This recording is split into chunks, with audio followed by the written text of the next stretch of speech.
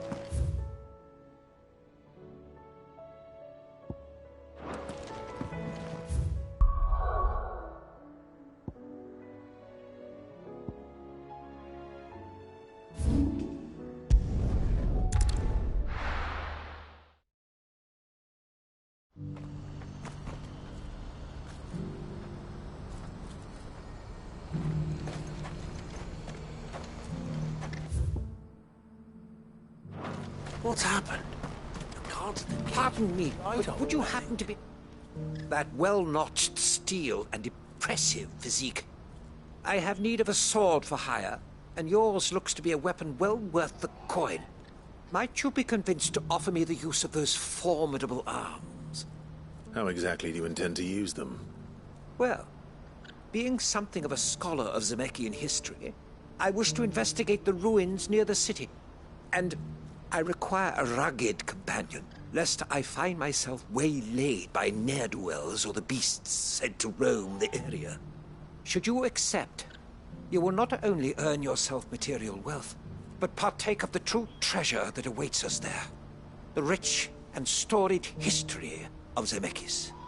Well, were you ever party to a finer proposition? My arms are yours. Wonderful! Then come. We must away. But where are we going?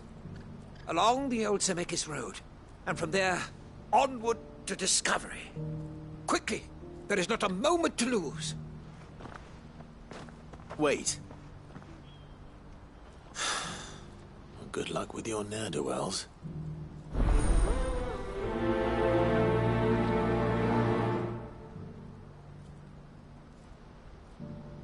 I'd better make sure he doesn't get himself killed.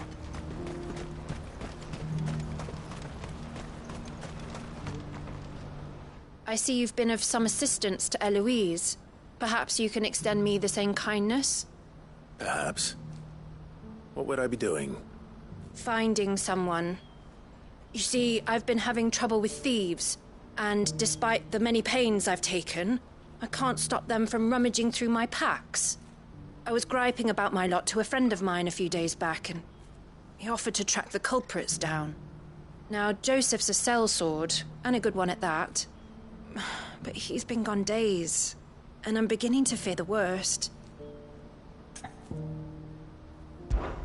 Any idea where his search for the thieves might have taken him? The old Zemeckis Road, perhaps? He doubted they would be fool enough to linger here in Boklad. Joseph's lived a hard life. Made him grey long before his time. I just pray he hasn't been killed over a few sacks of grain. I can't imagine there are too many grey-haired sellswords around. Hopefully someone will have seen him.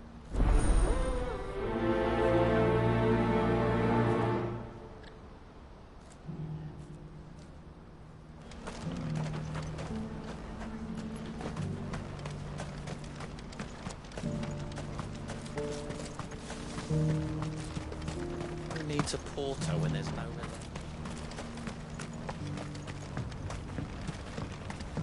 Do you have any fresh water? Now I just need to see about getting the word. I want to know right away. Bad news. Good, actually. Something worth celebrating for a change.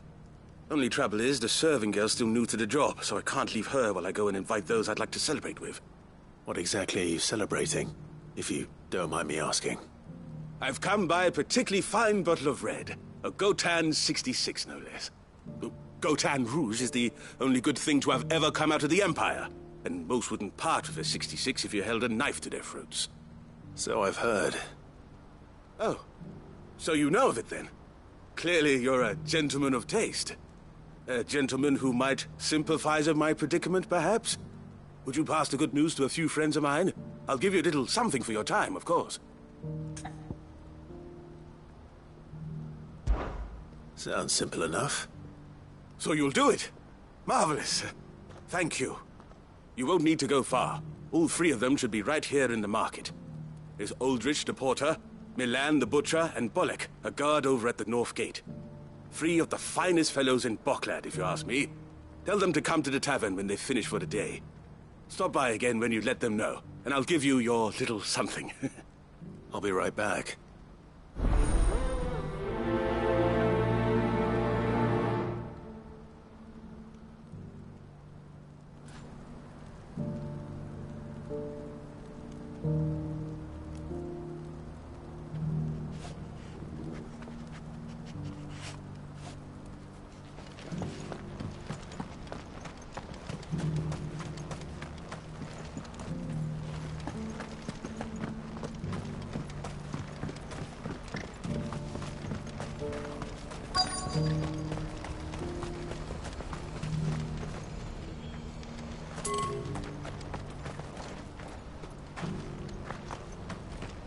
What's happened? Guards at the gate.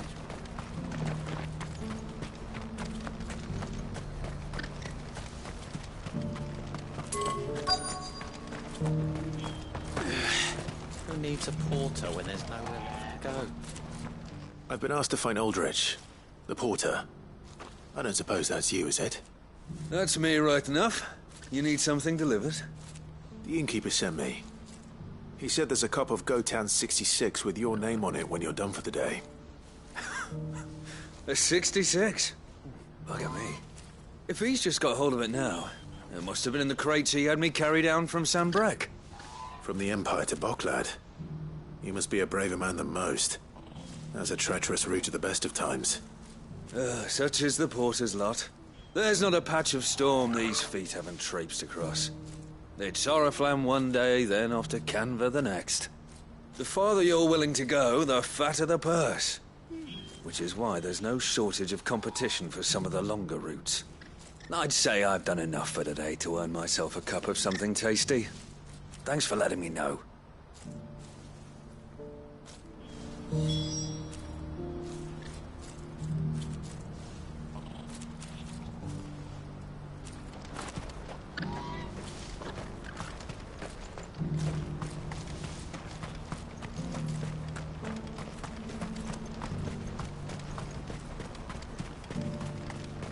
Please, a piece of fruit.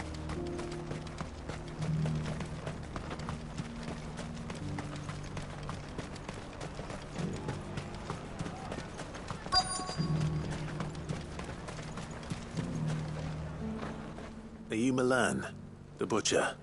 That's me. What can I do for you? The innkeeper's just had a special delivery.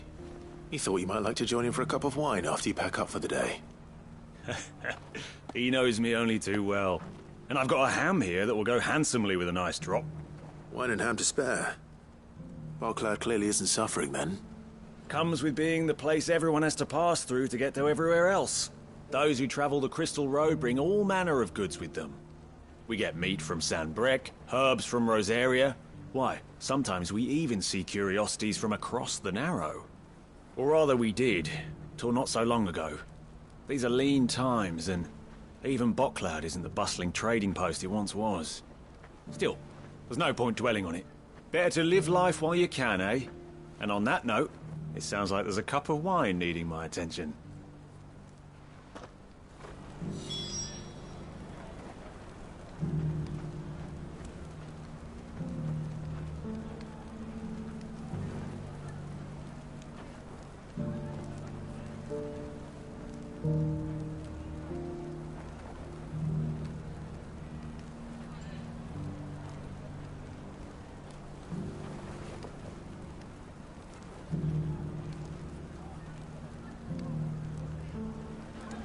You'll buy something, won't you?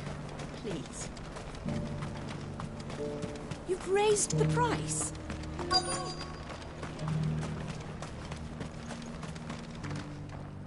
I'm looking for Bolek. I was told he'd be guarding the gate. Well, you found him. You're not here to enlist, I take it? The innkeeper sent me. He's just taken delivery of a rare vintage, a Gotan 66. He thought you might like a cup. I've never said no to a goat hand. I'm not about to start now. Thanks for letting me know. You must be a busy man. No one's making for the refugee camps anymore. Not after what happened in the Dominion. Meaning, they linger here instead. I spend more of my days moving beggars along than I do manning these gates. What gets to me are the gangs that prey on the poor sods. As if they haven't suffered enough. Some days you can't help but wonder what the world's coming to. You know what? That wine's sounding better by the moment. Well done. I wonder if the innkeeper might spare a cup of that wine.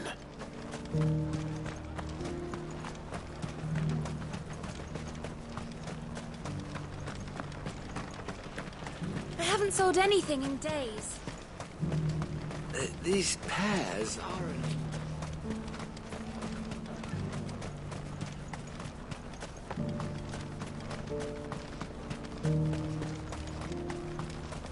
Please, a piece of fruit.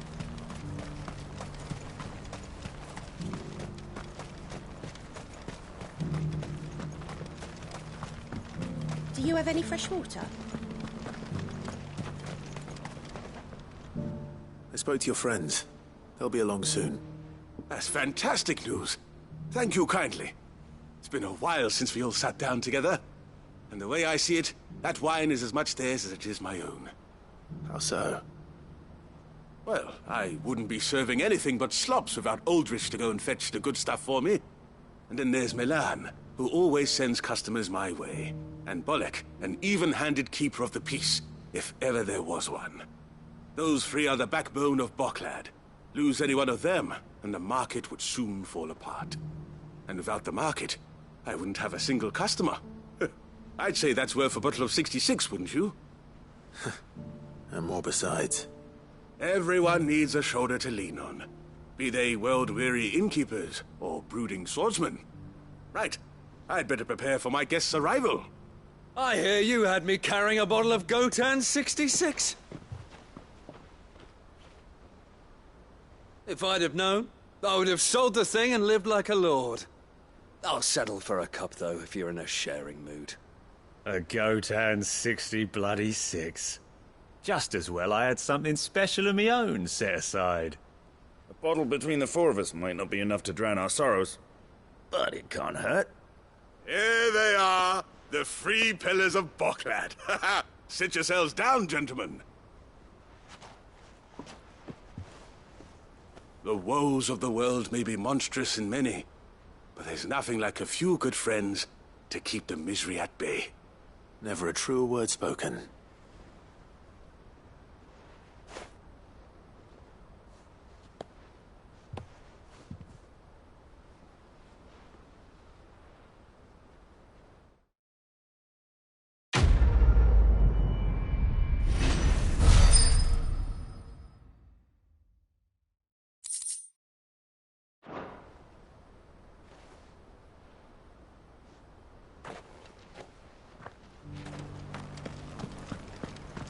Do you have any fresh water?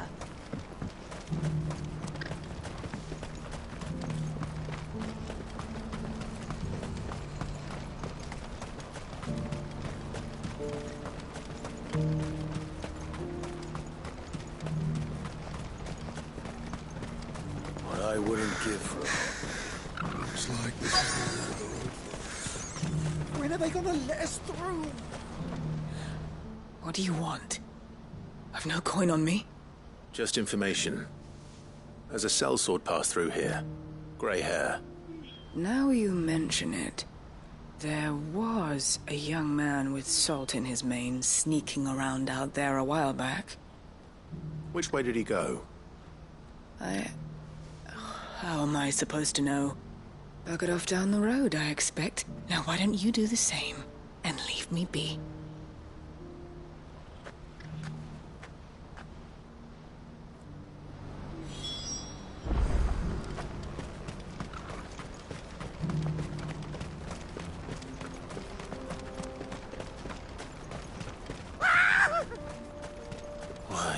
surprised. You'll hand over your coin. No, that's good for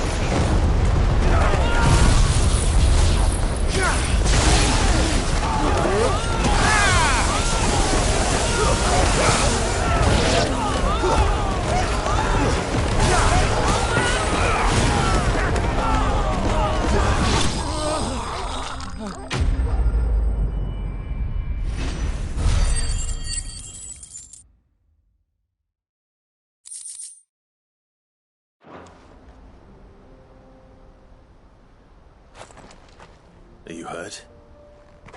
Happily not, good sir. Thanks to your timely intervention. More importantly, we have arrived. Now, feast your eyes upon the marvel before us. Ruins, a relic of the fallen civilization.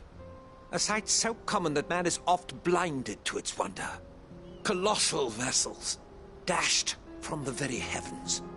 Airships, we call them, with very little thought to what wonders such a word might describe. Oblige me if you would. Does anything strike you as peculiar about this particular specimen?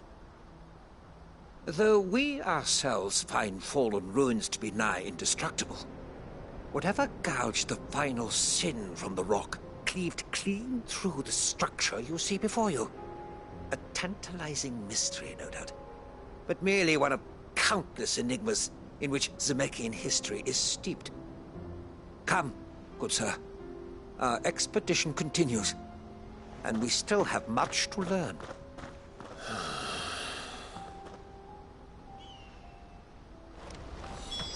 He's passionate. I'll give him that.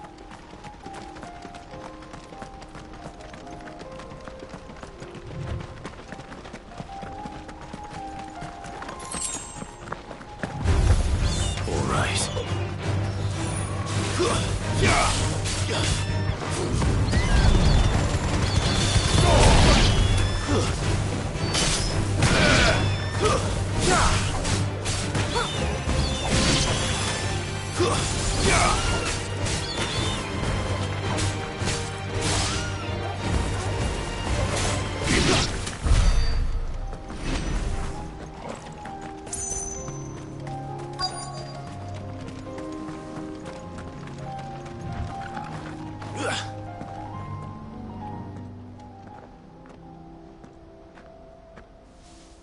We don't want any trouble.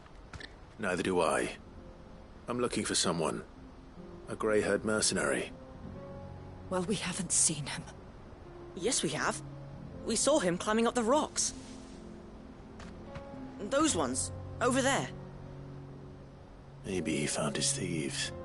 Mum won't let me near them. She said there's goblins up there, and that they eat little boys for dinner. Shush now. You've said quite enough already. I only told him what you said. I'd listen to your mother if I were you.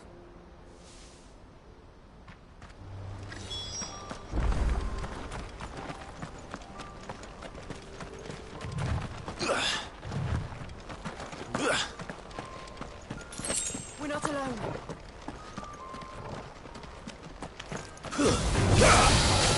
Easy.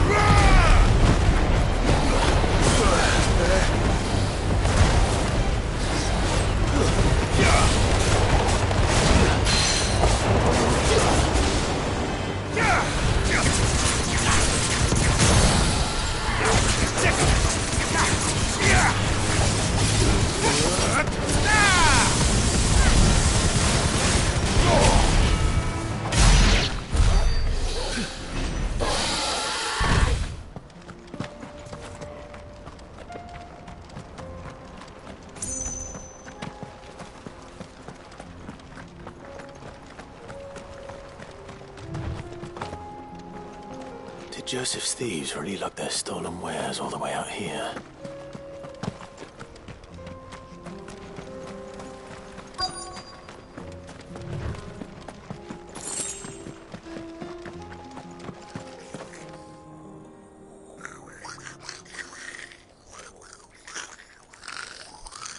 I think we found our thieves. They don't look happy to see me.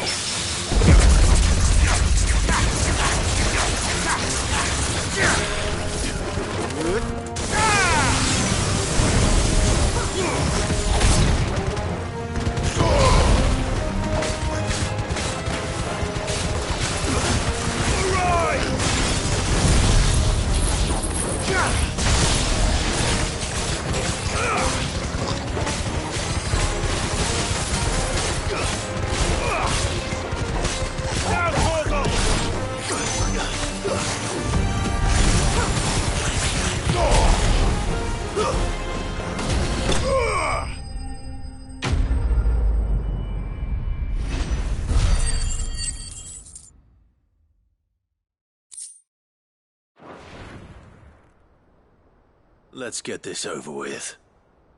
Stop! Don't kill him, he's just protecting his home. Joseph? So the boy was right. I don't know you. Your porter friend sent me to find you. She was worried you might have got yourself killed. Have I been gone that long? Wasn't hard finding the thieves. The problem was knowing what to do with them when I did. I take it things are more complicated than they appear.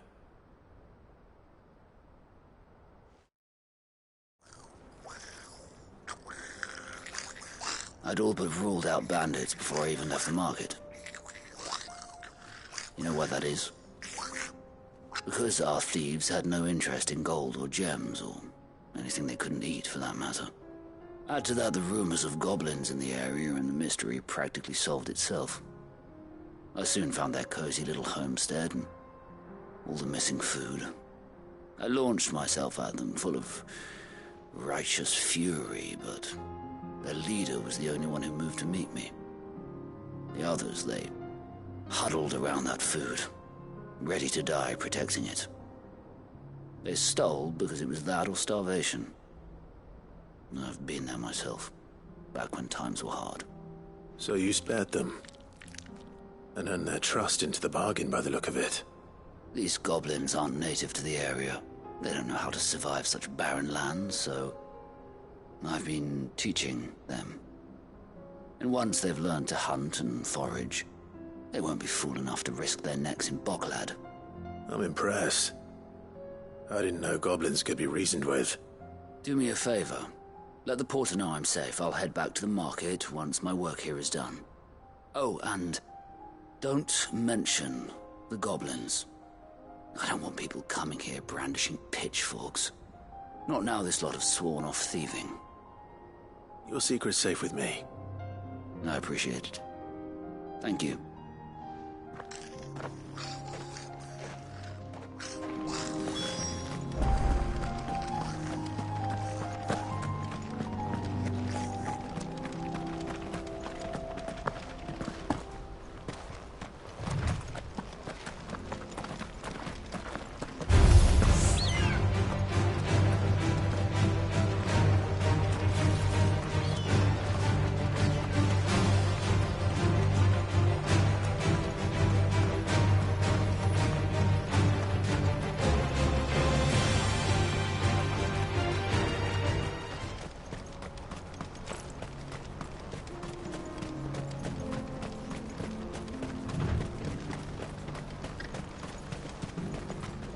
When are they gonna let us through?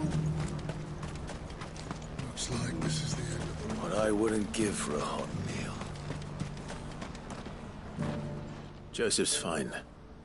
He'll be back once he's tied up a few loose ends. That's a weight off my shoulders. He certainly knows his business. He found your thieves all right. And I dare say they won't be coming back.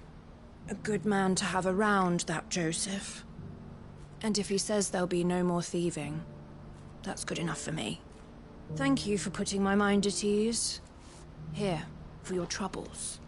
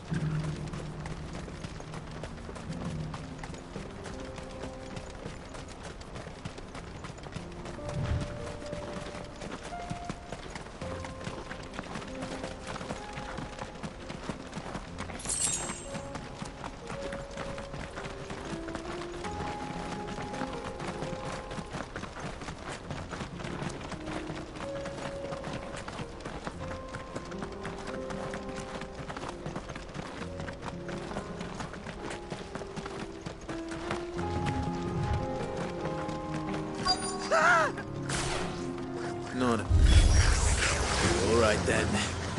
Who's first?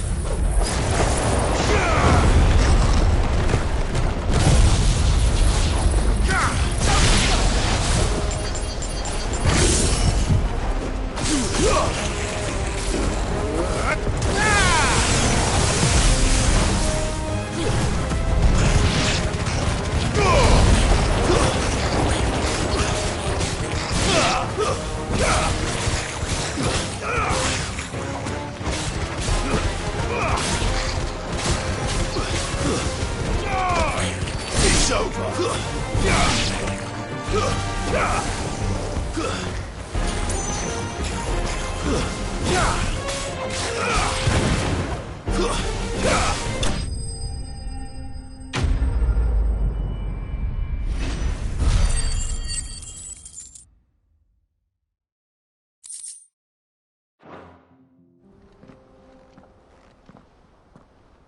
You're going to get yourself killed. Oh, that would not do. That would not do at all. Not when such majesty stretches out before us. Behold, the final sin in all its glory. As Moss tells us, a battle was fought here in ancient times. A battle of such ferocity that it tore a great crater in the very land upon which it was waged. In reaching for their holy sanctum, did man enrage the gods, and great was the vengeance that was rained down upon him. Alas, the full truth of the matter is lost to time, though I live in hope that I might see it discovered. But we must not dwell upon such things. There is more yet to see. Onward! History awaits!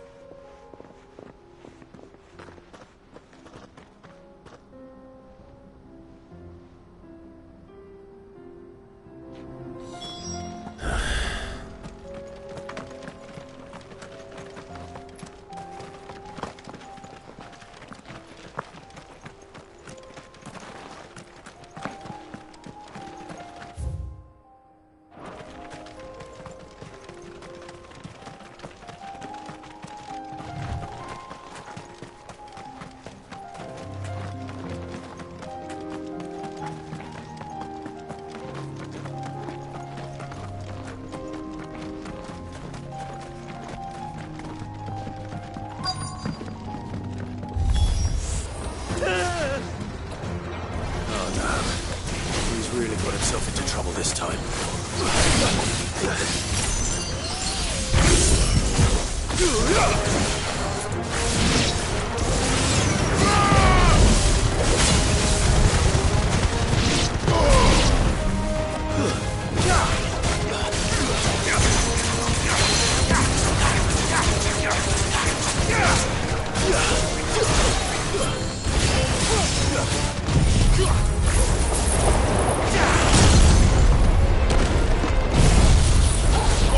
Kill!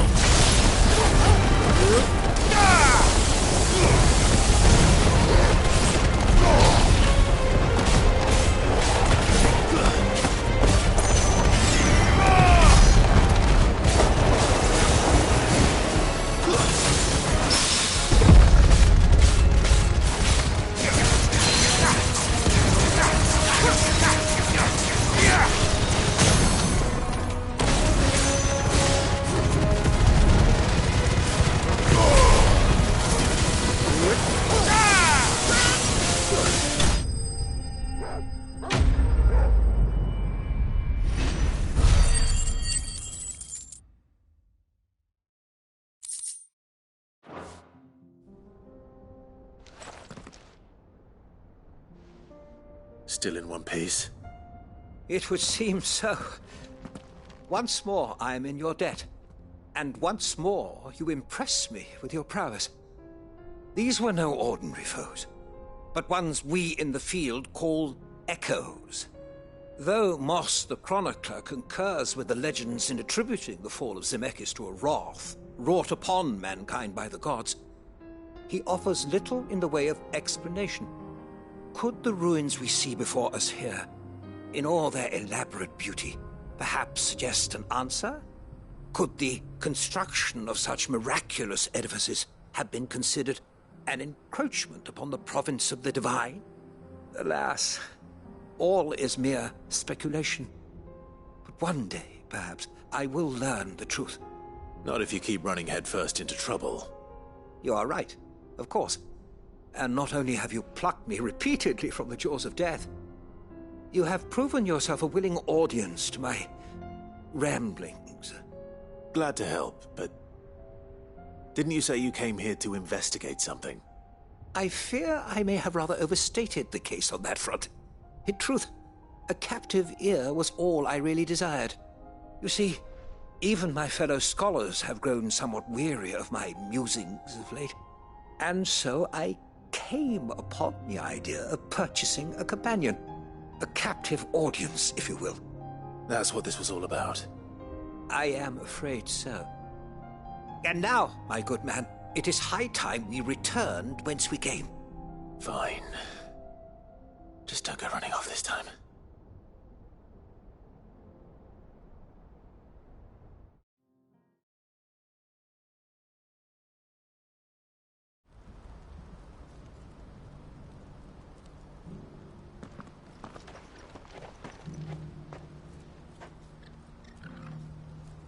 And so ends a delightful day.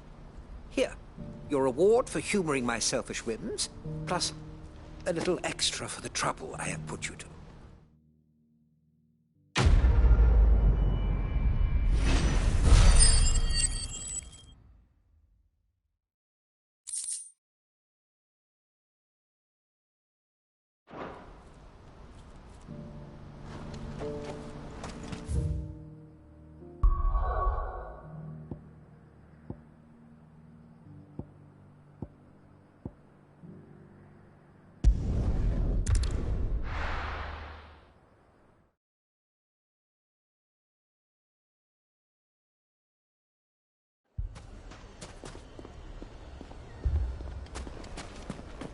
Fucking... Sid. Your new companion appears much more formidable than your uncle. Should I be worried? You haven't been introduced. Jill. Clive has told me much about you. All lies, I'm sure. Your Stolas said that Dalamil has a bandit problem. Indeed. Although, you're a little late. They left with our food and guild days ago. Any idea where they went? The desert's a big place. Your guess is as good as mine. But the fact is, I have more immediate concerns. What did you say to me? What did you say? Ah, as if by magic. Let's just say we've yet to reach a consensus about how to solve Dalamil's little problem. And at this rate, it won't be the actions of the bandits which prove to be our undoing. It will be our own. I've tried reasoning with the dissenting parties, but even the Desert Hare has limits. Perhaps we could talk to them. What makes you think they'll listen to us? What makes you think they won't? She makes a fair point, Sid. And you won't have wasted much of your precious time if you fail. They're just across the courtyard.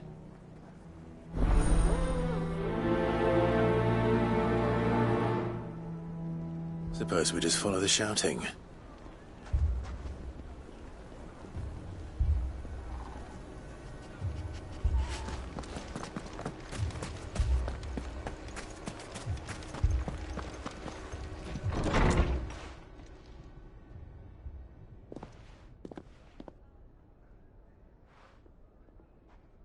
You wouldn't talk like that if it had been your men whose throats were slit. Blood for blood, it's the only way. We hire mercenaries and have them mount the bandits' heads on our walls as a lesson to the rest. And what happens when those mercenaries are slaughtered like your men? Are you going to hire more? We're better off using that coin to buy food and supplies. If we hire mercenaries, the only thing we're buying is the bandits' ire. And you cannot fill empty bellies with that. Do you hear me? But what happens when they come back? Maybe it'll be your throat that's slit. That's enough. Both of you. Any more of this and I'll throw you out myself. Come back when you're ready to talk like adults.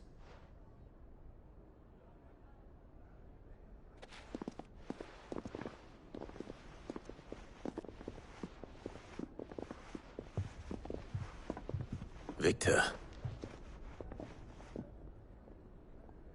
What's he doing here?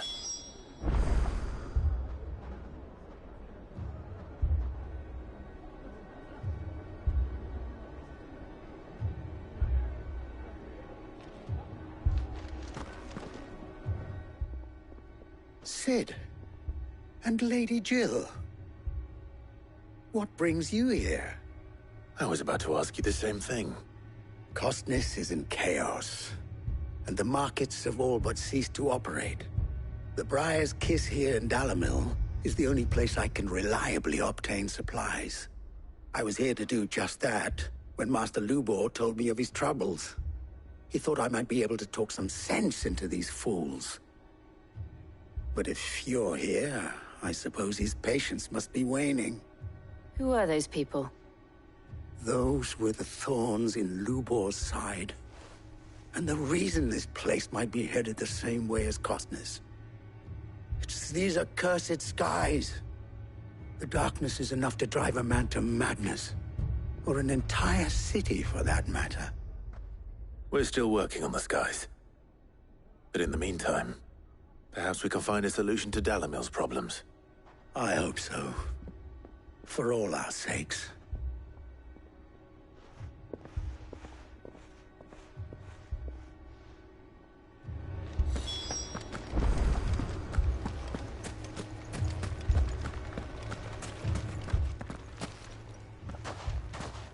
So, you see my predicament? What I saw was a room full of people who were angry and afraid. And with good reason by the sound of it. But if left to smolder, that anger and fear could set the entire town alight. My thoughts exactly. What to do? Both sides wish to protect their homes and livelihoods, if only they could agree on how. But as long as they are divided, we are vulnerable. And if there's one thing bandits like, it's an easy target. What would Sid the Outlaw suggest? Well, if it were my namesake, he'd let them choose for themselves and be on hand to pick up the pieces when it all went wrong. That sounds like a recipe for disaster. A recipe for disaster is precisely what it is. But perhaps that realization would be enough to make them question the ingredients. While it's plain neither Conrad nor Natalie will countenance the other's proposal, it may still be possible to make them doubt their own. Before presenting them with a third option. And that would be? To pool our resources and save the city ourselves. Why fight each other? When all that fear and anger can be directed at the bandits. It appears we have a plan of action. Victor, pay Conrad a visit. See if you can't convince him of his folly. I'll speak with Natalie. As you wish. Your faces are not well known in this town. That may prove useful. Don't worry, Victor and I will do most of the talking. You need only play along. Play along? What he means to say is yes.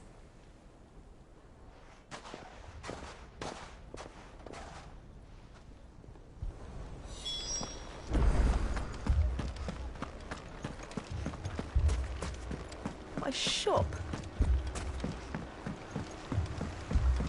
If I had my pickaxe, I would... I mean, it may still be possible to buy something. Ah, here he is now. Natalie, allow me to introduce Lord Underhill of Randalar's prestigious League of Merchants. Lord Underhill. At your service. Underhill? I was just telling the good lady of our conversation, my lord, and how you were lamenting the state of the capital's stores. Lubor says that not only are the granaries almost empty, but that war and the Blight mean this season's harvest won't be enough to fill them for winter. Indeed, certainly that is the case.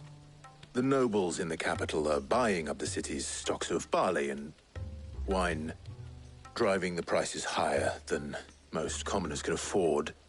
It is only a matter of time before the peasants revolt. It is worse than I thought.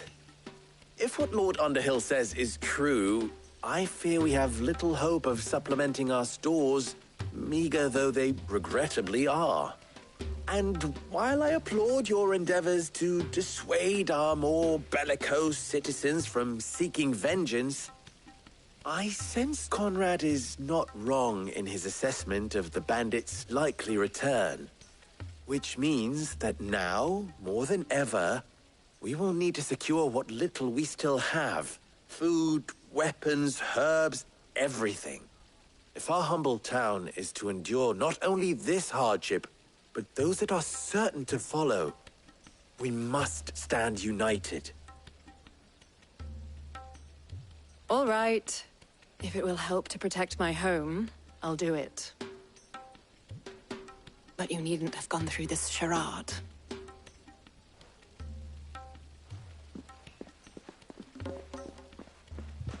Thank you, Clive. Your performance was nothing if not workmanlike. She saw right through it. I didn't say it was good, merely that it produced the desired effect. Now, my scouts should be returning shortly. Meet me back at the Briar's Kiss, and we shall see what we face.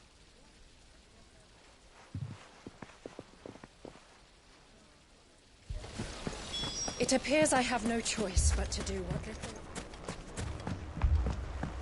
Mummy, I'm scared. Oh, I'm ruined. Picture it, Conrad. Your own city guard, with you as captain. Me? I don't know about that.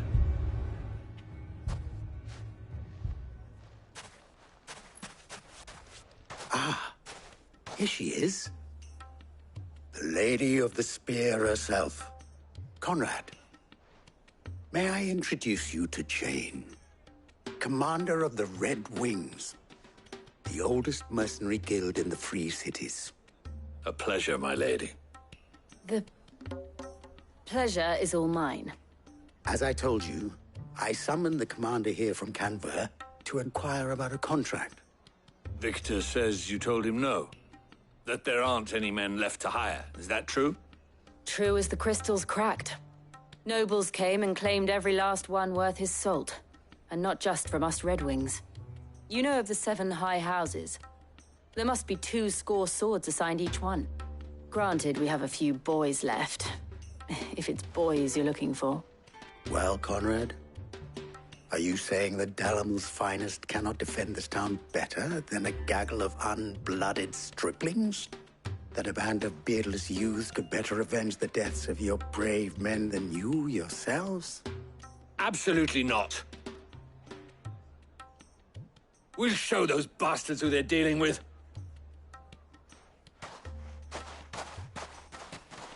I can't believe that actually worked. Conrad's not what you called the brightest candle in the crypt. And there's a reason why I had you do the talking and not Sid. Well played, my lady.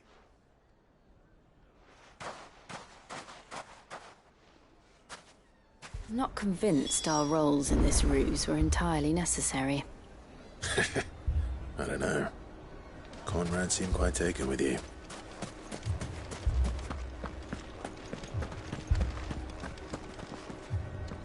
Good news, Sid. Both Conrad and Natalie have somewhat gracefully accepted their new roles. With time, they may even learn to... Time no longer appears to be the luxury it was before lunch. I take it your scouts found the bandits.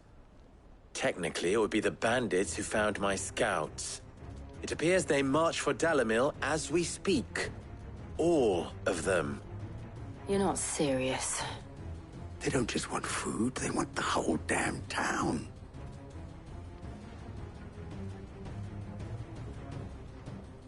I have a favor to ask. I'm told the bandits march in 2 groups, one from the south and one from the desert, in a move doubtless intended to stretch our already gossamer-thin defenses. Very well. Jill and I will meet those from the desert. But what of the rest? The rest, my friend, the city shall fight. Together. The stakes, I concede, are high. But if this does not unite Dalimil, nothing will. That is a lot of faith to put into those who had their hands around each other's throats but a moment ago. Then it will be for us to see that their hands are kept occupied. And I do mean us. I thought you might say that. We'll hold them off for as long as we can.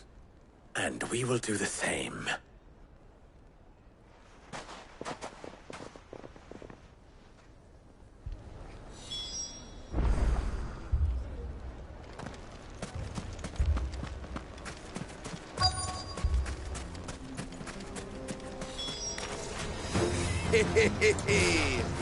The women folk have come to welcome us.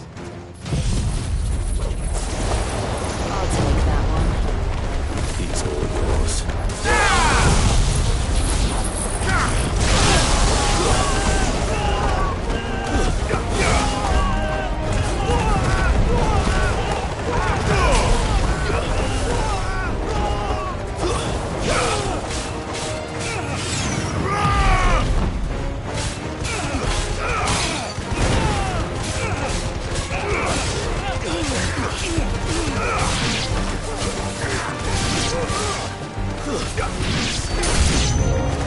They mean to overwhelm us.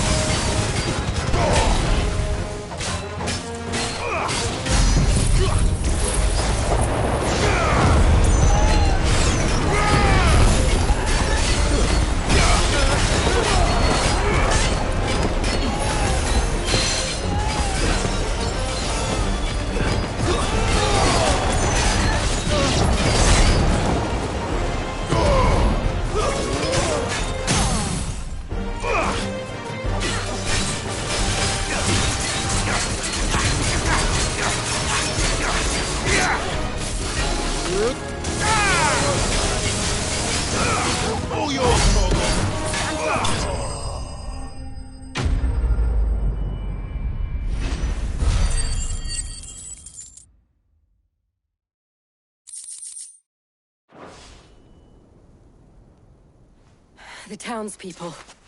Could they have held out? I don't hear any fighting. What do you think? That we should hurry.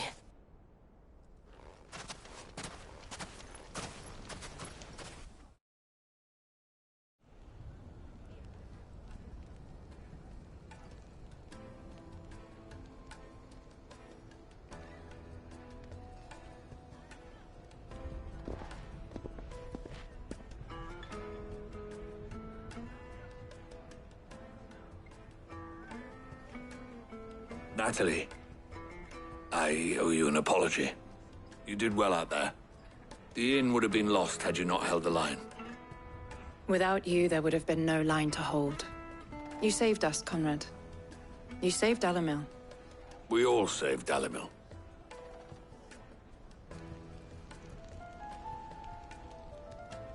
Conrad seems to have had a change of heart. I'd say they both have. I take it from your presence that our visitors from the desert won't be joining us either. Pity. The plan worked, Sid. Granted, it only took an army of bloodthirsty bandits at our gate. Calm now, Victor. Why quibble over the details? We are united, and that is all that matters. As for you, Sid, you fight considerably better than you act. I'll take that as a compliment.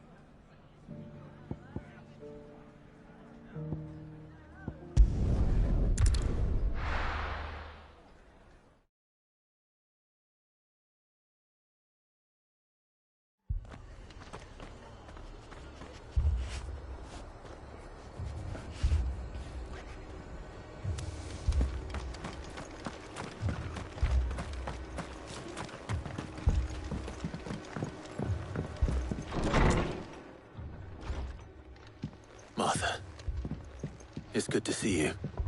And you, Clive. Jill? Otto said you'd been attacked by a Kashik. What exactly happened here? Those skies are what happened. Not long after they fell dark, we had our first visit. There were hundreds of them. Tried to storm the hill. Only a handful made it up here, but that was more than enough. The rest are still down there now. And while we have a few willing fighters holding them back, they're sorely outnumbered. What do you think, Clive? That we join the fight? I thought you'd never offer. Now, where I need you is the Fallen Gate. That's where the fighting is fiercest. Let the men know you come to help. Something tells me they'll be pleased to see you. We're on our way.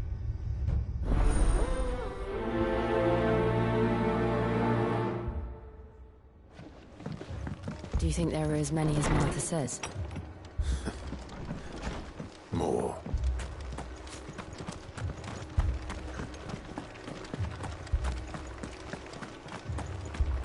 You don't think they've abandoned us, do you?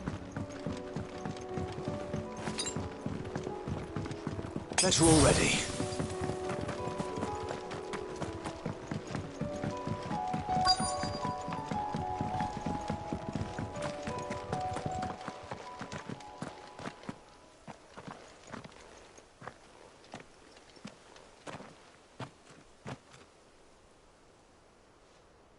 Clive, wounded.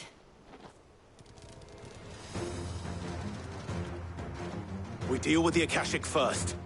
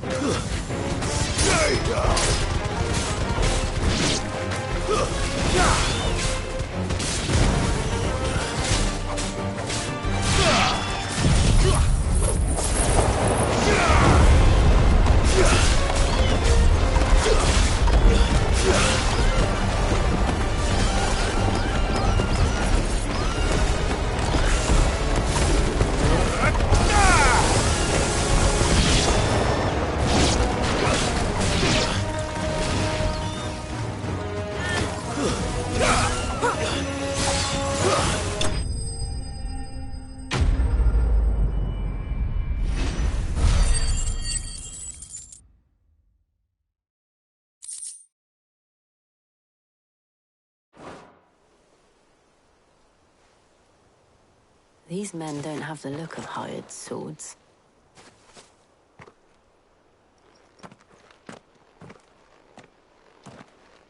If you've come to rob this place, You are mistaken, my Lord Rosfield. We're here by Madame Martha's leave. how do you know my name? Forgive me, my lord. There wasn't time for introductions. We're with the Guardians of the Flame. Wade's men? But how did you come to be here? Where is your commander? Sir Wade left earlier with a scouting party to find out where the Akashic were coming from. Did he? Take your wounded back to the inn. Martha will see you're looked after. We'll join you anon.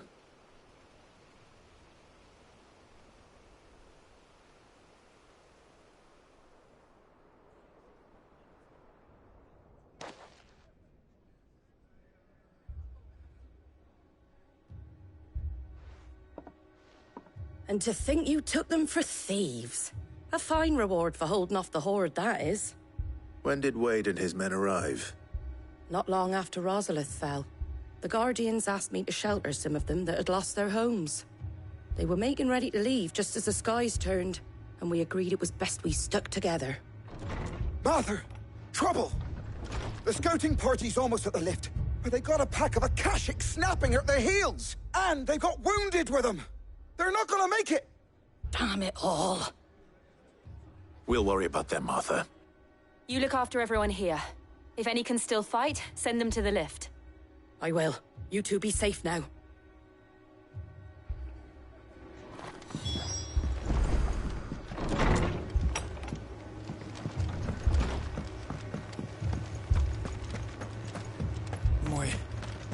My brothers.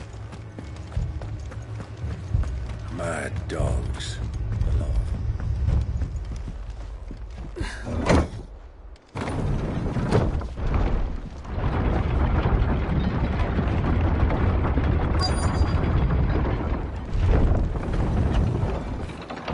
You all right, boy?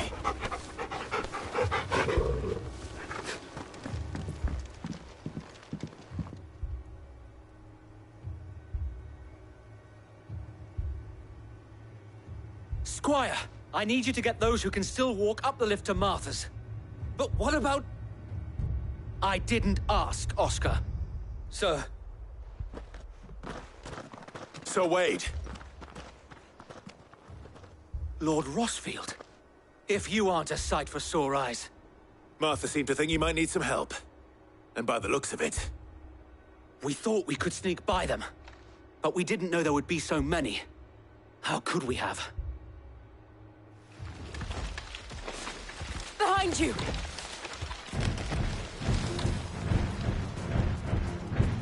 Damn it! We need to get the injured to safety. Do you think we can hold them off? We can certainly try.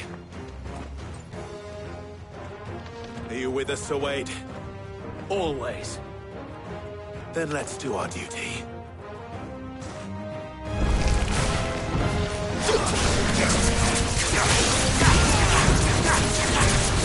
Too slow.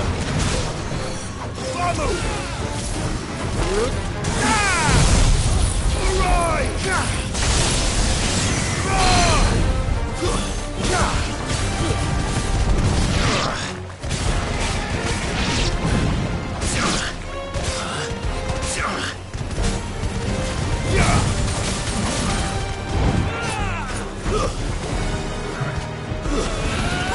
Let's try.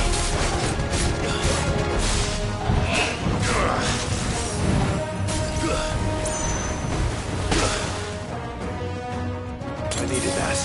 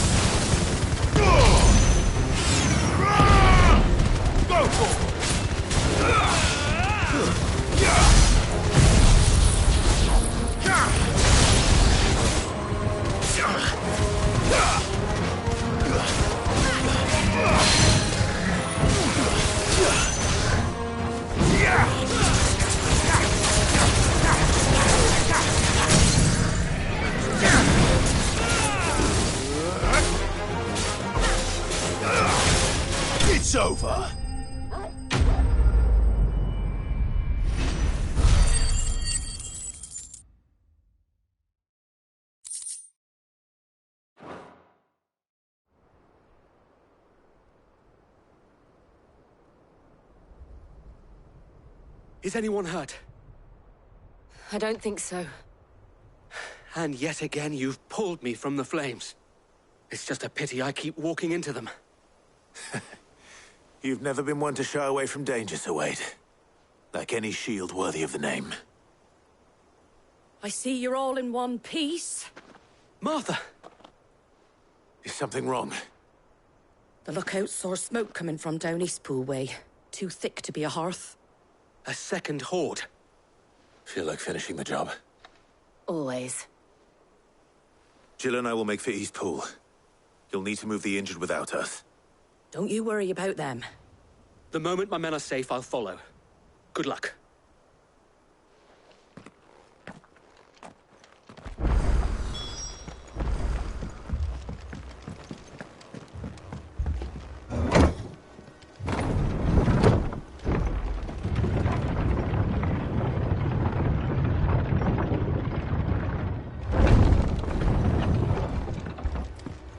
Mad dogs. My brothers.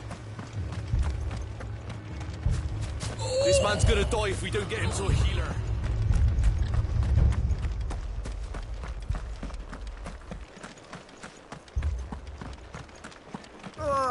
Just patch me up as quick.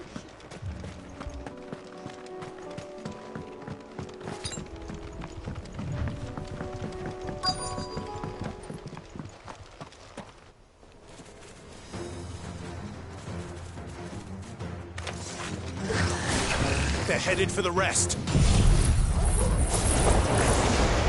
have to slow them down.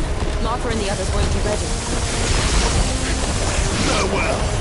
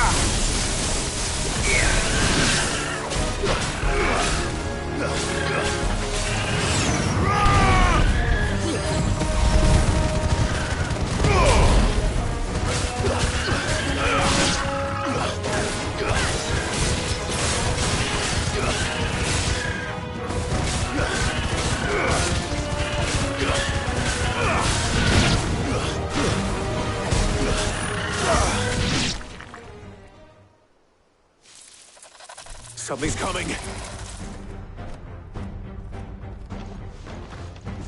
Apologies, my lord. Did I miss anything? Only the first round, Sir Wade. Shall we?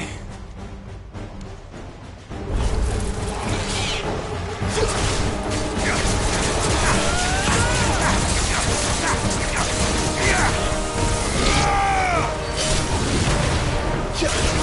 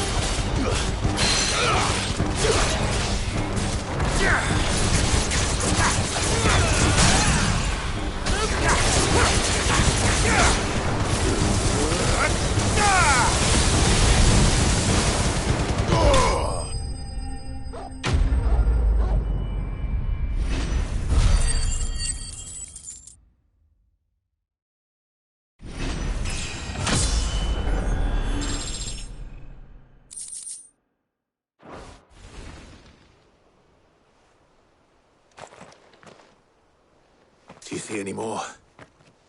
No. I think that was the last of them. But it won't be long before the next lot arrive. Then we make for Martha's while we can.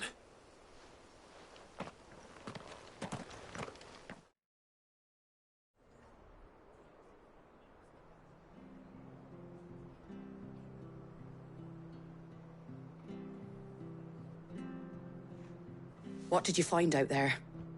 The same as Sir Wade. Scores of Akashic. Well, wherever they came from, they're gone now. Our lookouts say the lowlands are clear. Hopefully we'll have enough time to lick our wounds. How many of your men were injured? A damn sight less than if you hadn't turned up. Thank you. It was a hard-fought victory.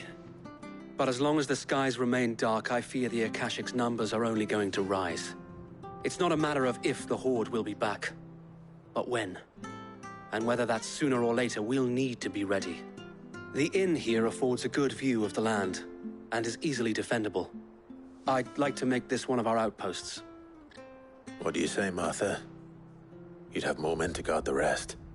Well, when you put it like that, of course they can stay.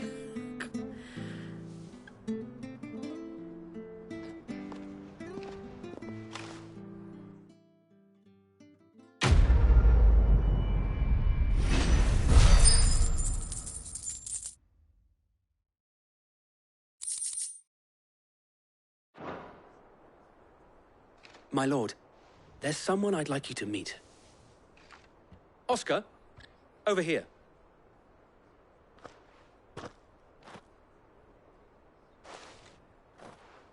It is an honor to make your acquaintance, Lord Rossfield. I am Oscar. Oscar of House Murdoch. Murdoch? I wasn't aware the Lord Commander had children. Oh, he didn't. But his brother, my father, did. I am Sir Rodney's nephew.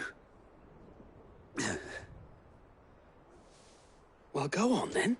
It's not for me to ask him. Yes, Sir Wade.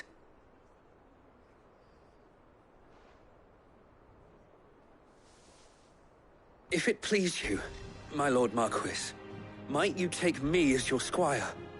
I would learn the duties of a shield from the finest. I'm sorry to disappoint you, Oscar, but I'm a shield no longer.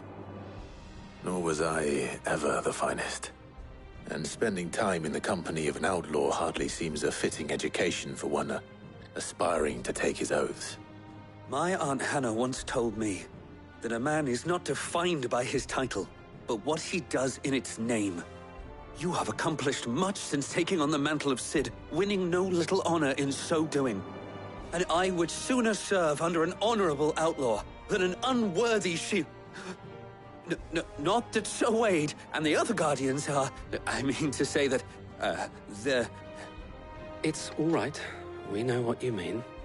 There is only so much the boy can learn from me, my lord. But a squire... Would that really be so bad? You were a squire once. And I'm certain Sir Rodney would approve.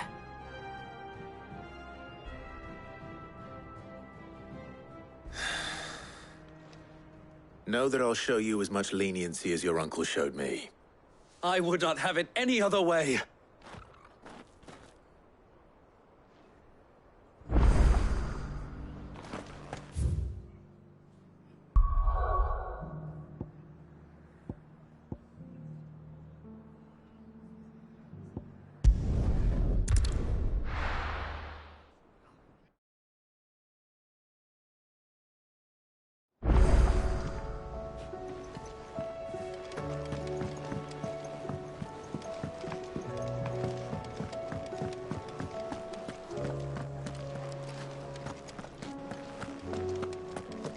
Did you see the pair that got hauled into tires?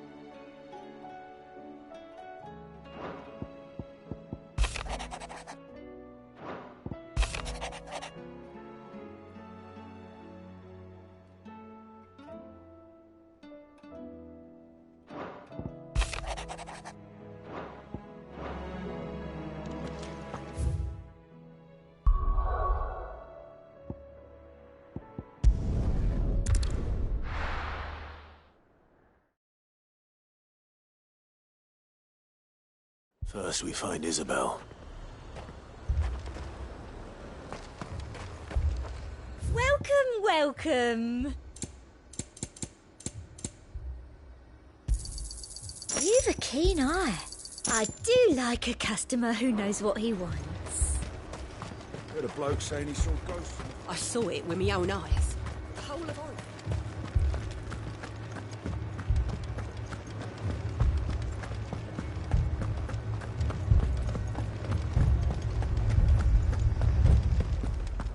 I can't do it.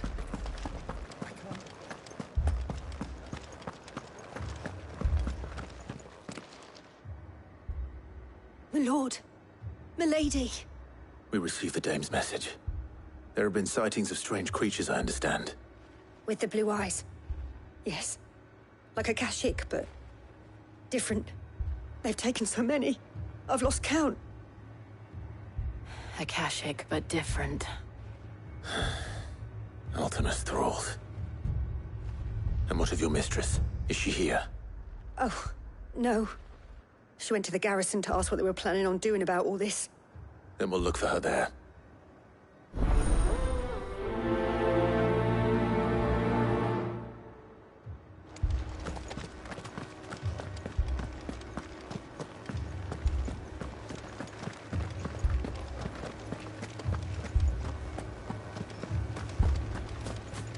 Four left for more in the captain's orders.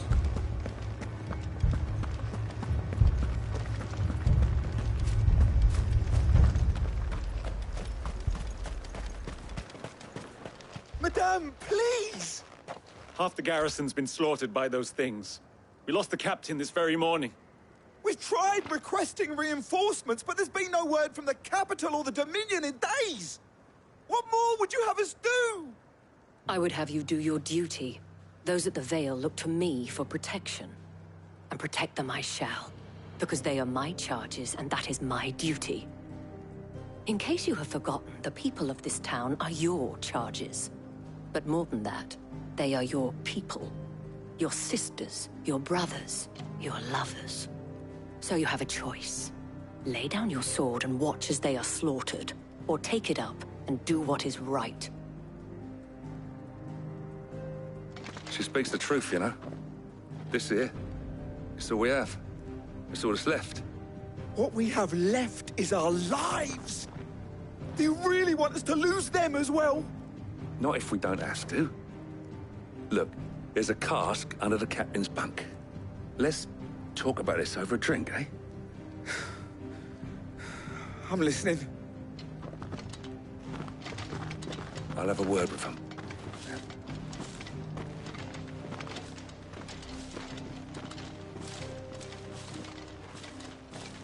Ah, Clive. I didn't expect help to arrive so quickly. And sought to take matters into my own hands. It was a noble effort, but I thought you might still need some support. I'd like you to consider my needs. What we need to consider is where the creatures came from. The way the survivors speak of them, one would think they appeared out of thin air. And perhaps they did. It's hard to know what to believe these days. We'll talk to the survivors.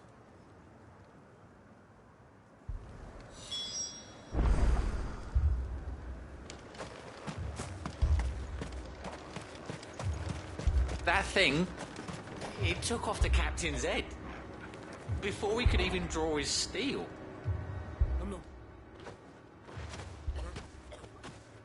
Did you see the creatures that attacked you? Creatures? Yeah, They came out of nowhere. They went for Joseph first, then me, and then they were just gone. Do you remember where you were? On the road from Oriflamme. We just passed Moor when... Where's my Joseph? It's all right. Just rest now.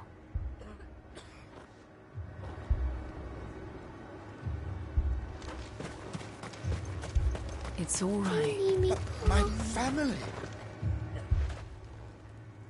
You're a pikeman, yes? What happened? I've got family in Moor. I heard the flood was spreading, so I went to see if they were all right. And a pack of them glowing things found me in the meadow. I ran for my life. I never did get to the village. Leave that to us.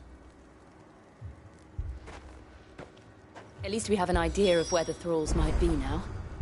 We should head for more. You're safe now.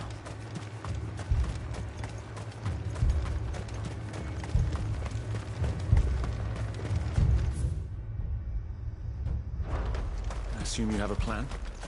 We need to find out.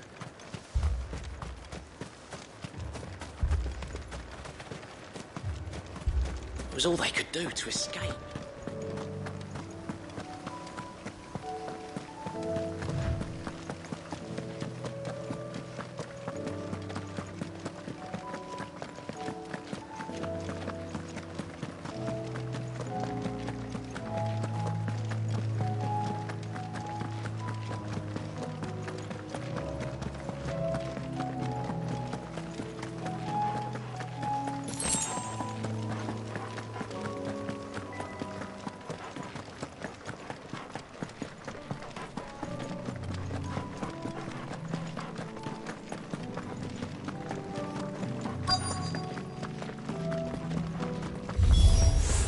Clive, look!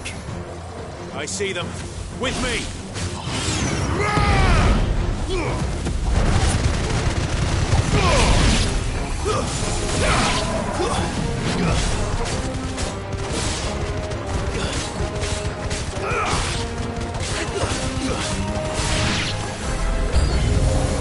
Should I prime? Save your strength.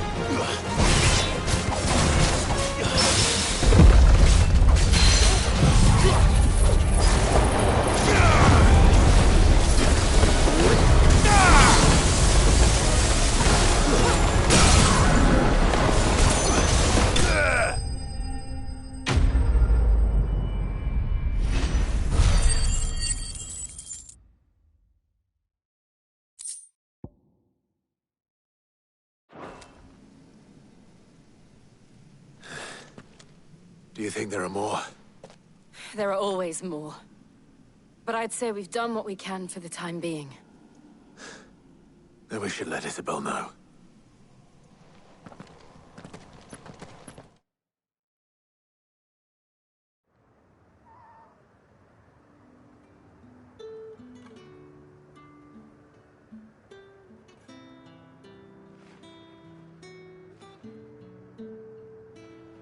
You have the town's thanks. Don't thank us yet. There will be more. Many more. And you'll need to be ready for them. Oh, we shall.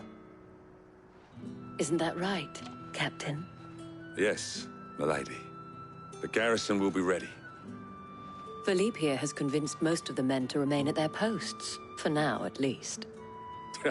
Hearing that the Dane would look kindly on any man who committed himself to the task certainly didn't hurt. It's not the most selfless of motives, I'll admit. But whatever it takes, eh? Now me, I never needed convincing. I became a soldier to protect the people I love. And the people I love include the ones standing before me. Handsome and chivalrous.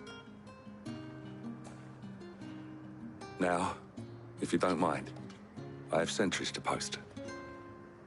Milady.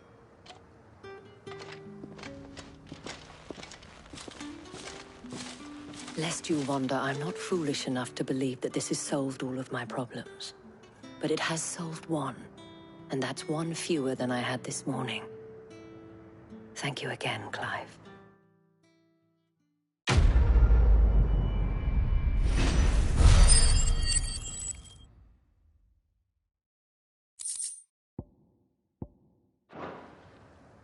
Our friends seem to have things under control. For now, at least. Let's go and put Otto's mind at rest.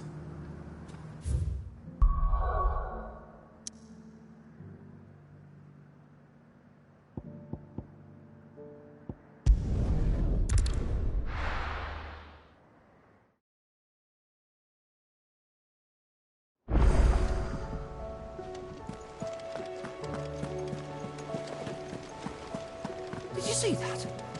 Tell me you saw that.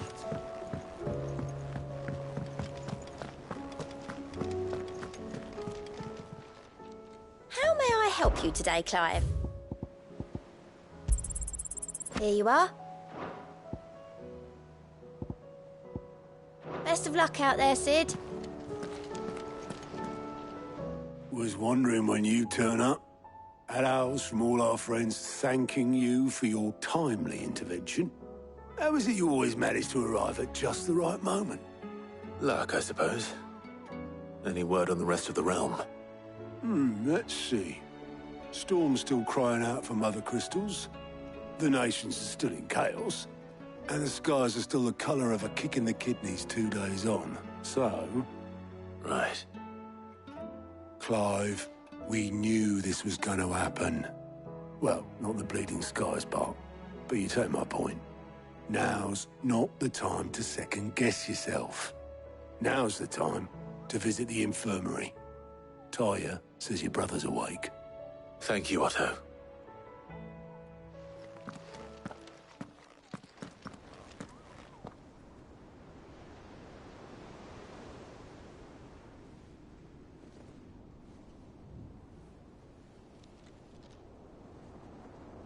So it was not Sylvester, but Olivier who served as Ultima's puppet. And when Dion learned of this, he sought to slay the fiend.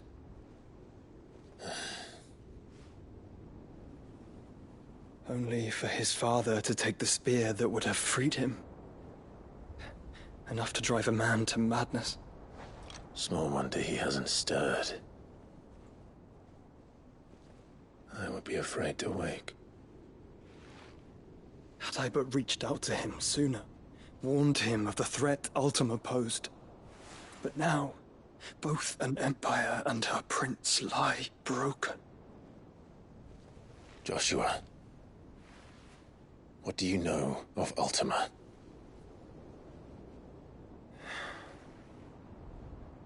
Very little, I'm afraid. Despite my best efforts. 18 years ago, as I lay buried beneath the rubble of Phoenix Gate, 'twas not death who came for me, but another. And it was while in my rescuer's care I first heard of Ultima. I've been chasing his shadow ever since. Ultima is driven by some deep, dark purpose, and for whatever reason, it would seem you are crucial to his designs. He will stop at nothing to have you. even if that means toppling an empire.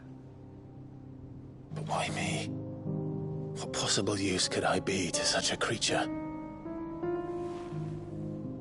That is one of many answers that have eluded me. Yet, I am certain of this. It is not mere chance. You were chosen for a reason. All dominants carry within them the might of an icon. Nigh limitless power that is at once acutely limited. I wield fire, and only fire. And I only ice. 8 wardens for 8 elements. But you, Clive. You are different. You're special. Your abilities begin with the flames of Ifrit. But they do not end there. The fact Ifrit can even exist goes against everything we thought we knew of dominance. Perhaps Ultima has been waiting for one such as you, whose potential is truly limitless. I've encountered that thing several times now.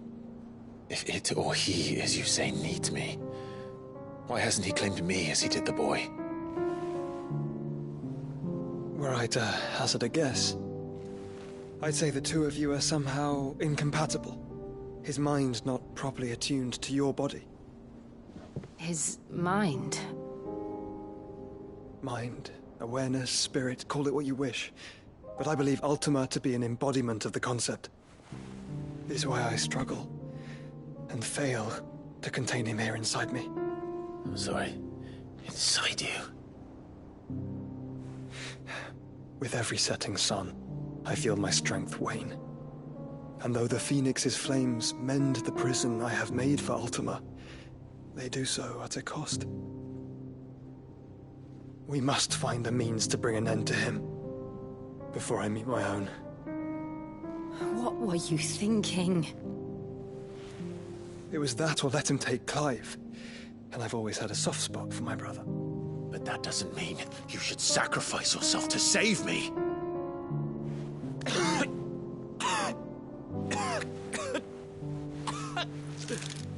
Joshua. Clive, it's Gav. There's an army of Akashic at the gates of Canver.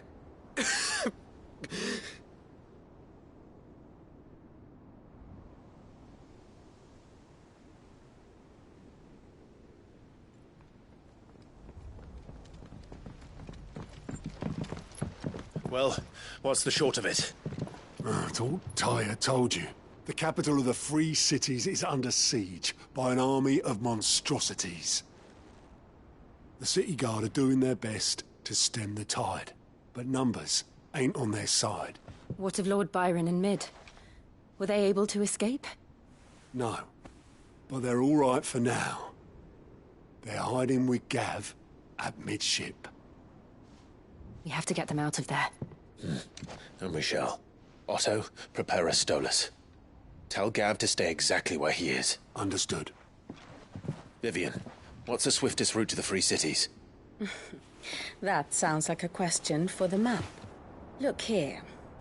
This road, through Tabor, should provide the least trouble. Good. What a coincidence. Tabor is exactly where I'm bound.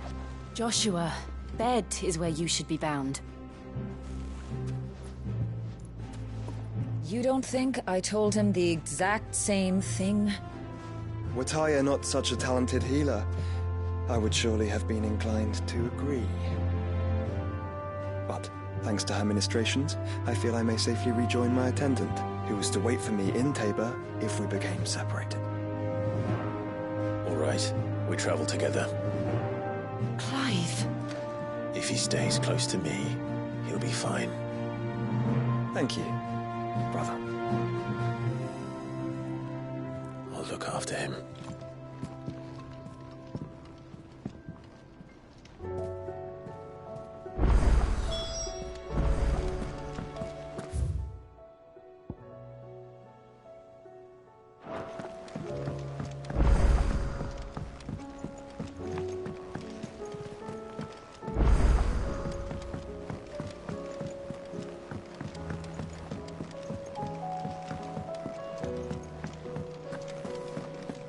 Seems the hideaway's lost its blasted book. appetite. Here, you put me in this situation, Clive. You can bloody well get me out of it. I need a hand with a recipe. Are you sure it's me you're looking for? I'm not much of a cook. I'm all the cook will be needing, thank you very much. What I want from you is a little of your time, right? Oh, and perhaps your sword. You remember Ivan's stew, right? Well, despite the look of the thing, and that awful stench, people wolf it down. So I thought I'd try making one of these supposed masterpieces myself. Had a peek at the book and gave it a go, but, well...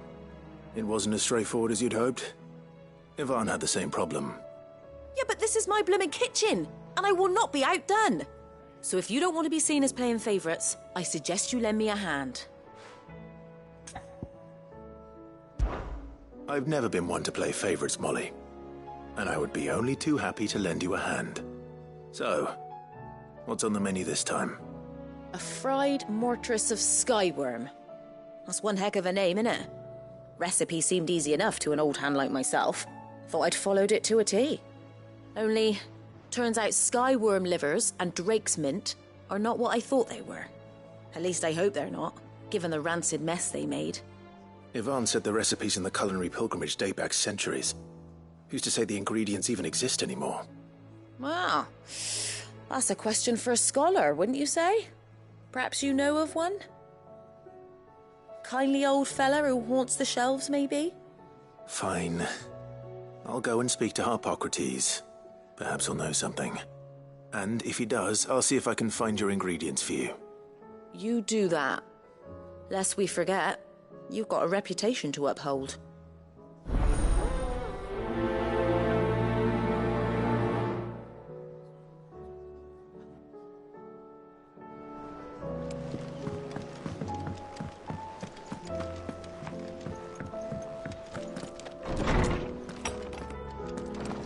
Here's a storm coming soon. Lawsman Harpocrates. I've come to pick your brain if you don't mind. It's about the book you lent Ivan.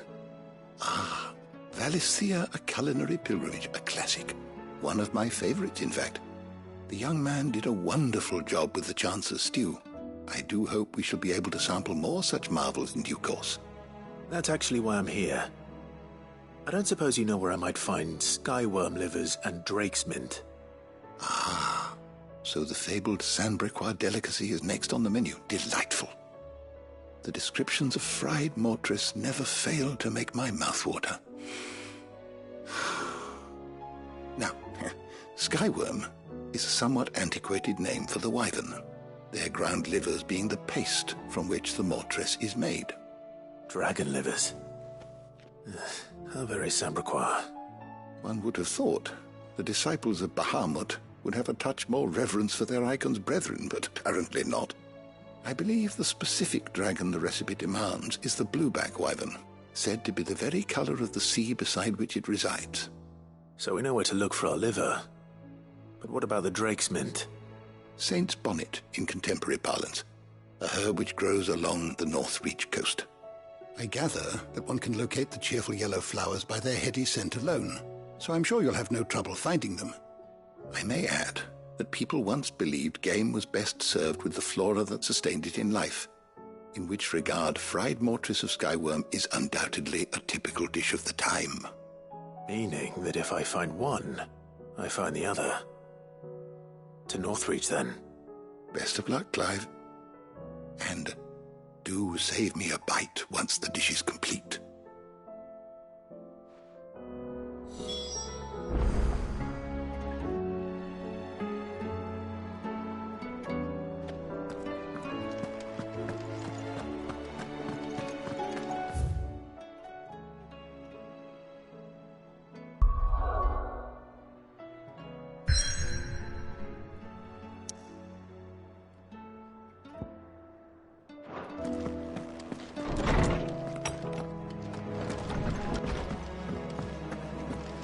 Seems the hideaway's lost its...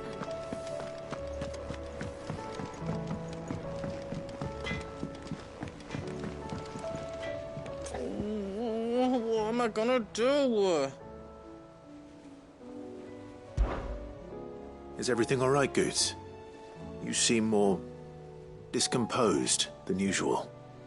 Oh, I don't know what that means, but I'm in a bit of a muddle. Oh, I think Nan might be in trouble, and she's... It's all right. You can tell me. There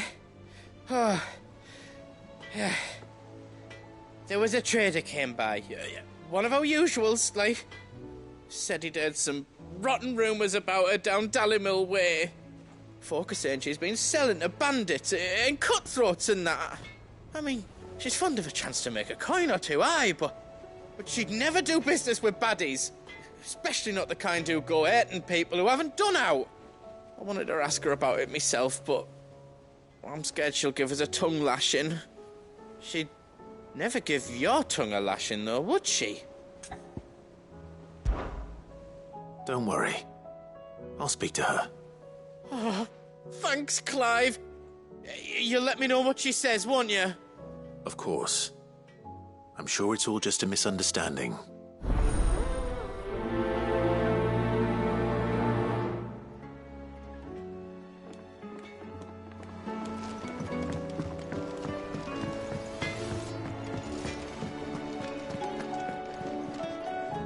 Lady Karen. How's business? Not nearly as foul as the weather.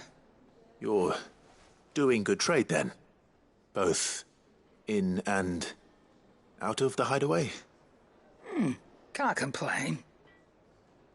Wait. What exactly are you getting at? Not once in 5 long years do you pay my affairs half a care, but here you are today, raking me over the coals like a bloody popoto? Just asking. Out of interest. All right. I'm here because I was told that certain rumors have been circulating. About you selling weapons to brigands. Oh, are you? And who was it who knows me so well as to tell tales of my evil exploits? I didn't exactly hear firsthand. All I know is that someone in Dallimil has been spreading word to that effect. And what? You believe it? You think I'm profiting off the blood of innocents, do you? Look, I've done things I'm not proud of. Might be there were a time when I turned a blind eye to the wretchedness of the world so I could line my pocket. But that woman is no more. And you'd know that if you'd ever paid the slightest bit of notice. You're right, Lady Karen. I apologize. It was wrong of me to doubt you. Aye, it was. Now, I reckon you've got better things to do than pointing your do-gooding finger at a poor old woman. Of course. Good day.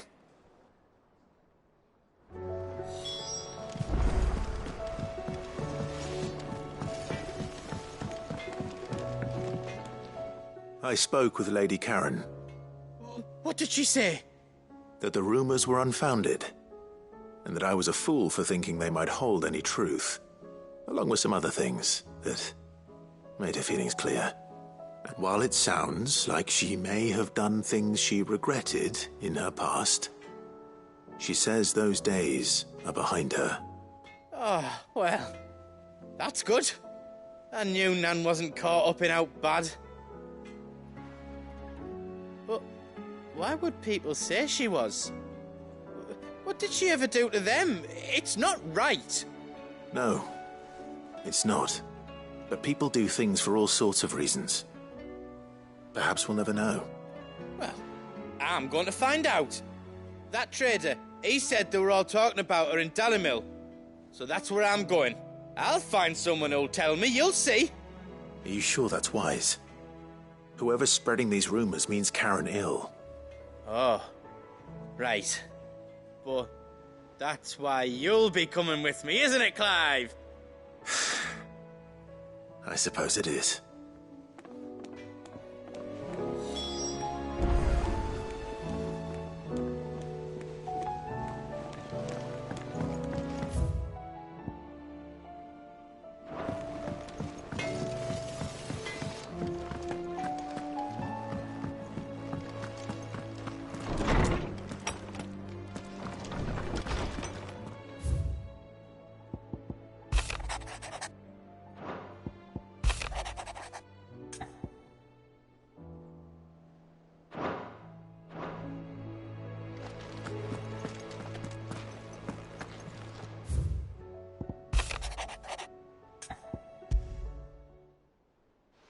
Rutherford.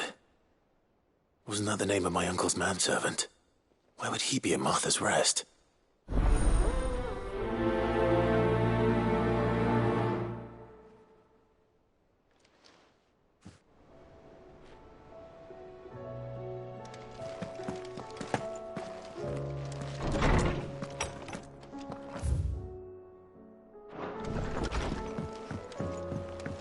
Did you see the pair that got hauled into time? It seems the hideaway is lost.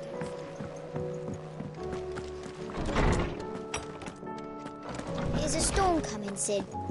Will there be... Sid, perhaps you can help me solve a mystery. I can certainly try. Who's gone missing this time?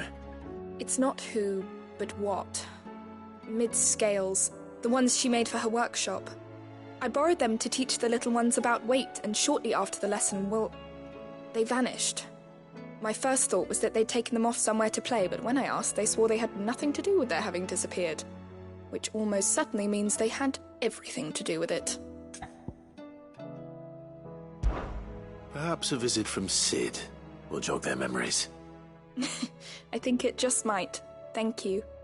I don't like to imagine that my pupils would lie to me. But if they have, I'll have no choice but to discipline them accordingly. They were in the atrium when I last saw them. As always.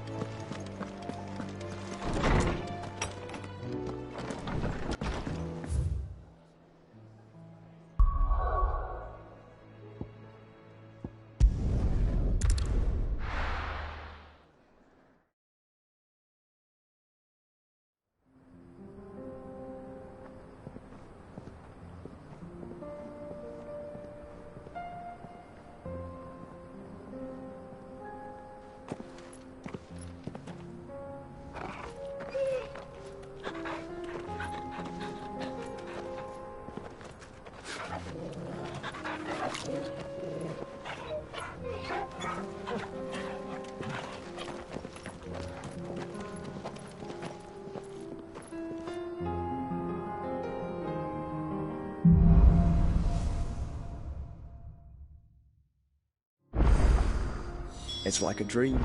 The four of us out walking like we used to. Enjoying this, are you? Gav and the others could be in danger as we speak. You're right. I'm sorry. Yote is a fine scout. If Canville was attacked, she will already have begun gathering information. Tabor isn't far. We should pick up the pace.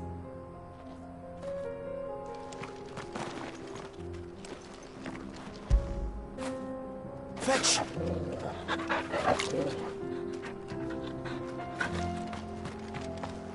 We're not alone.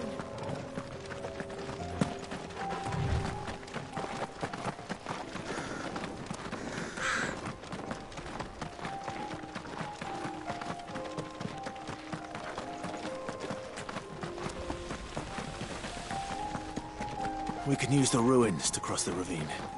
Assuming they would allow it. The Echoes have a will of their own.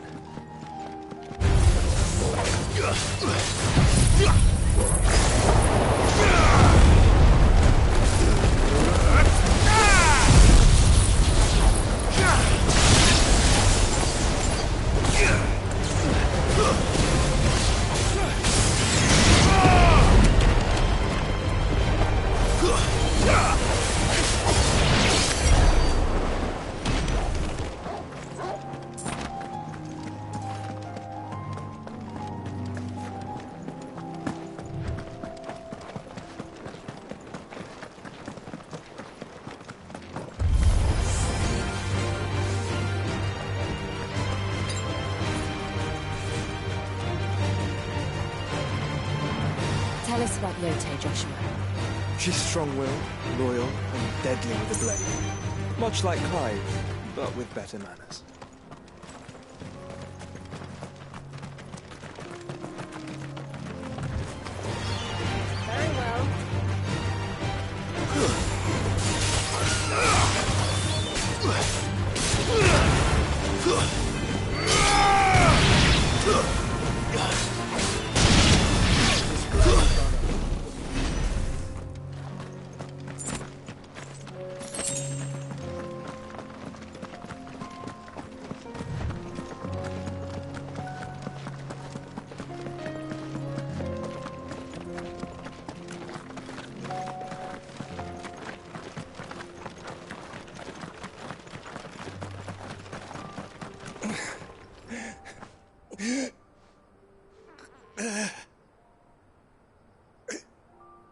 You're injured.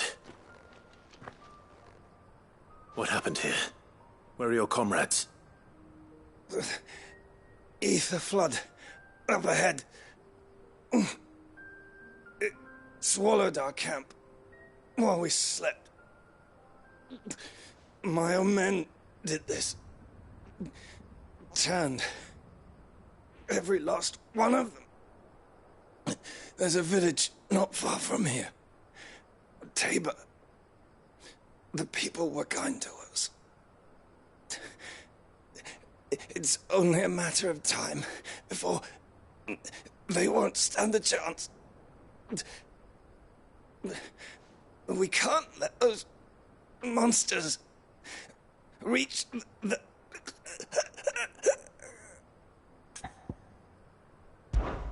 I'll go. You catch your breath.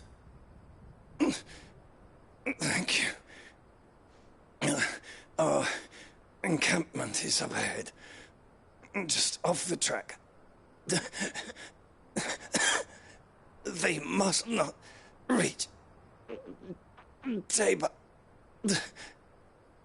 Forgive me, Lord Cougar. Rest well, soldier.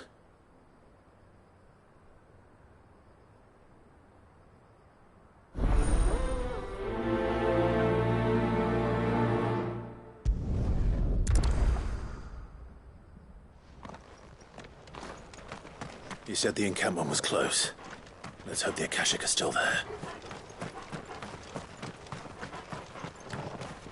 Another ether flood. They're everywhere now. We can't go round it.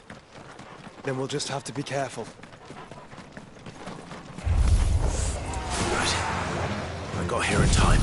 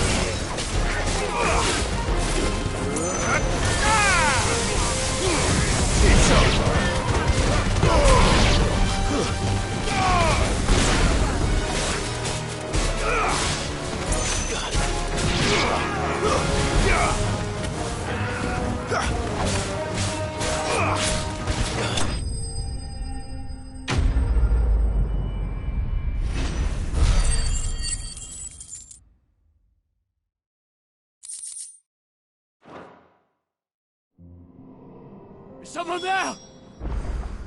Please, I can't move my leg. That doesn't sound like an Akashic.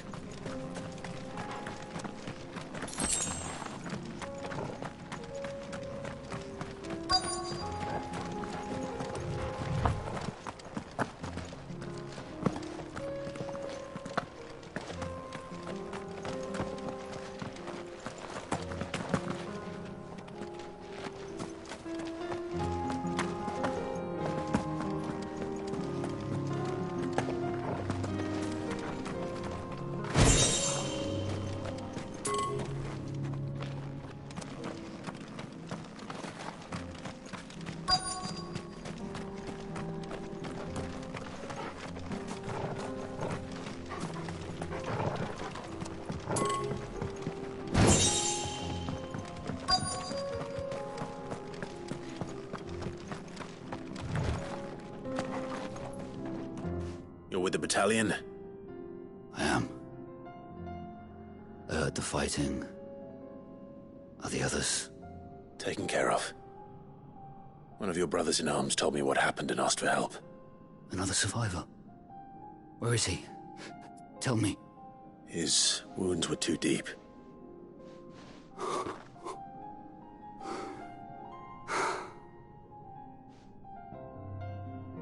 He was right to send you. Those things you slew are no longer my brothers. Tabor is safe thanks to you. Here, you've earned it.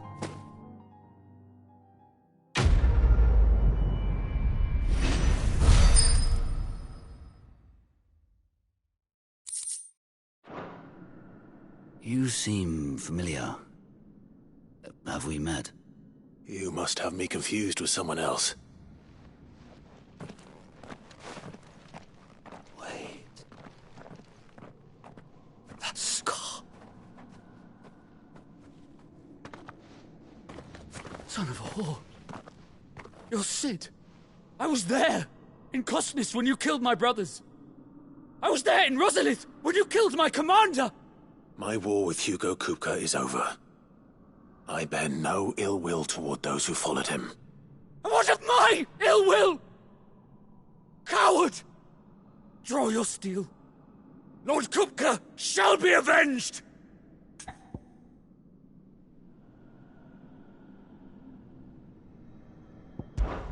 Fine. If you insist. For Titan!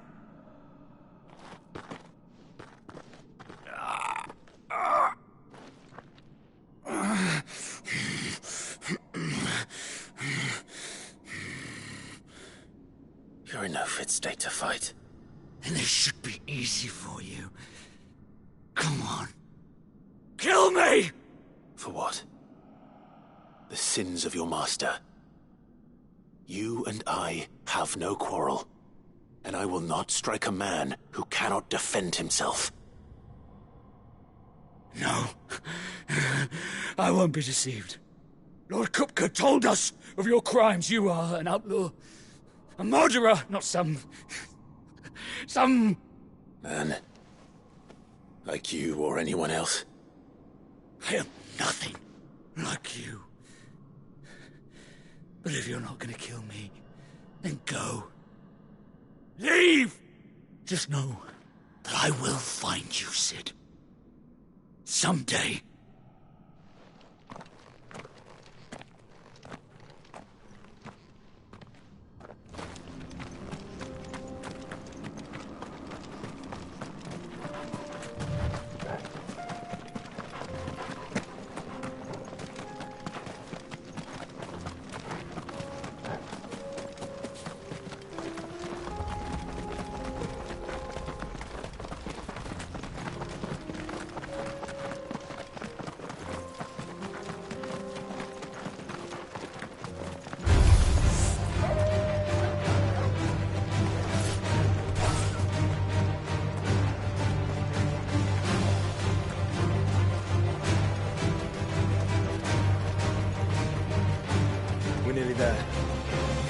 Have you been to Tabor before? There are a few places I haven't.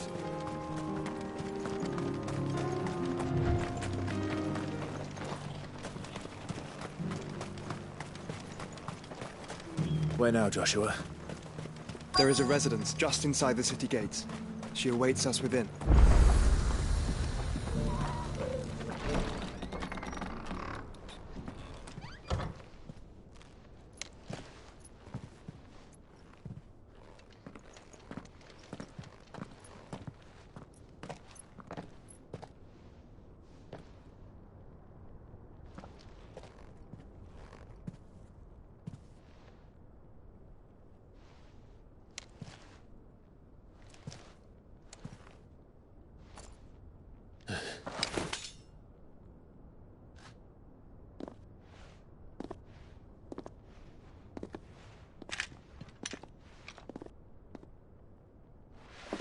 My Lord Marquis, it is an honor. I am Yote, Knight of the Undying, charged with the protection of His Grace Joshua Rosfield, Keeper of the Flame of the Phoenix. Of course. It all makes sense now. Would you care to elaborate? The Undying are loyal servants to the ducal throne. Or more specifically, to its heir. They have served our family for generations, albeit from the shadows. Since their inception, they have been tasked with the preservation and enactment of the rites of ancestral communion. After the events at Phoenix Gate, it was the Undying who delivered me to safety. And since the day I left Rosaria, Yote has been my constant companion and protector. Without her sword, I would not have survived my journey across the realm. Rise, Lady Yote.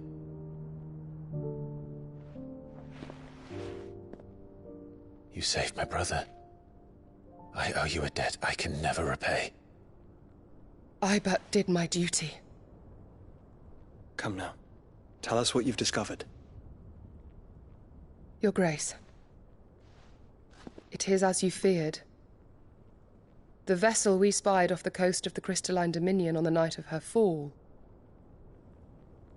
It was the Einherjar. Beyond any doubt.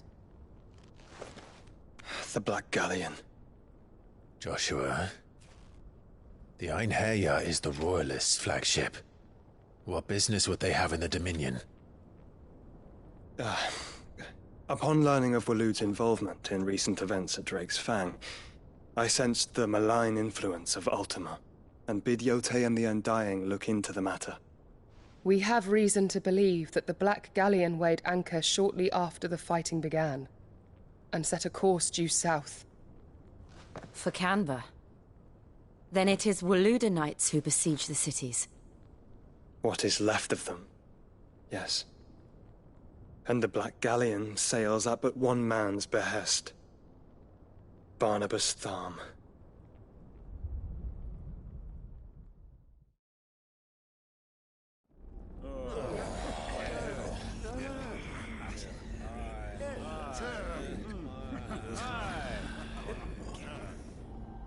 But are we truly safe here in the Agora? The city guard have been paid, if that's what you're implying. All the more reason for them to run. Well, you are free to leave, Lord Minister. Markets abandoned, warehouses aflame, blackened hulls choking every port in the capital. Canva is ruined. The realm teeters on the brink of chaos, and all you can think about is commerce! Forgive us. We were not aware Dhalmekia now subsisted on charity. How dare you!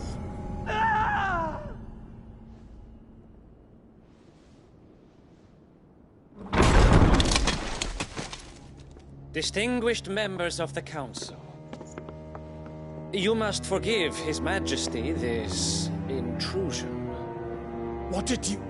What is the meaning of this? A trifle crowded, but I fear it will have to serve, my liege. Very well. My colleagues, do you not see? The king! He has come to save us from the Akashic!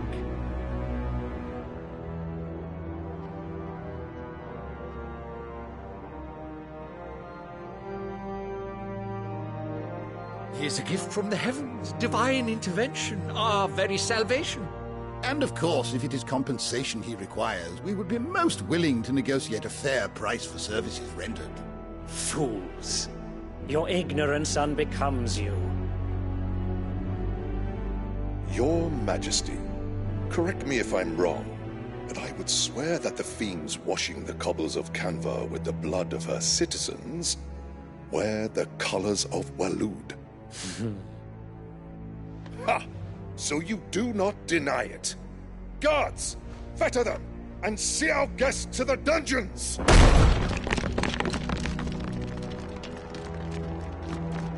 Enough.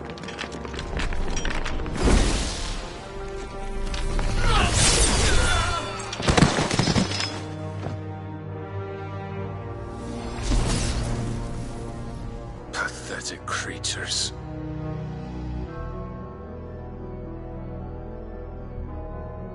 That you should imagine yourselves worthy of salvation. The girl is still here, somewhere in the city, her consciousness fair dripping with her late father's hubris. A consciousness to which Mythos is inextricably bound, and inexorably drawn. See that he is made welcome. Yes, Your Majesty. Come, Ethos.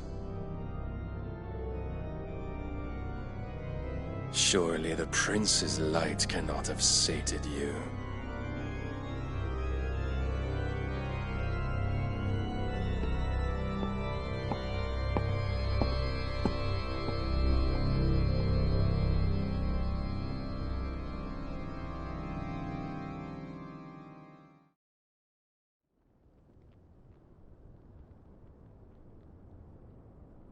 So then, how long has Waloed been under Ultima's control?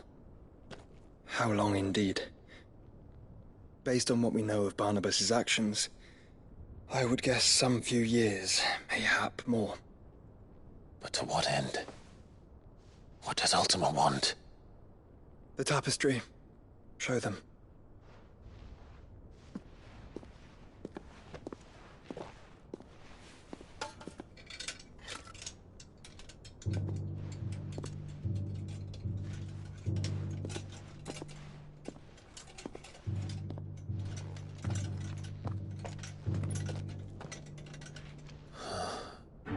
By the flames. Phoenix Gate, Drake's Breath, and now here. But what is it? It is old, ancient, even. Naught remains of the faith it represents, save what can be gleaned from the image itself. None could tell me what the one in the apothecary meant, even the Undying. But I believe it may be the key to discerning Ultima's purpose. That figure in the center, the one beneath whom the icons congregate, that I believe to be Ultima. He is a god, or at least godlike, his very existence beyond our ken. The icons, and by extension their dominants, are meant to be his subjects, and while some, like Barnabas, have accepted this role, others have rejected it. Like you, Clive, which is rather inconvenient, as it appears he needs you most of all. And gods don't like to be disobeyed. No, I don't suppose they do. Clive, may I tell Yote of the lake?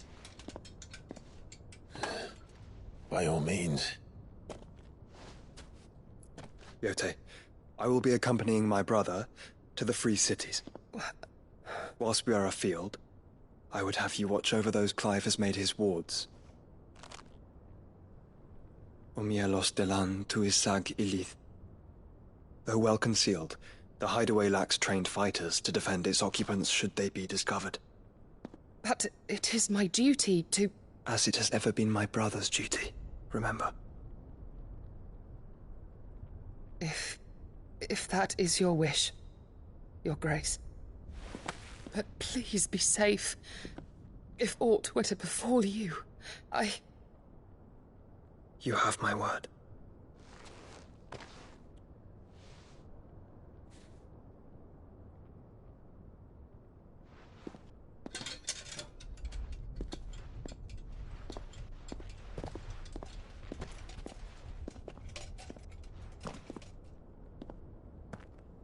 Farewell, my lord, my lady.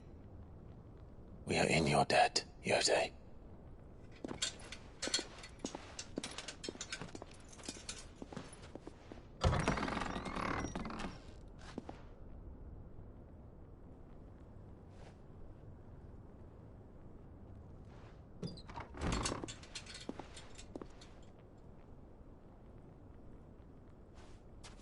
Let's find our friends.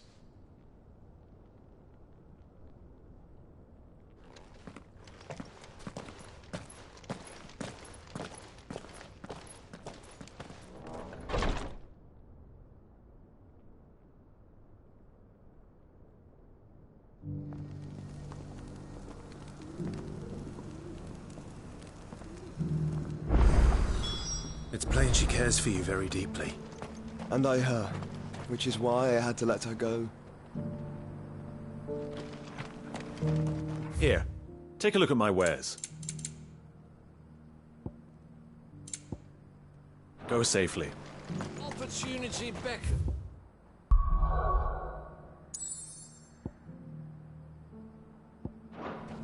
Who among you is bold enough to heed her call? Is that blade for hire, perchance? Because I have a mind to make a killing. Figuratively, I hope. Well, yes and no. A passing caravan carried with it a rumor most fortuitous for one in my trade, that an elder Dread Evis had been sighted in the fields of Corava. Dread Evis are aggressive beasts.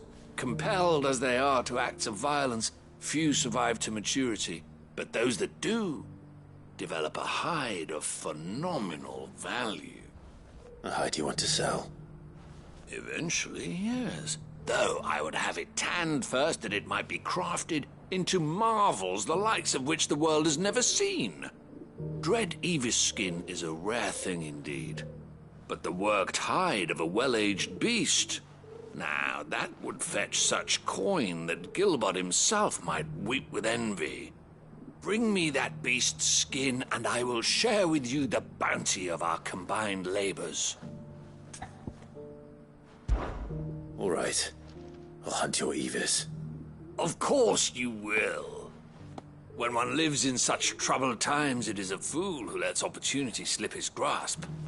Leave Tabor through the east gate, but take the path that branches west. Once you reach the checkpoint at Tovany, you are a mere stone's throw from the fields of Corava. I eagerly await your safe, and above all, triumphant return.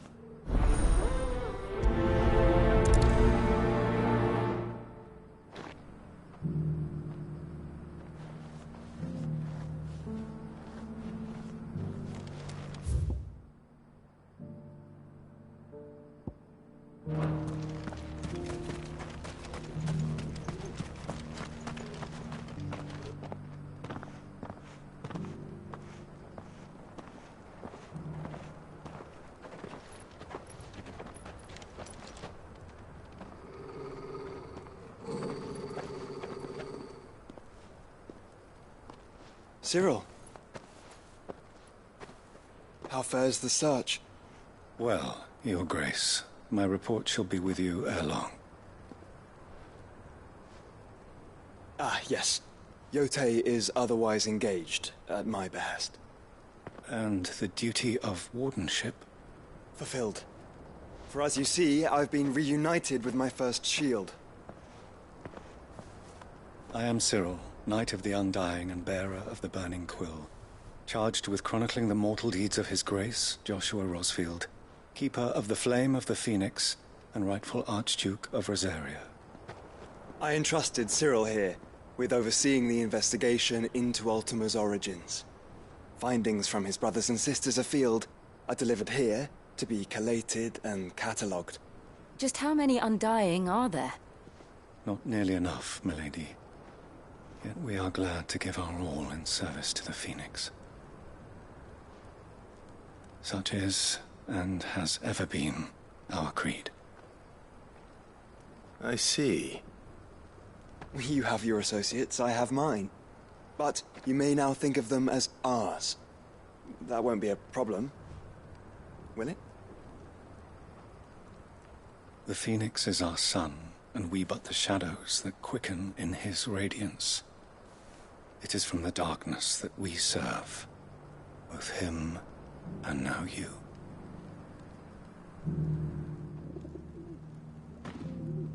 Pray accept this token.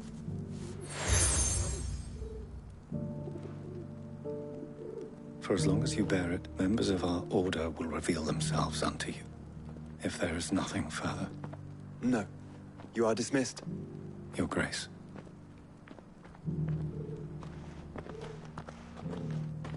To Canva, then? We'll talk about this later. Cyril seemed very, You certainly keep strange bedfellows, Joshua.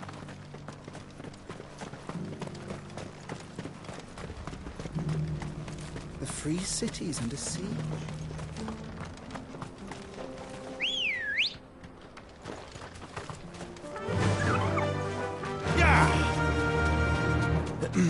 Are you sure this is the right way, brother?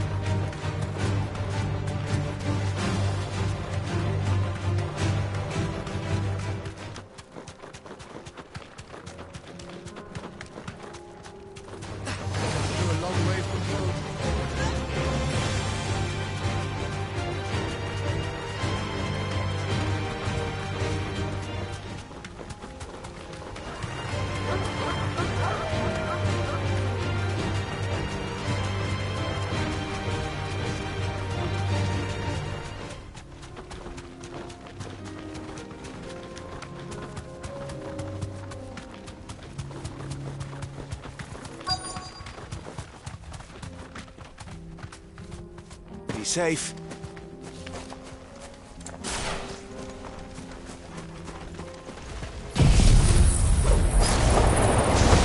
Old he may be, but it looks like there's still plenty of fight in him yet.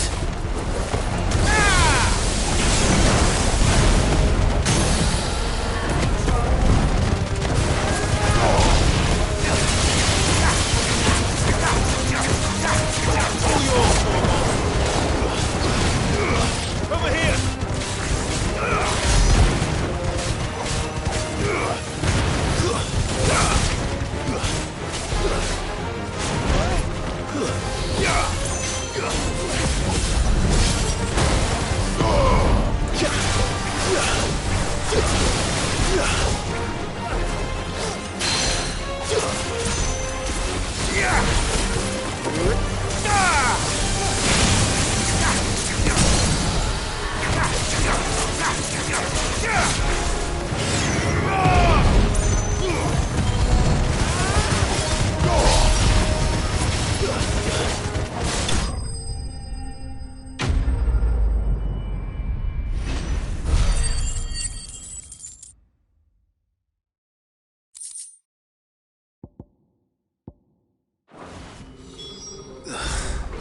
This thing reeks.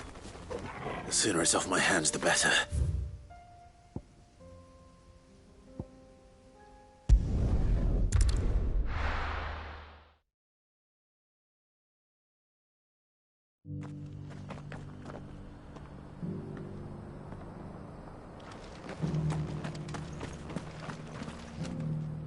Here's your hide, as requested.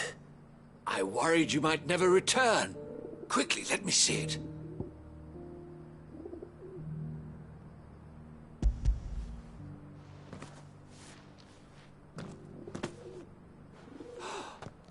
Oh, as supple as a maiden's cheek, yet as adamant as her virtue.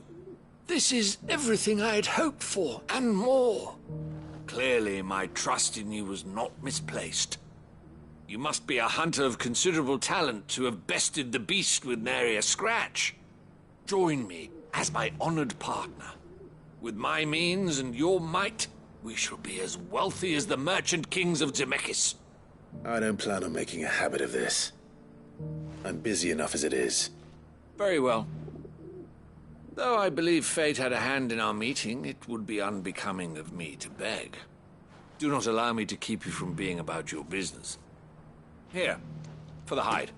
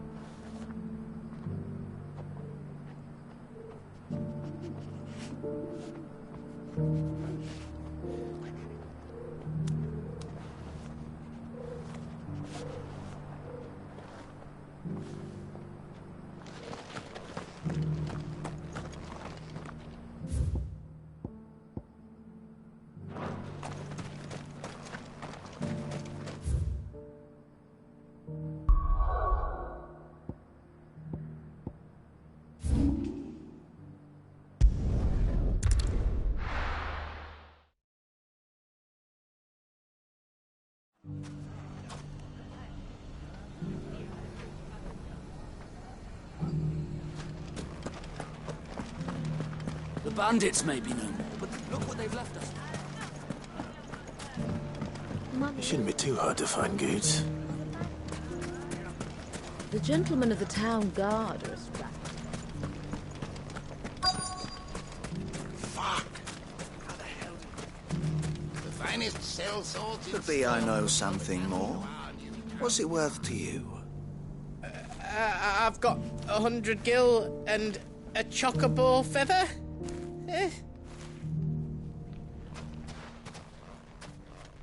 Clive, listen! I found someone who says he's heard the rumours about Nan. Have you? Go on. Tell him what you told me. All right. It's like I said. A wizened old crone by the name of Karen's been selling steel to whoever'll pay her price, be they knight or knave. Says the more swords and spears she puts in people's hands, the more war they'll wage. And the more war being waged, the more call for swords and spears. And who will they all turn to keep them in steel? Why, the good Reaper herself. And you've seen this Reaper at work? Aye, it just so happens I have. You'll find her right here plying her trade most days. Here in Delamil? Where exactly? She has a stall here in the market, but if you're not the patient type, you can probably find her at her storehouse on the edge of town. But it'd be a bolder man than me that braved that particular nest of vipers. Feeling bold, traveler? I hope so, for your sake. Now, if that's all, I have places to be. Sorry to have kept you.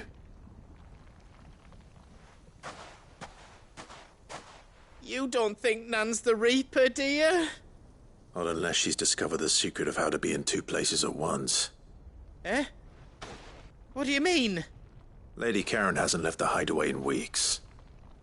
So who has been running this stall he spoke of? Good question. I'll go and have a look. And I'll visit this storehouse on the edge of town. All right, but be careful, Clive. You too, Goots.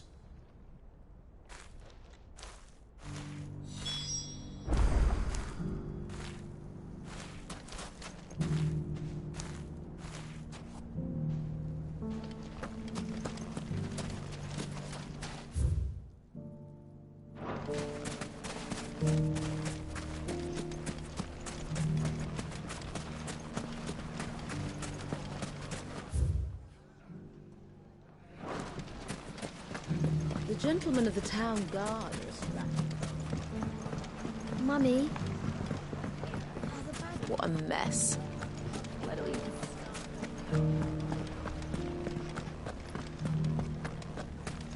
You fought very bravely. The safety of the town is in our hands now.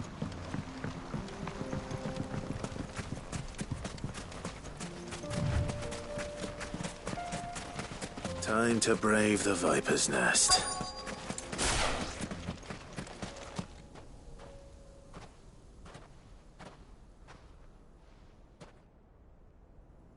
Just you, is it? Thought I might have laid it on a bit thick. It was a fairly unconvincing tale. So, what now? That's up to you. Die a slow death, or a quick one. Boys, he's all yours. But that sword is mine.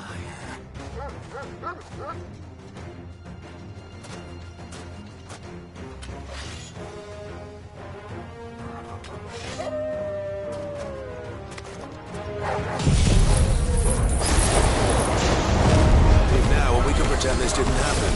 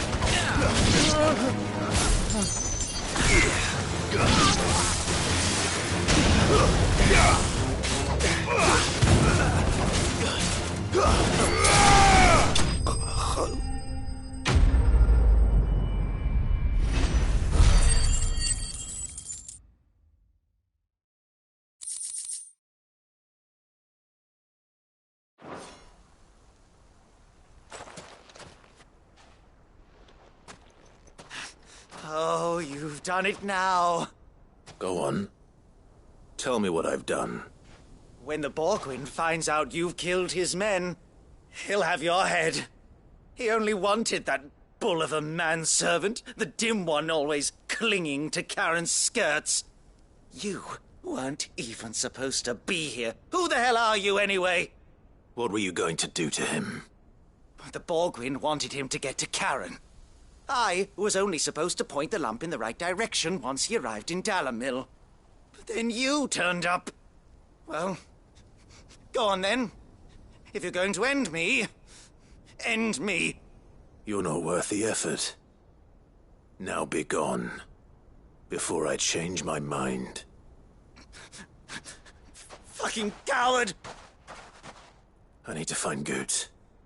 Right now.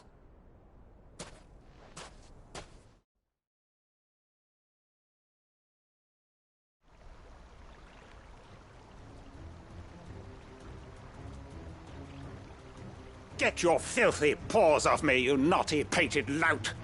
Stop calling me names! And stop spreading them horrible lies about Nan! Well, that will be easy enough. For they are not lies. Every last word is true. And she must pay for her crimes in blood. Lord! Goose, are you all right? He's gonna kill Nan! He said she had to pay in blood! After what she did, it is only right. She ruined my life and the lives of countless others. That loathsome harpy's very existence is a crime, and I will not allow it to continue. Goots, was it? I have no quarrel with you. Only with your employer. Run along now. You need not pay for her sins. No. No? I don't care what she did. I won't let you hurt Nan. Promise me you won't hurt her, or I'll kill you myself! Goots, no. Enough, all of you!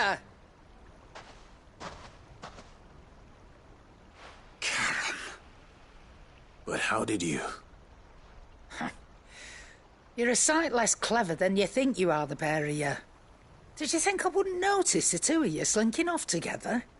Well, the whole thing got me thinking, who in Dalamil might bear me a grudge? And a certain snivelling shit I ran afoul of in my fairy years came to mind. Though it was just Bogan back then, wasn't it? I thought the years might have taught you some sense, but I see you're the same pants-pissing craven you've always been. What was it we called you? Wet legs? You bitch! Everything that happened, it was all your fault! And now you'll finally pay for what you did to me!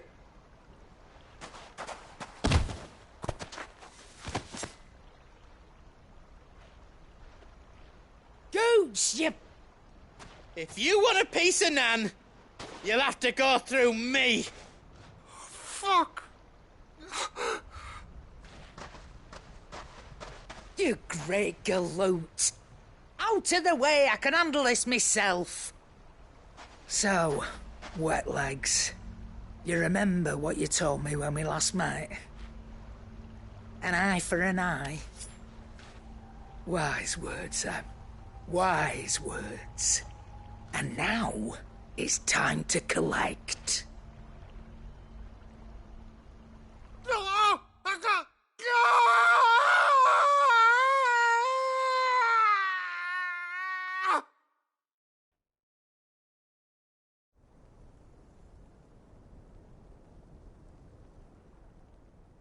Sorry to keep you waiting. Is he... dead? No. But I reckon he wishes he was. It isn't easy going through life one eye short of a pair. After all, I should know. You don't mean... Oh, don't tell me you didn't notice. Lost it to old Wet Legs back when we were working the same routes. Said I'd stolen from his strongbox. I'd done nothing of the sort, mind. But that didn't stop him taking his little revenge. So I took some of my own. Sorry, lost everything. His coin, his clients. Always knew he'd be back one day to claim his due.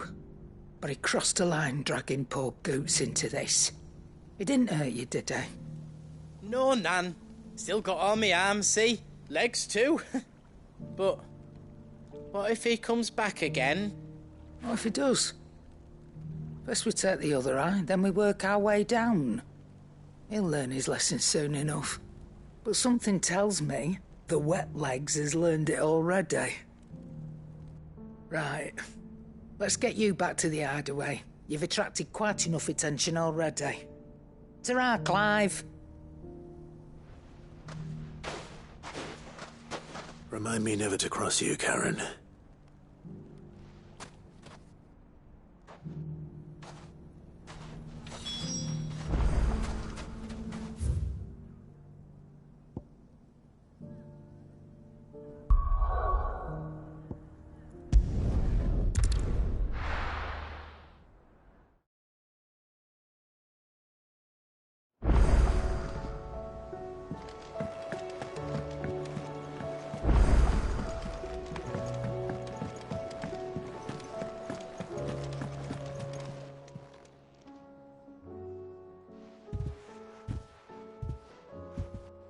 Nothing like a dish of cold vengeance to foul the gut.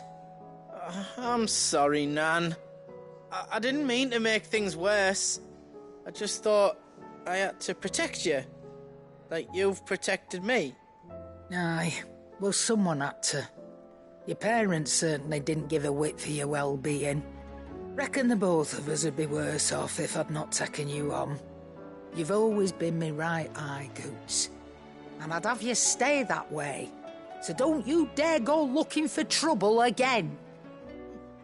Well, I will. If you ever need help, I'll do it again and again, and you can't stop me. Why, you big lump. Fine. Play the hero if it makes you happy. Thanks, Nan. I won't let you down. There's nothing he wouldn't do for you. That's as maybe. But if he's ever to make his own way in life, he'll need to start looking out for himself as well. Till then, he'll need people to watch his back, just like you did in Dalamil. Don't think I didn't appreciate that. Of course. His family. Stop it. You make me one good eye, mister. I don't go thinking that'll do you any favours. A potion today'll cost you the same as it did yesterday.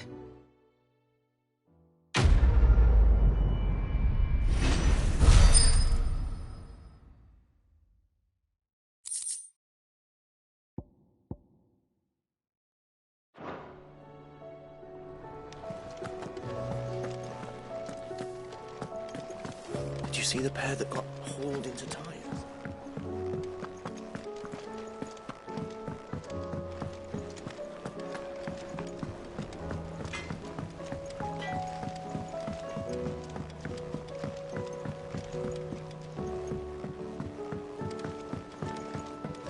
I heard the Emperor was impaled on his...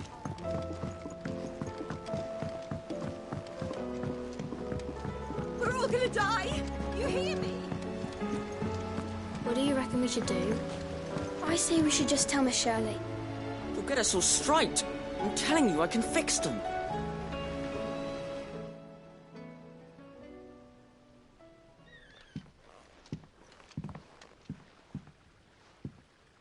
Sid! Hard at your studies, I see. And what is that? It's not a set of scales, is it? No. Of course it isn't. Well, not anymore, it's not. Oh! And just how long hasn't it been one? We're sorry. But we didn't break them. We dismembered them. Just like Miss Mididol showed us. Miss Mididol? And why would she have you dismembering her creations? Because that's the only way to become a ninja-neer. Miss Middledore said, the best way to see how something works is to take it apart and put it back together again. Well then, your work is already half done. Carry on. About that.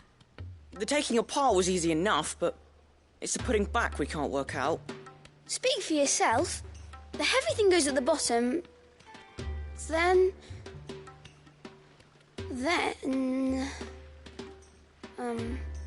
You three need to learn to take responsibility for your actions. So let's have a look at these parts with fresh eyes, shall we?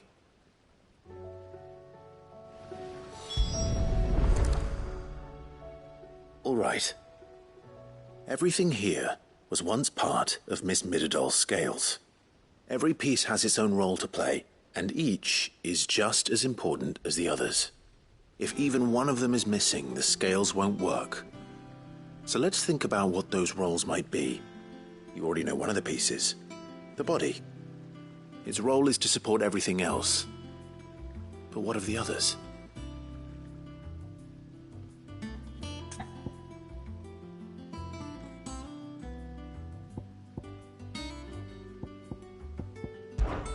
This tiny piece is what's called a cogwheel, or gear. Have you ever seen one before? I have. Miss Middledore's dungeon is full of them. Most are on the floor. She puts them in all her inventions. They spin round and round and round and round and... That's right. They're very useful when you want to make things move. Do you remember if there was anything on the scales that moved? I remember the arm moved when I tried weighing an apple. And then somebody ate it. Not my fault. You shouldn't have tried weighing it before lunch. You know what part's supposed to move and how it's supposed to move. So, let's put the pieces together first, see what doesn't move, and then stick the cogwheel to that. Not a bad idea. You see? It's not so difficult.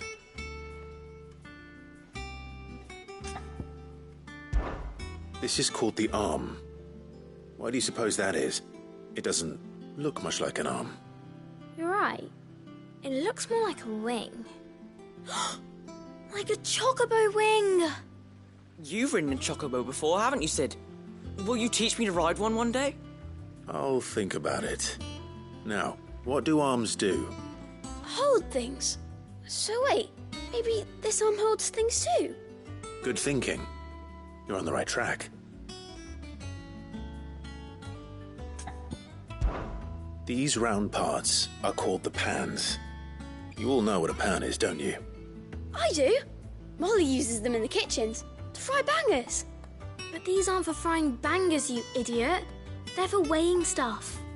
But what if I wanted to weigh Goots? I don't think he'd fit on that little thing. Probably not. What are the chains for? Holding the pans up? Well spotted. Which means something must hold the chains up in turn.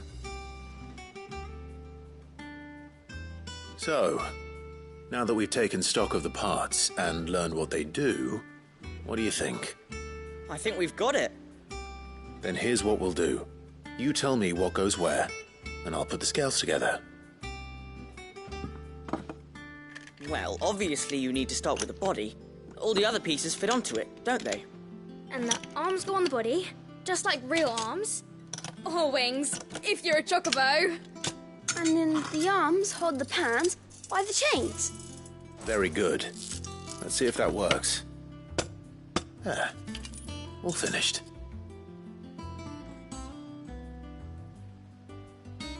Yes! We did it! Well, with Sid's help. Oh, I just put the pieces together. It was you three engineers who showed me how. That's right. We're Miss Middledore's hares. Her hairs? Yeah, hares for the future. She's showing us her secrets now, so we can help out the hideaway when we're older. What do you think, Sid? Are we almost ready? With a little more help from Miss Middledore and Miss Shirley, I'd say it won't be long at all. You hear that? It won't be long. Until then, though, do try to be honest with Miss Shirley.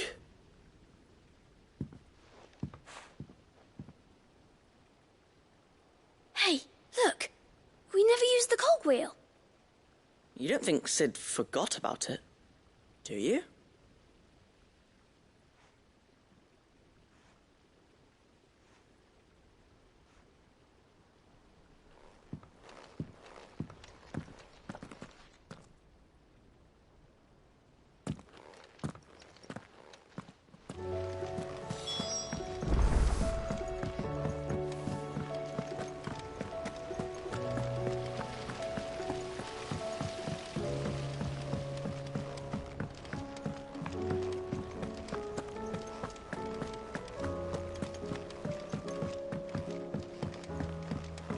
Did you see that? Tell me you saw that.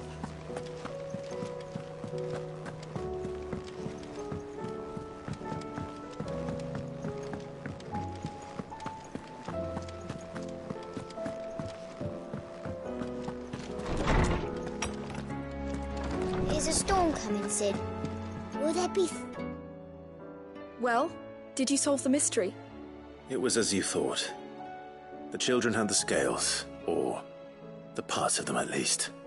They dismantled them to see how they worked. Oh, no, Mid will have my head. Thankfully she won't. This might even have been her idea. Although I was the one who ended up teaching the lesson. I'm so sorry, Sid. I know how busy you are. I shall see that the children are properly punished. Please, there's no need. Mid seems to have taken the three of them under her wing. She's even calling them her heirs. She'd have them follow in her footsteps. And her father's. I see. Sid, do you know why Mid has been spending so much time at the hideaway of late? She told me it was because her studies have been interrupted by events in Canva. Is that not true? No, it isn't. The university offered her a commission. In exchange for full tuition, room and board, they asked her to oversee the design of several new war engines. To anyone else it would be an opportunity, but to Mid, who lost both her parents to war, it was a bitter pill. One she was none too keen to swallow. But that should come as no surprise. She's only ever cared about bringing people hope. The very last thing war can be said to do. Which explains her heirs. She's working to give them a better life. And so should I. What's the odd engineering lesson? Ah, you've given them far more than that. And I'm sure they're very grateful.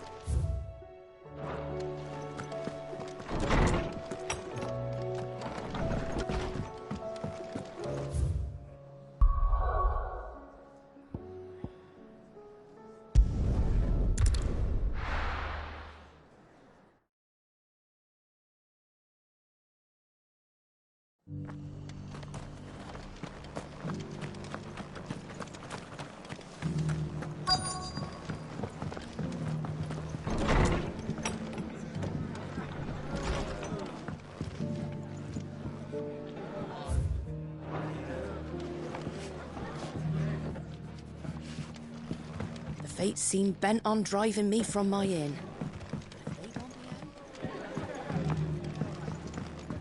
My lord Marquis, is that you? It is you. Then you received my letter. I am Sebastian Rutherford, chief steward of your lord uncle's estate. Of course. We met once before. Yes, my lord. Thank you for coming. And what was so sensitive that you couldn't put it in writing? 1,000 apologies, my lord. I did not mean to offend. I merely... It's all right. Continue. I am here at Martha's Rest, at the behest of your lord uncle, tasked with learning what I am able of the realm's current state of affairs. And what I have learned is grim. The fall of the Mother Crystals has left Storm in a state of utter disarray. The subsequent darkening of the heavens has only made things worse. Akashic attacks, once unthinkable, are now commonplace. The gears of governance have ground to a halt, and without a steady hand on the tiller, the realm threatens to drift into utter chaos. Your Lord Uncle, however, believes there is a way to avoid this fate, and is determined to see it set in motion. That sounds like quite the undertaking. It is. Hence my having enlisted the aid of several colleagues serving the 7 high houses. Alas, I have lost contact with 2 of those colleagues already. They are both able-bodied and trained in the sword, yet in these dark times even that may not prove sufficient to keep a man safe on the road. So you want me to find them? I'll need to know where they went. One I sent to investigate the Republic, the other the old Imperial capital of Oriflamme. That doesn't exactly narrow it down. I suppose I'll start in Dalamil and work my way east. Thank you, my lord. I shall pray for your success and safety.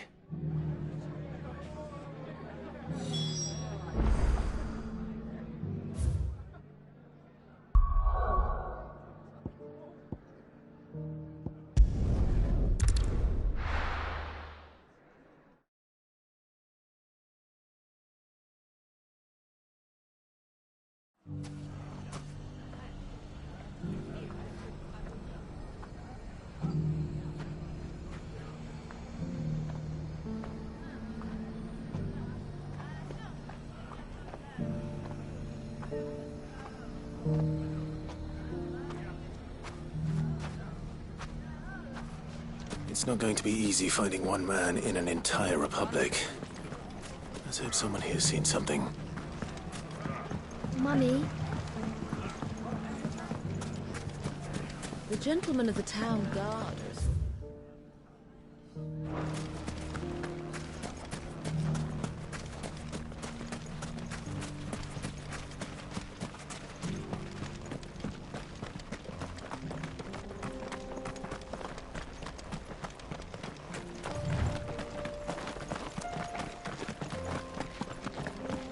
Someone's got himself in trouble.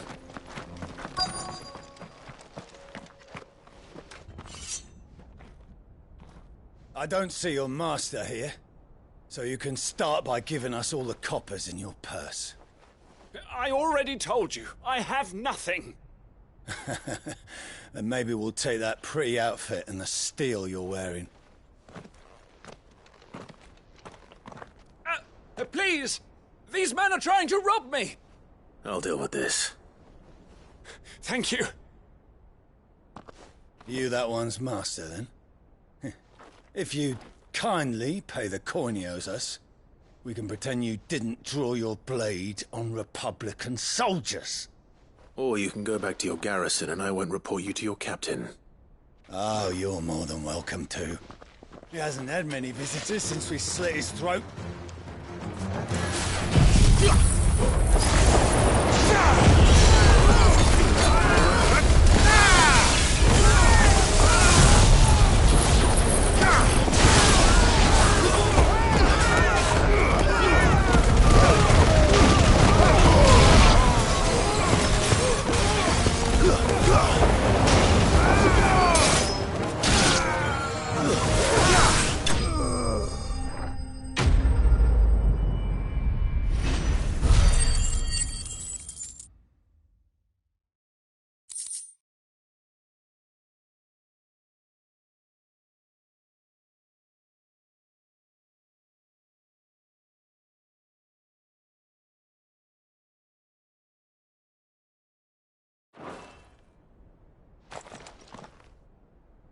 I'd expect as much from Hugo's faithful, but these were men of the fist.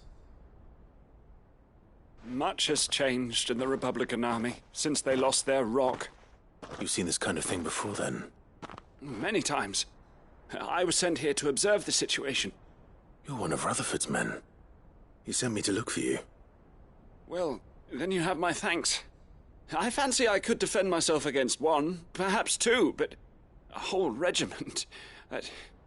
I arrived in Dalimil several days ago, but when I called upon the captain of the local garrison to make inquiries, his men confiscated my effects and locked me in a cell.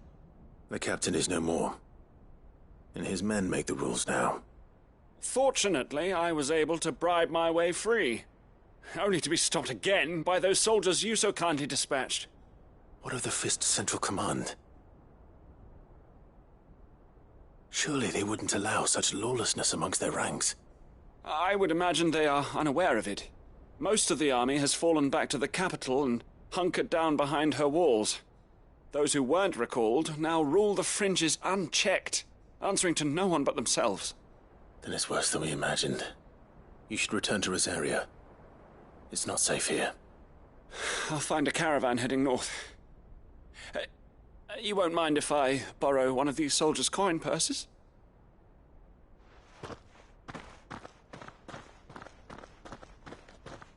Not at all. Now, to find this second associate of Rutherford's. If he was bound for Oriflamme, I'll start at Northreach and see if I can pick up his trail.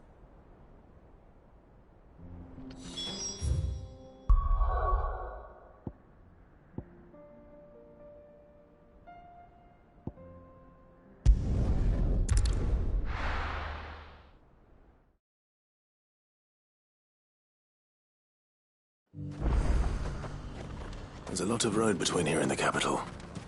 Rutherford's man could be anywhere.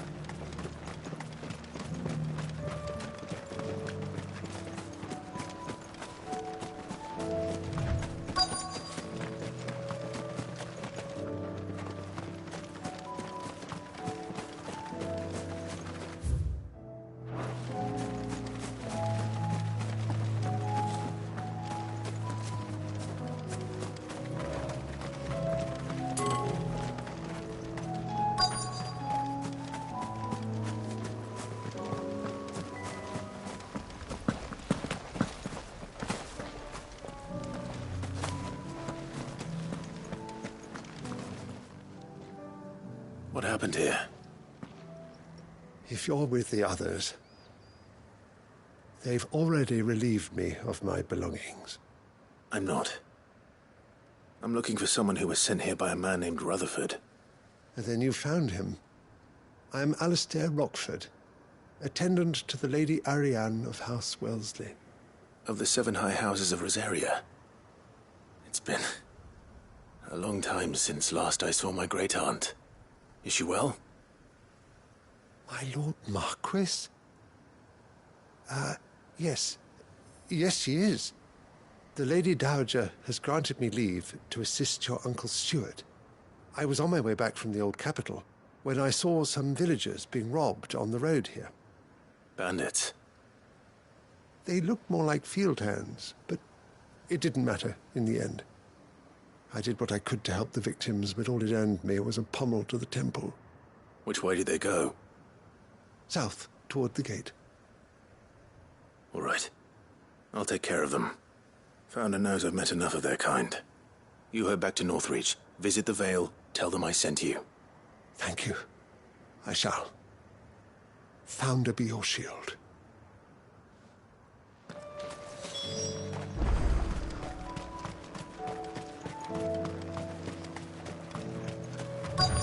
They just couldn't resist, could they?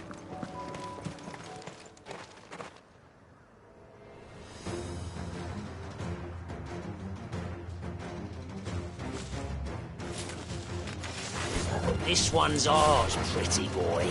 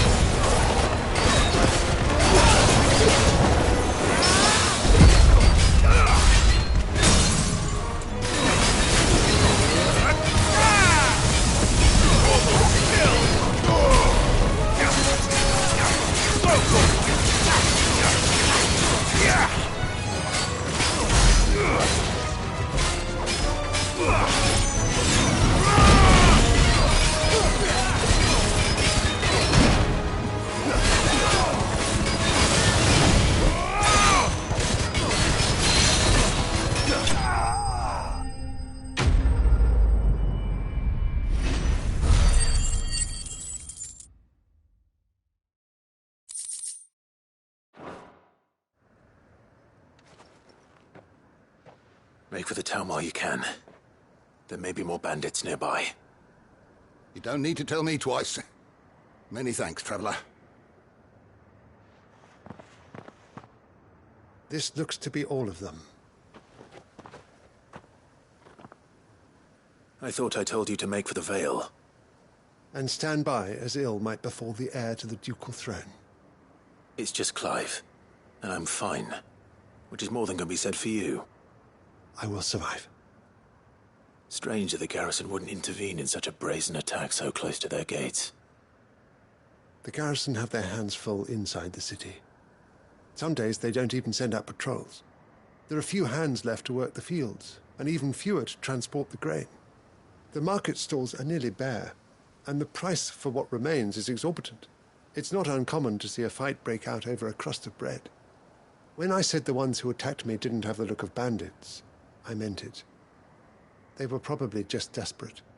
Rockford, listen to me. If you are to continue your investigation, you first need to seek the attention of a healer. Of course. I shall return to Northreach right away. But allow me to thank you first. Had you not happened along, Don't thank me. Thank Rutherford. It was he who sent me. I suppose he'll be wondering where I've got to. I shall send a Bastolus as soon as I'm able. Good day.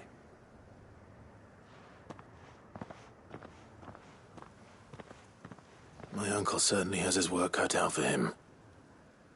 If it isn't already too late. I should go and tell Rutherford that his colleagues are still in one piece.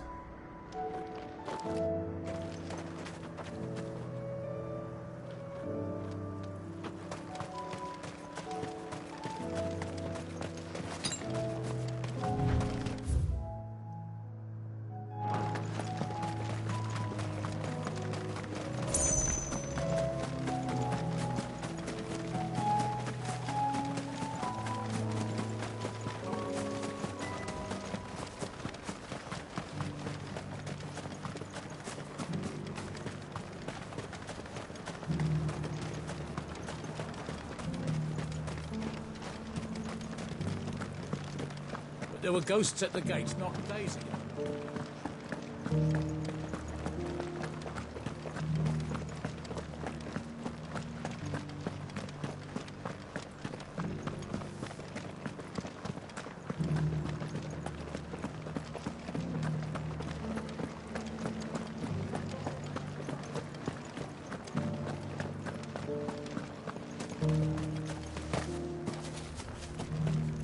To the meadows, then.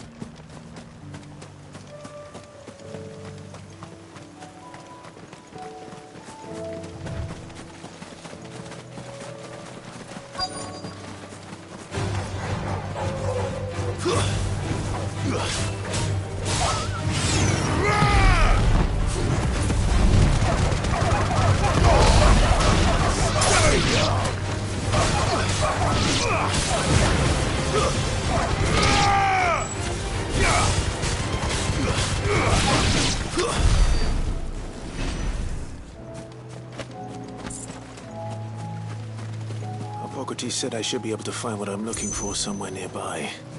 Bright blue dragons and bright yellow flowers. Should be easy enough to spot.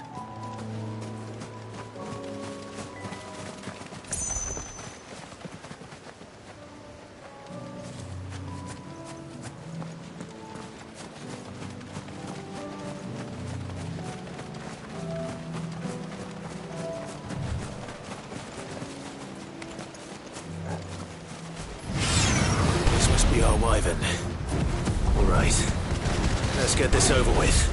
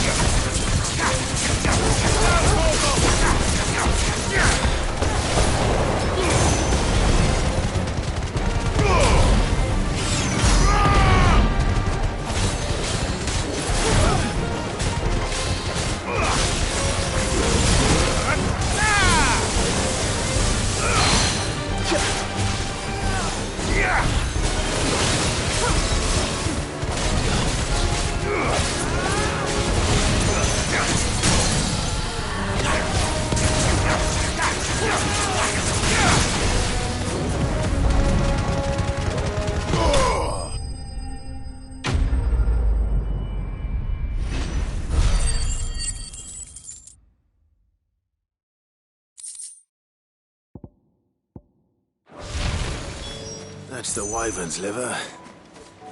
Now I just need to find the herbs. Bright yellow with a heady scent.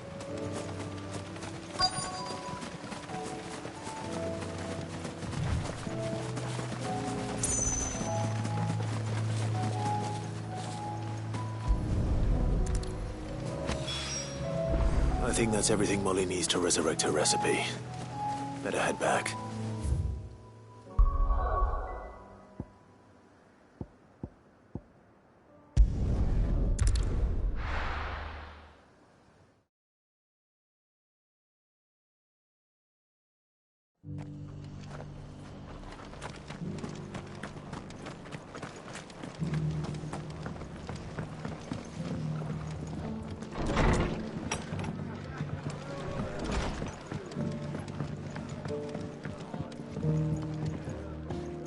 I see you're still here.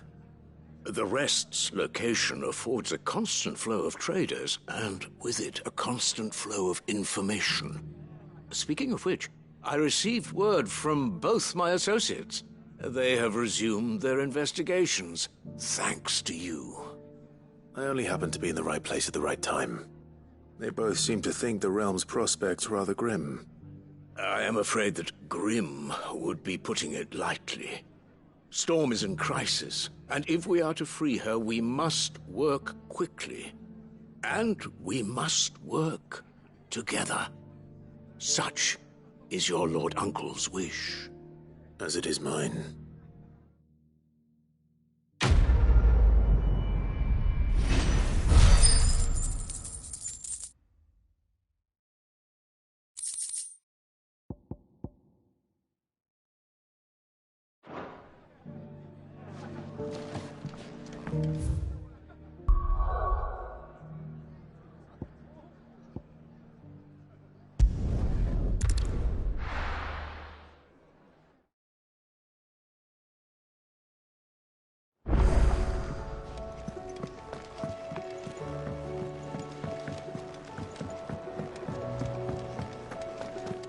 Seems the hideaway's lost its appetite.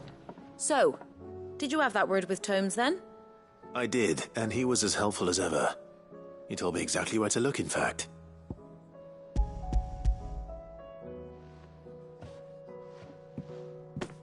And what precisely will I be cooking up? Or is it better not to know? Blueback wyvern liver. And, a herb known as Saint's Bonnet. Ah, wyvern livers, was it?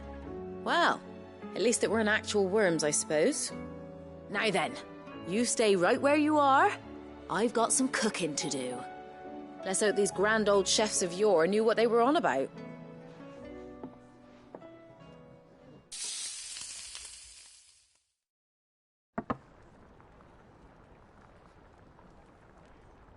And here we have it. Fried mortress of skyworm.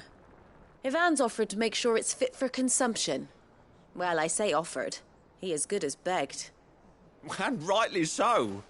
Is there any higher honour than partaking in a slice of culinary history?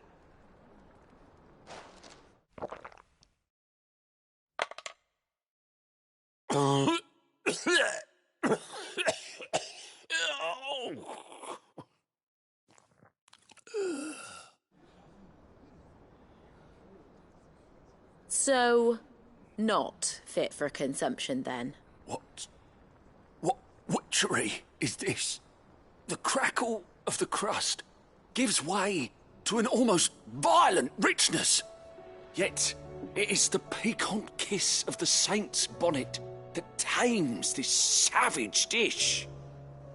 It is a tour de force, a force of nature even, a maelstrom of flavour and sensation, a graceful beast emerging from centuries of slumber.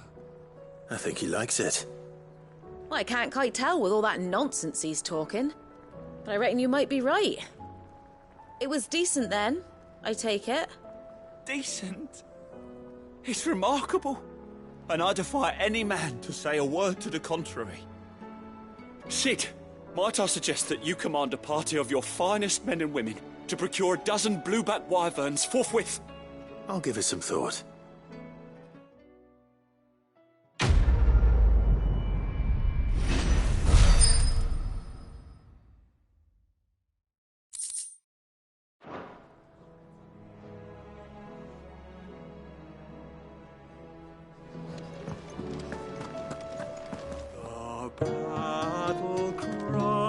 cries of dread one die, in ruin lie his lares.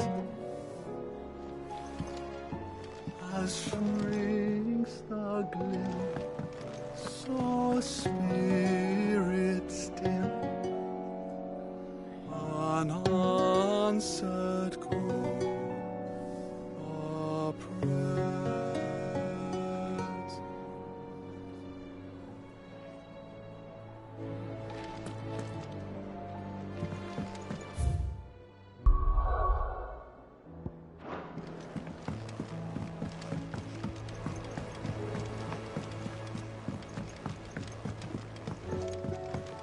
Did you see that?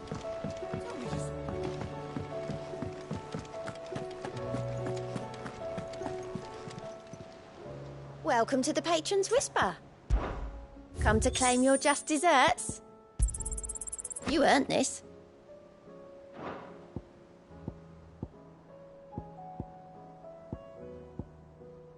Come again. I may have more for you. How are you doing? Quick look. Always something in there.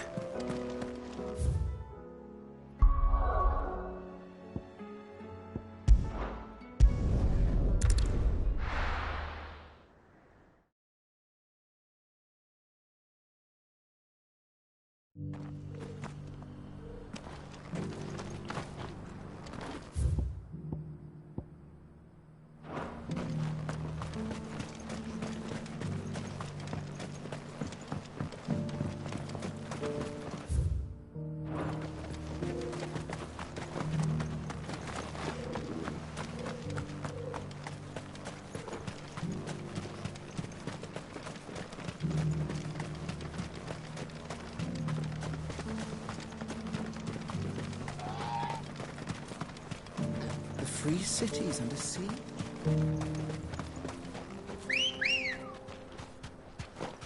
Come on. Faster!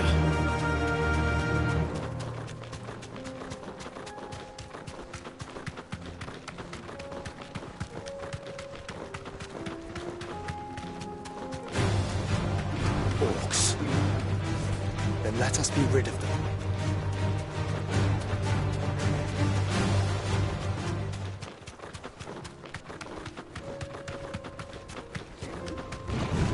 Don't get surrounded.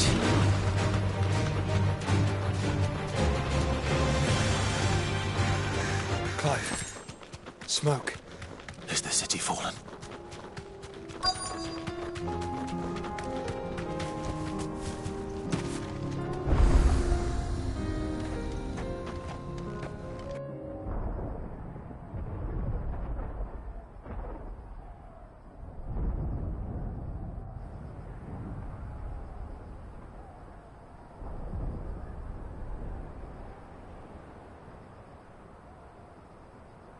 The free men are still holding their own, then.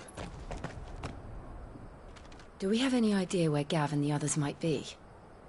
There's a warehouse near the docks where we agreed to meet if there was any trouble. We should hurry.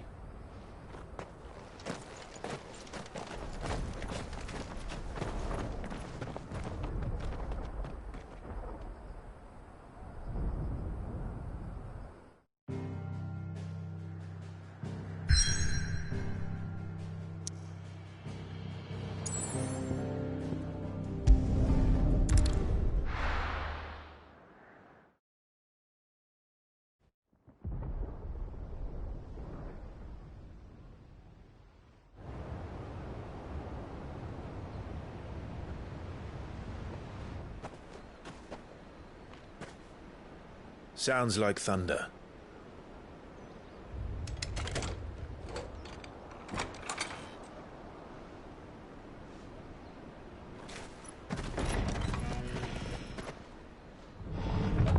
You're late. We're starting to think you'd stumbled off a cliff. I seem to recall that was you, Gav. Good to see you. Any trouble on the road? Nothing we couldn't handle.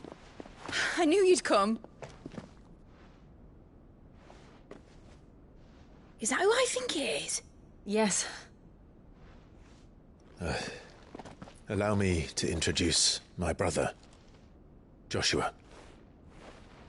Clive's told me all about you. Or even listening most of the time. Name's Midadol, but everyone calls me Mid. My lady. Hey?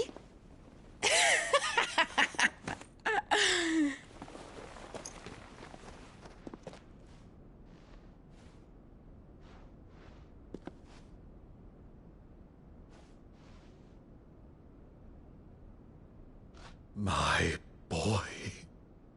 Uncle Byron. It's really you. I never thought I'd see the day.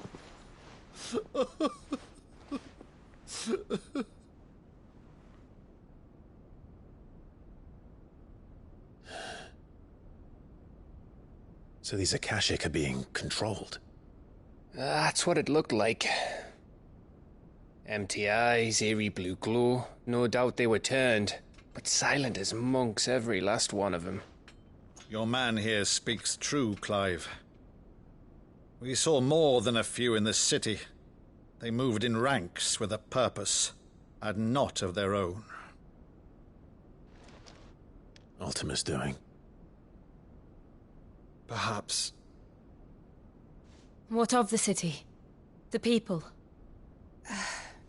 Dead, mostly.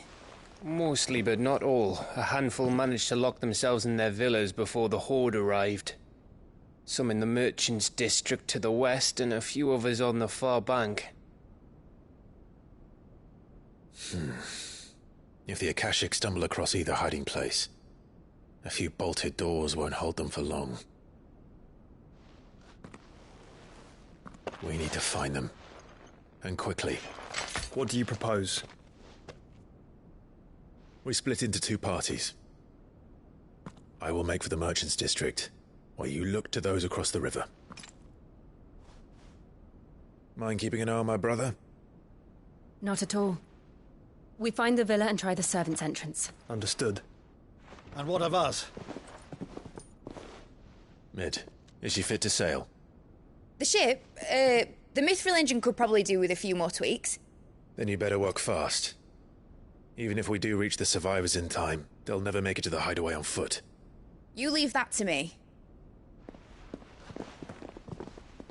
See that Mid doesn't get herself into trouble, would you? Think I can manage that? I'll keep him safe. Looks like you stuck with me, Byron. That's Lord Rossfield, you little gutter snipe!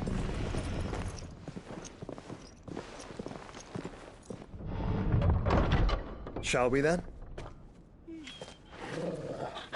And you keep Clive safe. Be careful. Both of you. You too.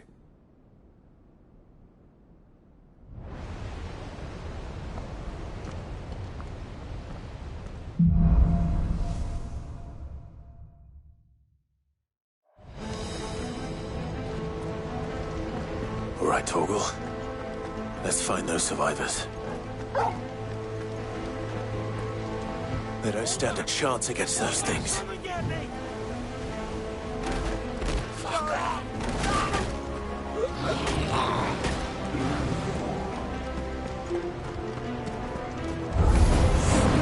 They've been routed.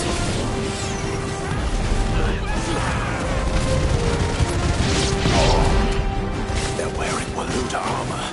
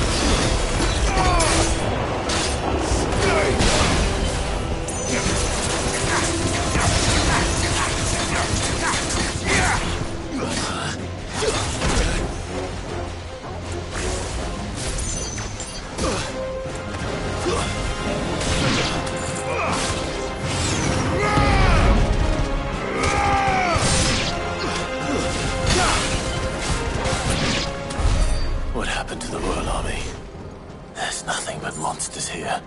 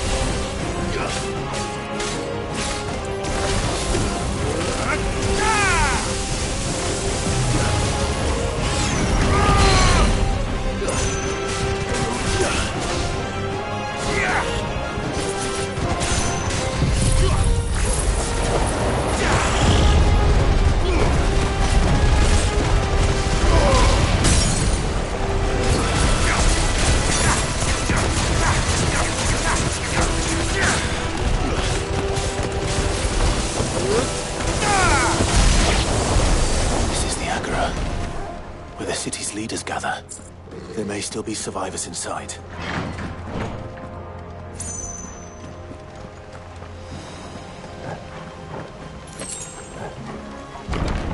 Where are they?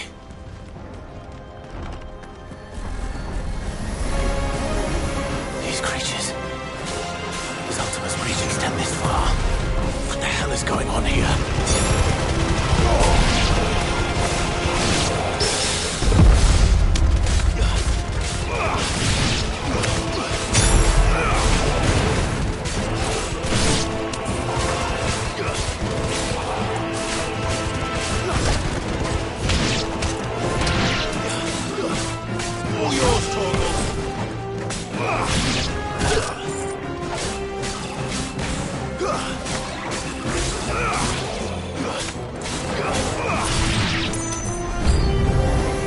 Where is your master?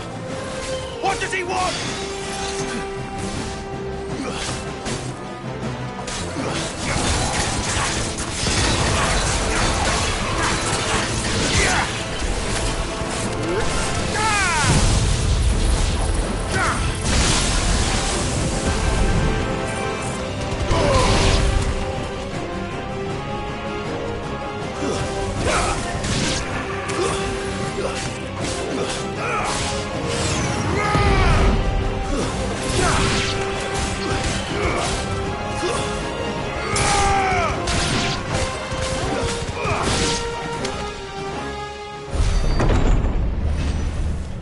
You've caused quite the commotion. But then I would expect no less from you, Muthos. You again. I don't believe we've been introduced. You were in my family's crypt. And now you're here. With an army of Akashic thralls. Manners, Lord Rossfield? They are men, like you and me. Albeit ones unburdened by the wills that drive our kind to madness. They are pure. They are divine. What? And they are all that remains in this once raucous city. You'll pay for what you've done. As you wish. I confess I have been very much looking forward to this. Pardon me this indulgence, Your Majesty. The vessel shall not be spoiled.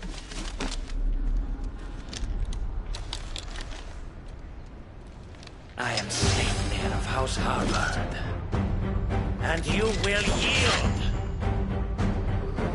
Or not.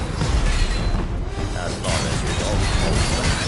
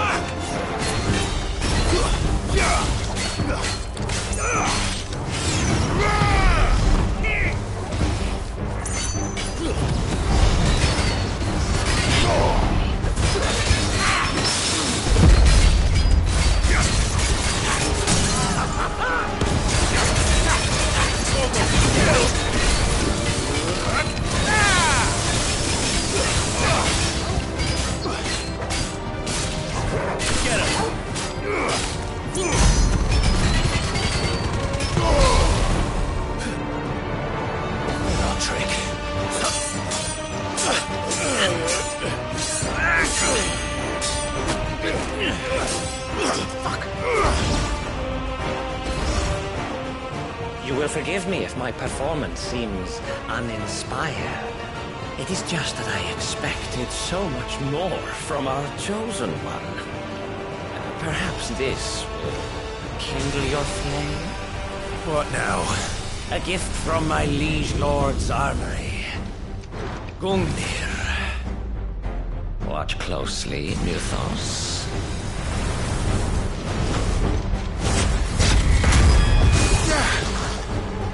Yes!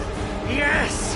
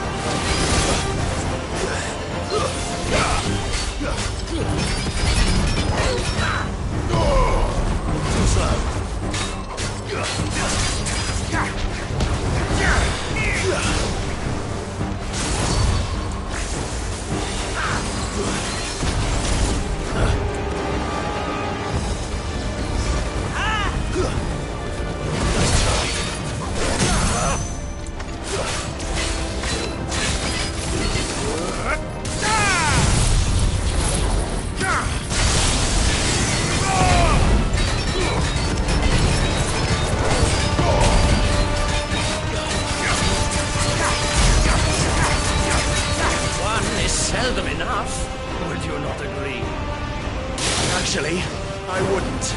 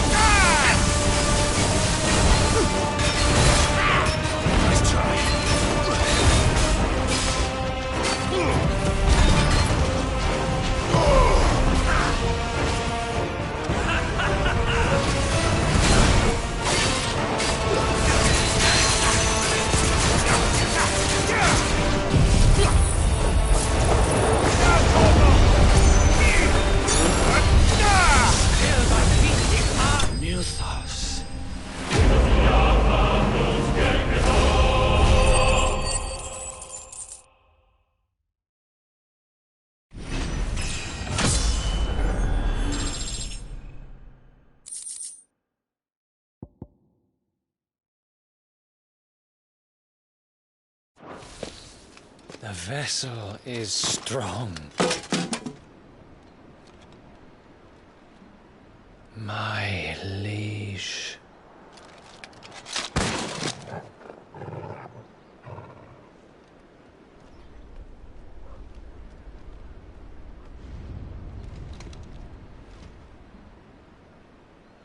Clive! You're all right. As are you, I see. We are, yes. I'm sorry, but we couldn't save them. It was over before we arrived. Well, you did what you could. I fear we were all too late.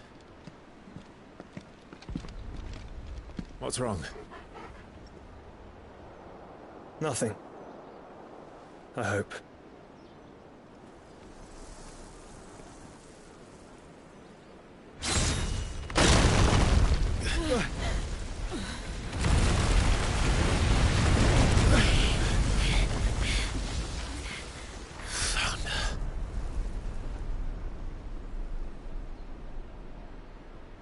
Leaving so soon, Mythos?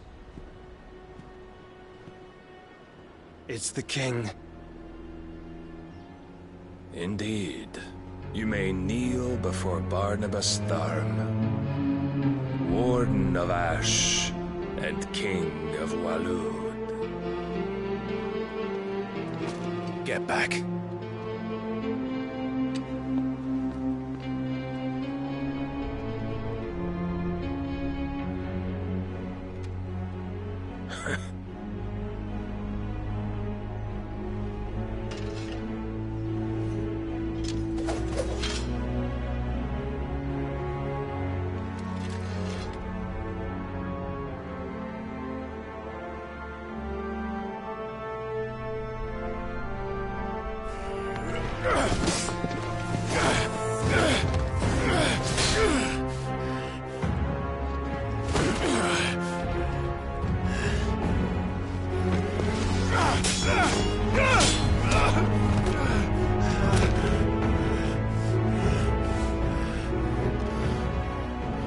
Wild and impetuous.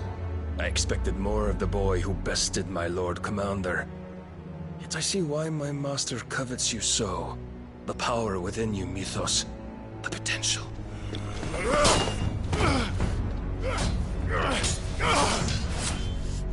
Stop calling me Mythos.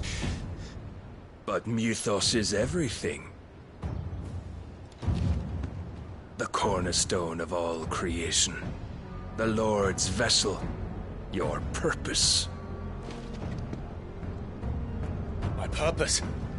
To surrender my mind and body to that thing.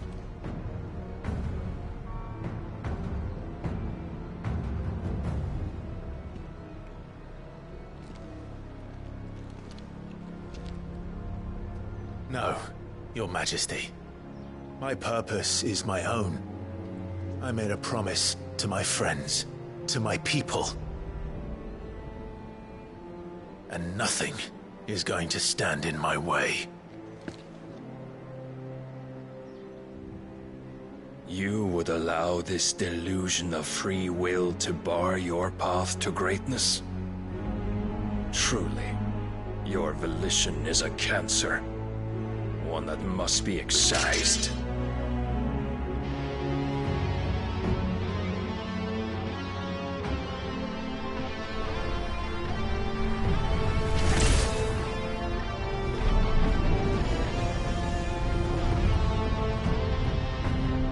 Try it.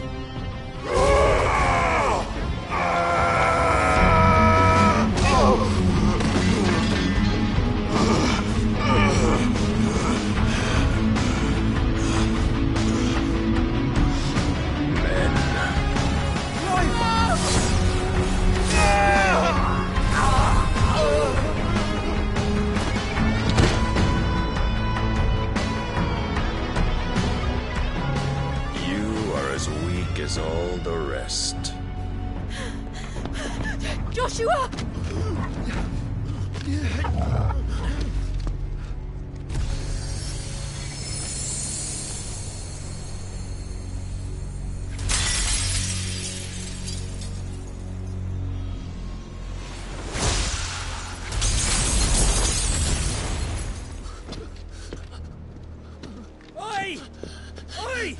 This way!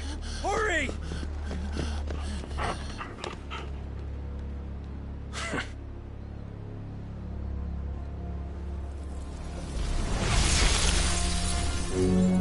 Power beyond reckoning, and they use it as a crutch. Such a waste.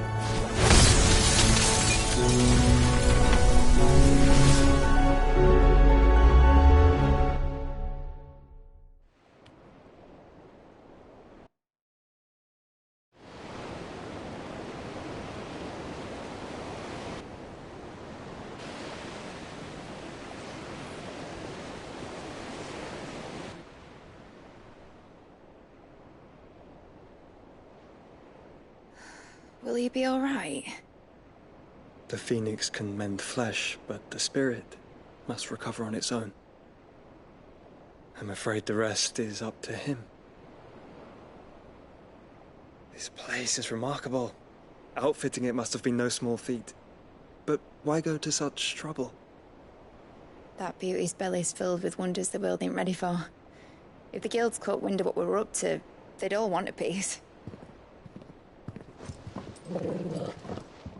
All right? And how is he?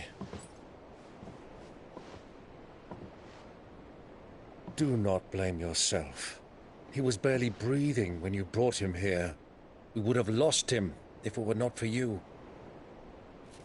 No. Barnabas may have severed nigh every sinew in my brother's body. But he made certain the wounds were not fatal. Nigh every sinew? Allow me, your lordship. Don't know what I was thinking, putting you to the trouble like that. 'Tis no trouble carrying comestibles to my ailing nephew. I know, but you've already done so much for us. Pouring your gil into the hideaway and now the ship. I don't want to take the piss. You risked your life. And for what? Some girl you hardly know. Why'd you do it? You not mad or something? I wouldn't go that far. Clive! You're awake, my boy. Oh. All I want to do is help. And the world won't save itself. It was Sid. Your father, who taught me that. Sounds like him. Don't you dare do that again. What of the Royalists? Fucked off, the lot of them, along with the galleon.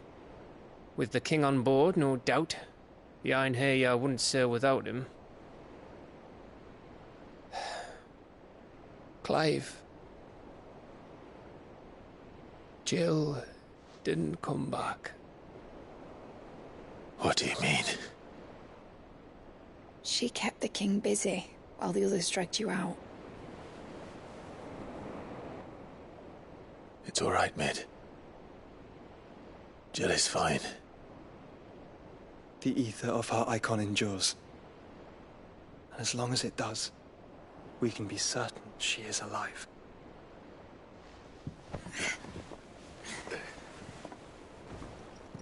We must pursue the Black Galleon. Jill will be with the king, I'm sure of it. Well, good luck catching him, because my ship's going nowhere. It's the Mithril engine. She's got a kick like a wild chocobo and a mind to tear the hull in half. But do you have an idea? Well, of course I do.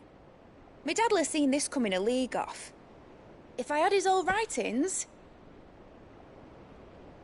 If you had his old writings, you'd be sitting under a fuckload of rubble. The ones Otto didn't save anyway. I suppose he might still have a few pages in his stores. We'll have to hope it's enough. Do what you can to ready the ship. I'll speak with Otto. In your condition, you really are mad.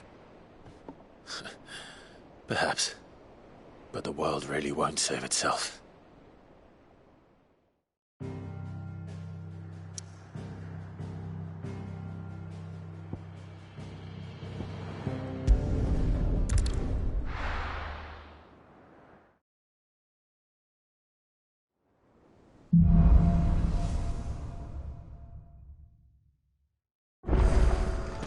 Right.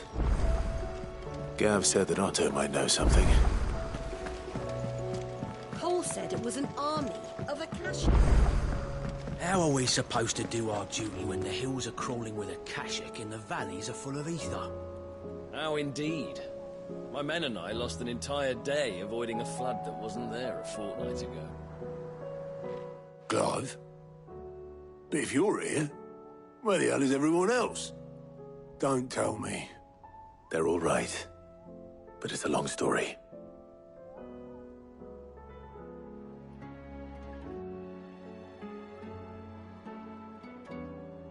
You lot don't do things by halves, do you? Well, at least everyone's still breathing. Now, as for these writings, I'm sorry to say, Clive, but if you had those, you'd be... Sitting under a pile of rubble, I know. But we were able to save a few bits and pieces from the ruins, most of which ended up being used to build this place. The more personal items we gave to the next of kin. In the case of Sid's things, that would have been Mid. Then I'll check the workshop.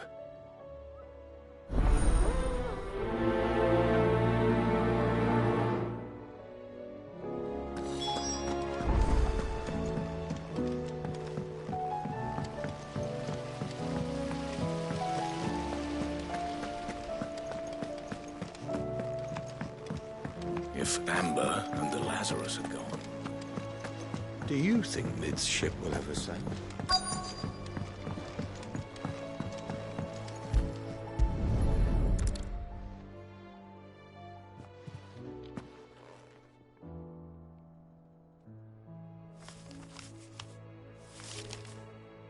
This looks like it's from Sid's old diary. But you'll already have read it. I'd better keep looking.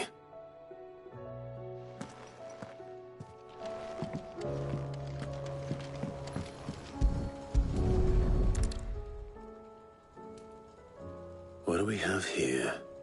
Oh. Sid's pipes. Something tells me Mid won't be needing these.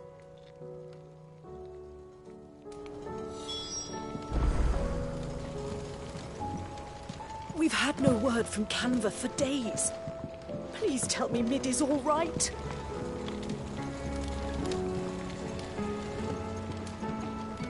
I know this is your hideaway, but you really shouldn't be in here. If Mid could be rifling through... I remember seeing this doll in Sid's cellar. I wonder if it was Mid's.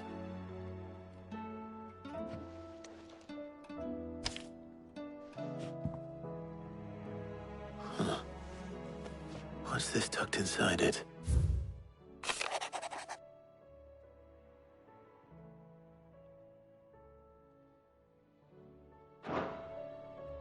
Sid's best invention. Huh. That sounds promising. So Sid hid something in Mid's first opus. But what would that be? Perhaps Otto might know.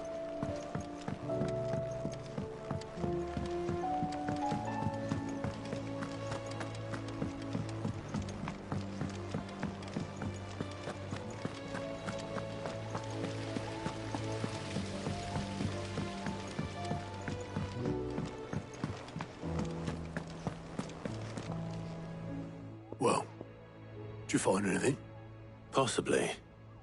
You wouldn't happen to know what Mid's first opus was? Opus? That girl's as tone deaf as a banshee. Unless you mean the orchestrion. She couldn't have been more than, what, 11, 12 when she cobbled that thing together? It surprised us all. Not least her dad. You should have seen how proud he was of the little scamp. What's that battered old box have to do with anything? I think Sid may have hidden something inside it. Wouldn't surprise me. Those two and their bloody treasure hunts. Half the things in the hideaway were hidden one time or another. How are we supposed to do our duty when the hills are crawling?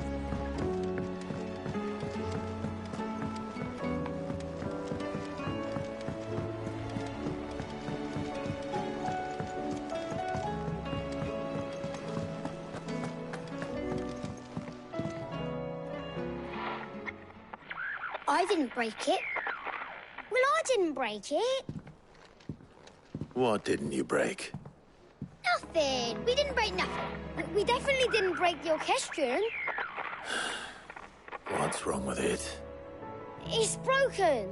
Except when it isn't.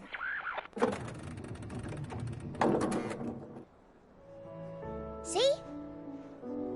And you had nothing to do with this? Nope. Nothing. We just wanted to listen to all the songs at once. So we pressed all the buttons. Like this.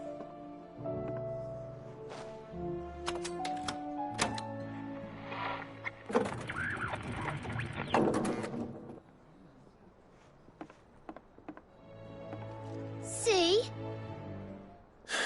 All too well. All right, out of the way.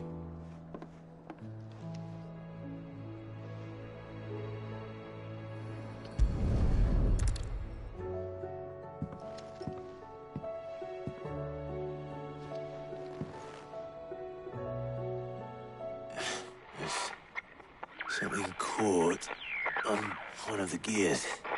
Did you break it? Can you fix it?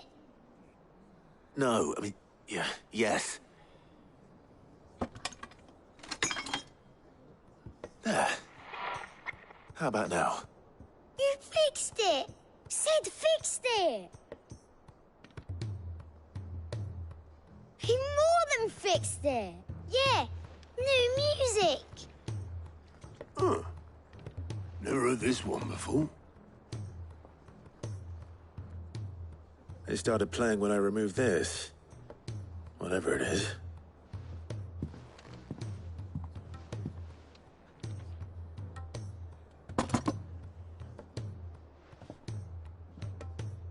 Well, don't look at me. I can tell you it's important, though.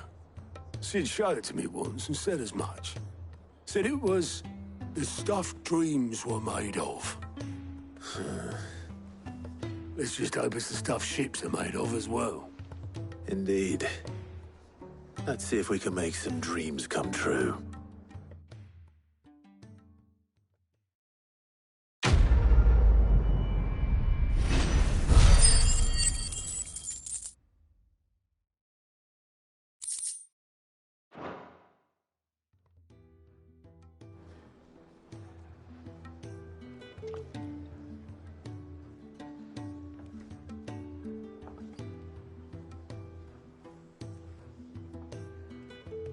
Just the two I was looking for.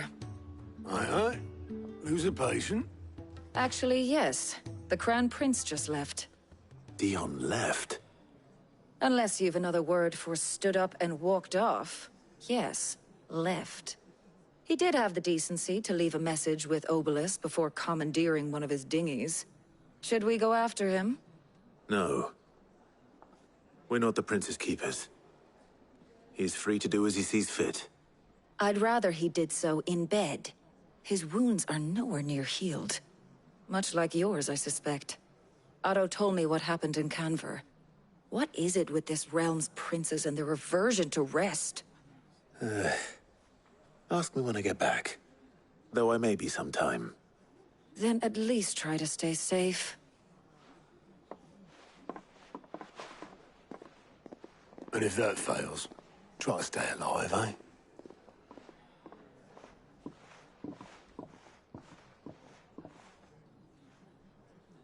Every moment I waste here, the further the flagship sails. I have to get back.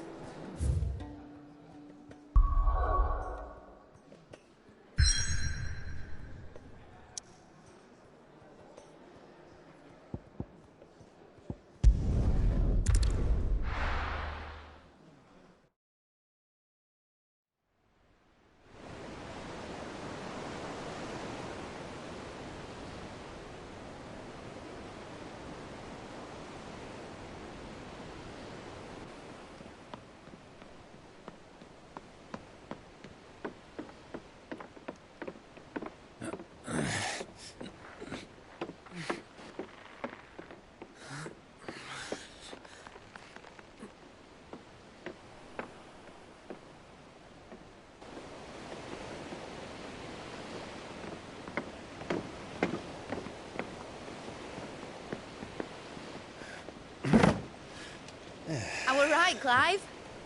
My dad had it all worked out. He'd be proud of you, Mid. His writings may have helped, but this achievement is all yours.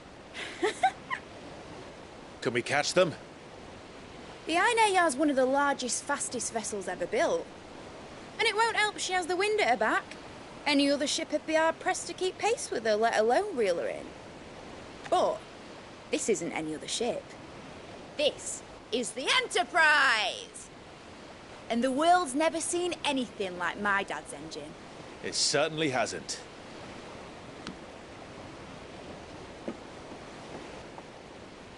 Clive, what do you know of Barnabas Tharn? Only what the bards sing. That he sailed to Ash from southern lands.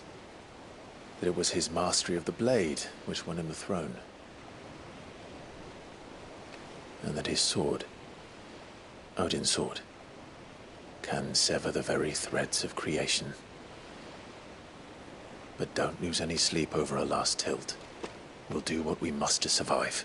What we must.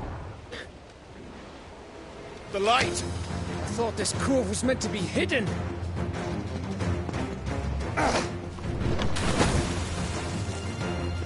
Mid! Company! Eh? We'll hold them off until the ship is ready. But hurry! Bullets!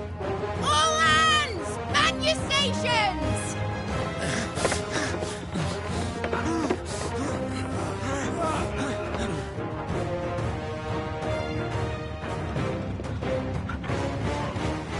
Everyone with me?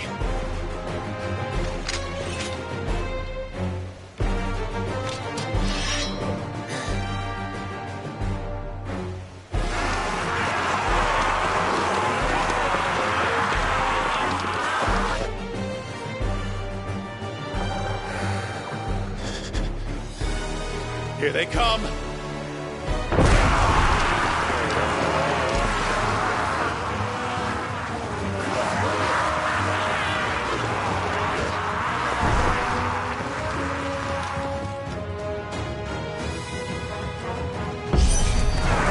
Mid needs every moment we can give her. Behind me, Lord Rossfield. I'll take care of these fuckers. Behind! I'll have you know, Earthbreaker here once struck fear into the heart of every man in the Clints.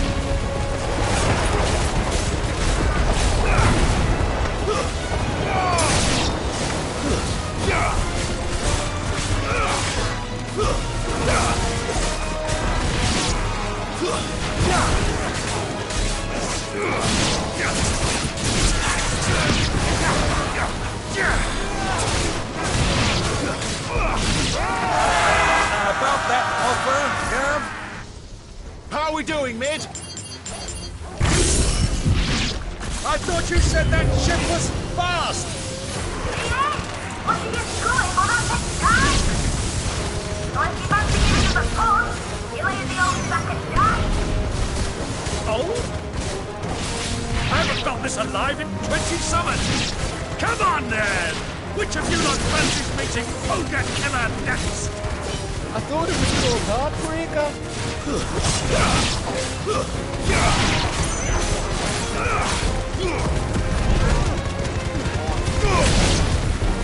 Looks like the company returned. Without the pay and I'll stand if I'm going first.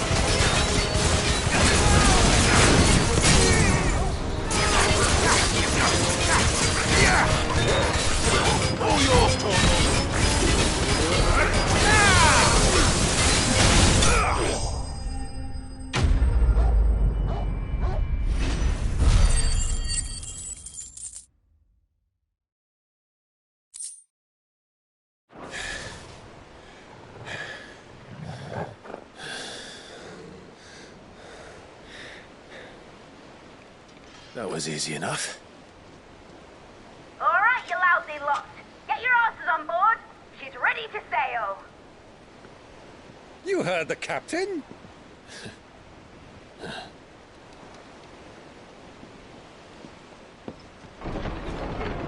Clive?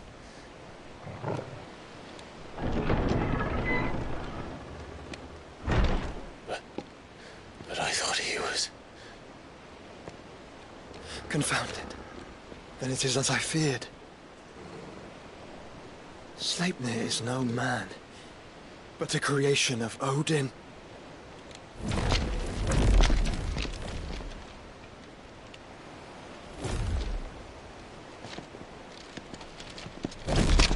Phoenix's fiery fundament. Have you no normal enemies?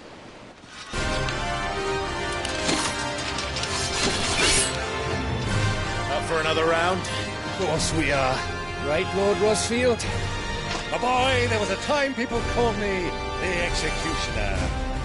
Always in my eyes. No matter, heads will roll all the same. Mate! New plan! You leave! We follow! Follow? Swimming, are you? Oh, bugger me! Weigh anchor! Engine's dead slow ahead!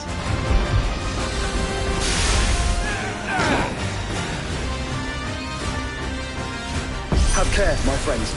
'Tis not blood that runs through an Eddie's veins. These foes will not fall easily. But they will fall. Like oaks before a woodman's axe. Good thing I brought one! How long are we meant to keep this up? As long as it takes. Unless you have a better idea. Well, I've already killed at least 5 of the bastards. Fuck it! Let's do the lot!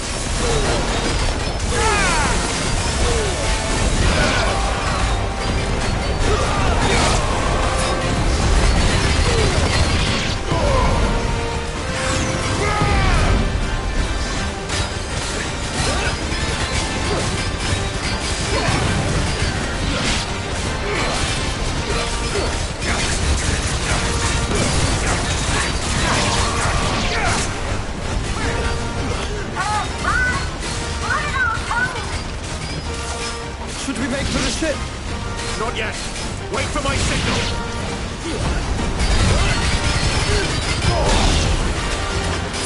It's over.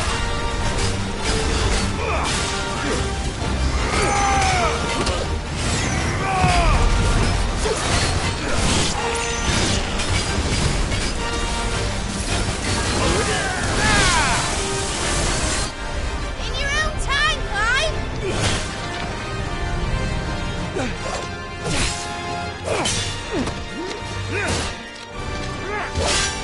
Right, run for it!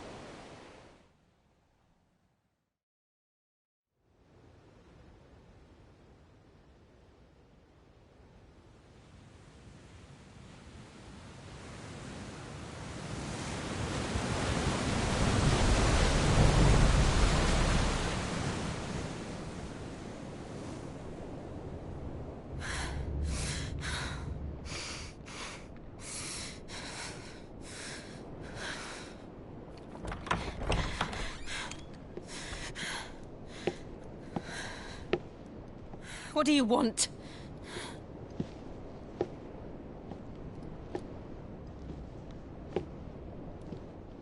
That's quite a mess you've made.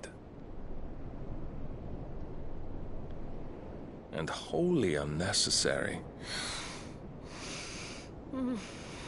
You are my offering to Mythos. I would not see you damaged.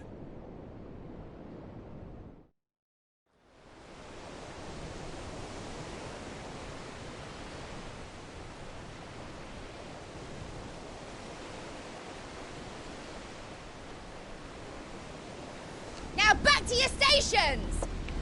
Every bell spent treading water puts another league between us and the galleon.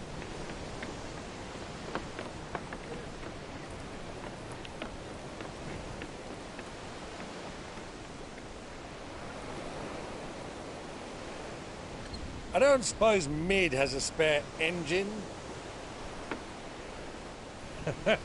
Since you rose from the grave, my fortunes have plummeted. Are you absolutely certain of this quest of yours, Clive? The foes you face are as terrible as they are numerous. Aye. And they'd have us live and die on their terms, which should answer your question. Ha! You have that same stubborn look as your father did when he set his mind to something. On the battlefield, I am but a single axe. A deadly one, mind, but a single one nonetheless. Yet what you require is 1,000, and I believe my old friend in Randalar can provide them.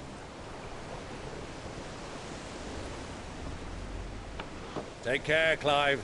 I have many more tales of your father's exploits to share. And I cannot very well do that if you're dead. Again. Good luck, Uncle. And may fair winds attend you. As for you, Joshua, take care. I shall do my best, Uncle. Farewell, my nephews. When next you see me, it shall be with an army at my back.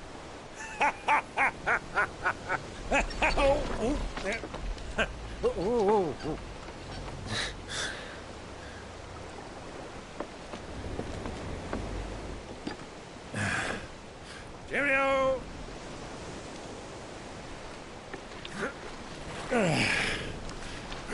Oh, yeah. Do keep up, my boy.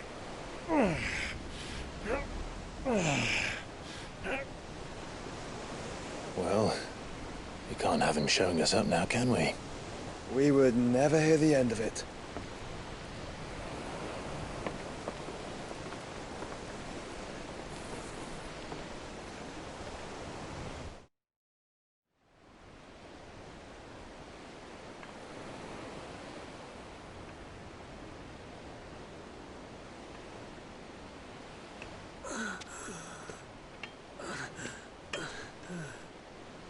Great God of mercy.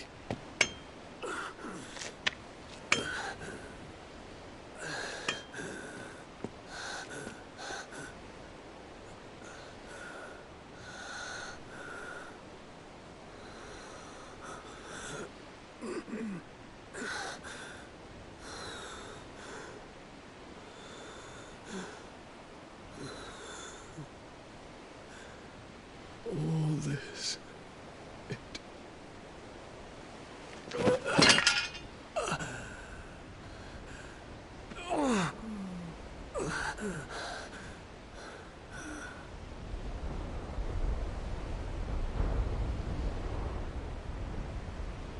What have I done?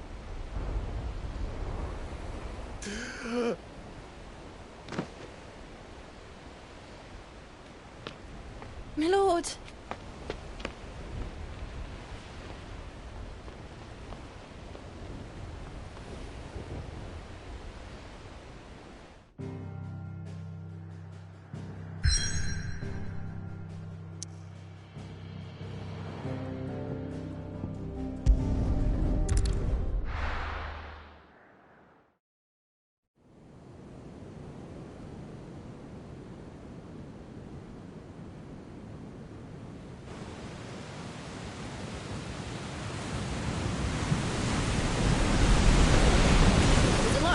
between here and Waloed. But any ship heading north has to round Zemeckis and put through the Narrow. Maintain our current bearing north-northeast, and we'll catch the Black Galleon before she vanishes again. What's to prevent her from circling around Ash from the south? With these winds in those waters, it'd taken forever and a fortnight to reach Stonehere. Mid knows what she's talking about, Clive. Better than any of us lot, anyway. I say we do as she tells. Sails on the horizon. She's ours.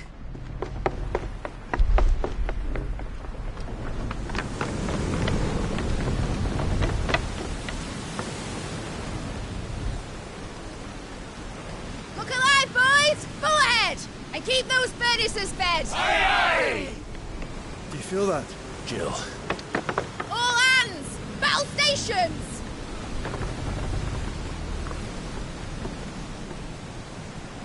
Let's see what this girl can do.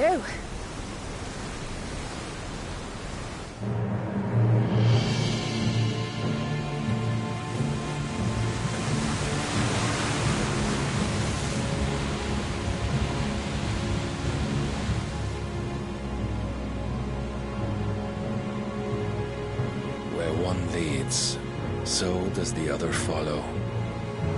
The bond of consciousness which joins them condemning both to the same fate. Yet my every attempt to strike it from their hearts serves only to tighten its hold.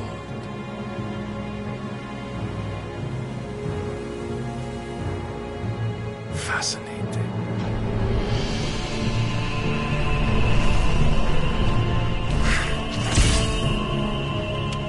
But then, there is naught my blade cannot sever.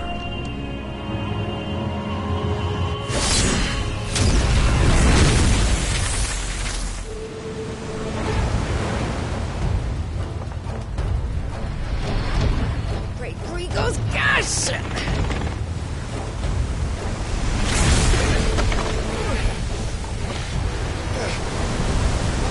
One of us. Hard a port! Heads down, you brutes! And brace for impact!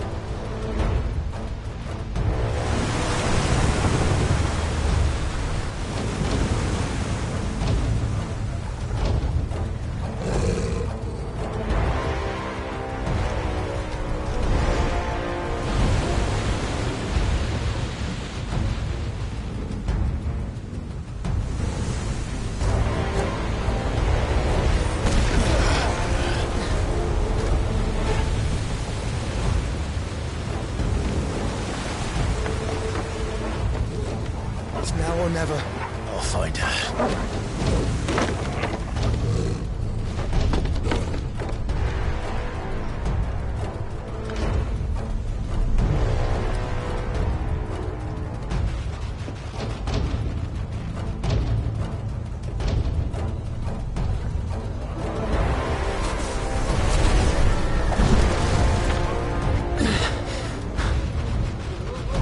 Bloody hell! Hard a starboard!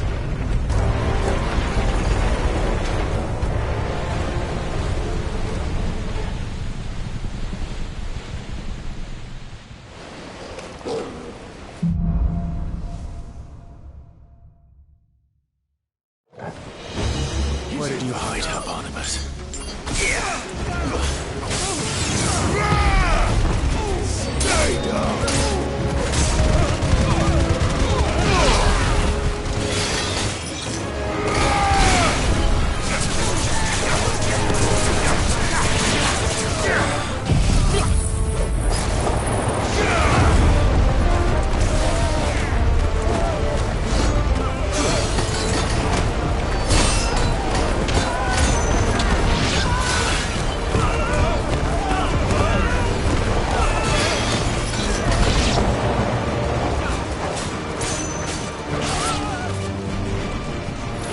Awaken, wind!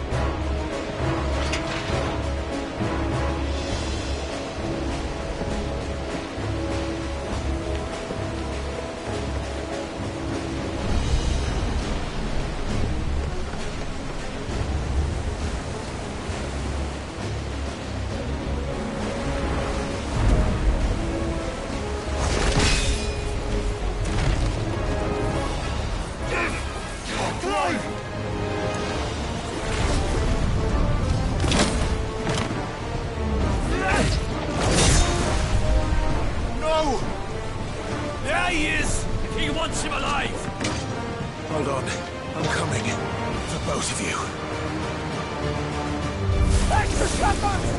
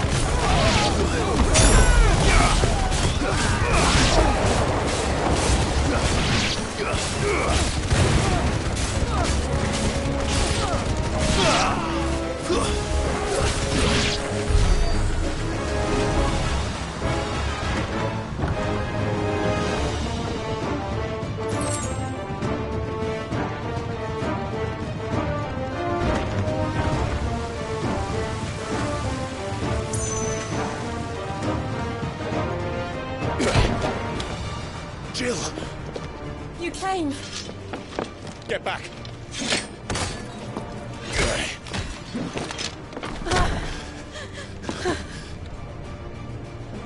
Clive, how did you... I'll explain later. Hands!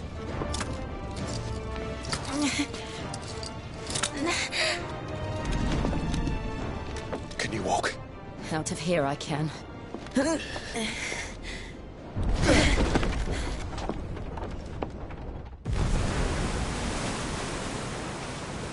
Stand still!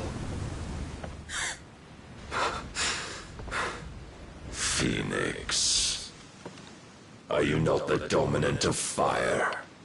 I see naught before me but a guttering flame.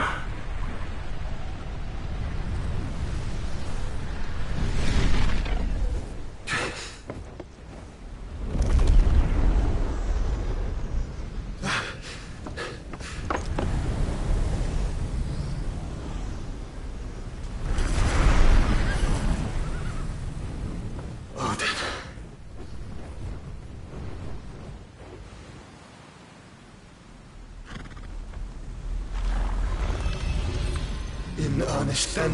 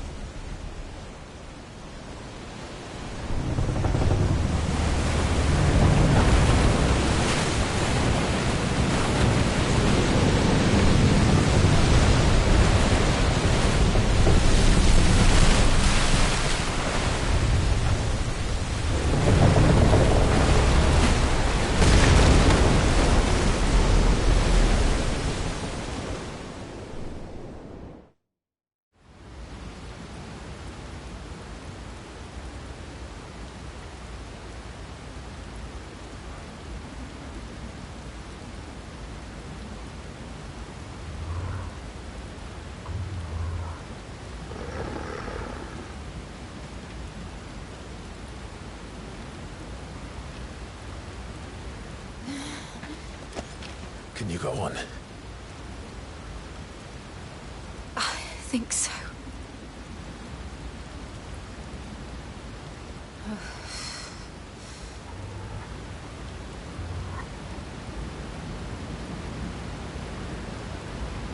But to where?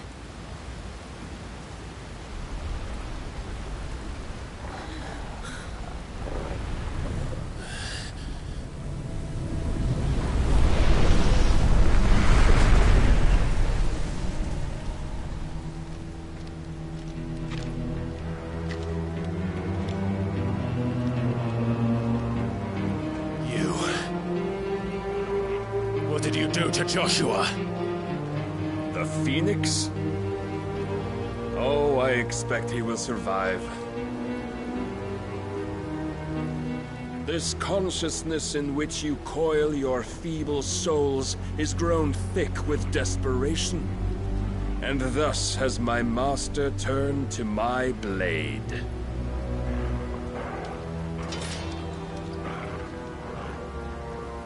The world will soon be painted in black.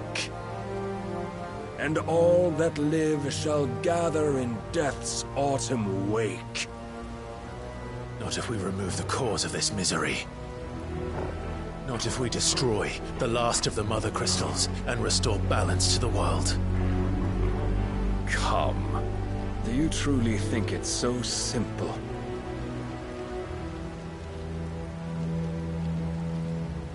The Blight is inevitable. Not even the Almighty might stop its endless march. Your efforts will avail us naught. Naught, that is, but suffering. You must embrace the truth, Mythos. Accept your place with the Lord. Keep it. As long as there's a chance, there's a choice. Ever led astray by your blind resolve.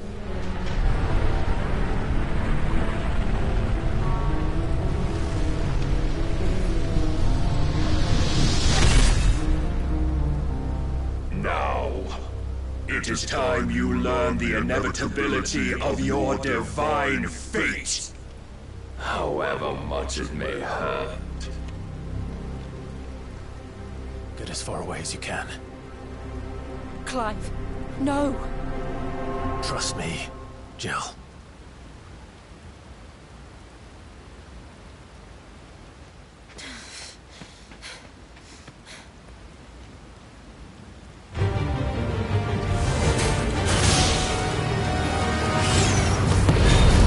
We don't have to do this! Oh, but we do. If only to remind you of your duty.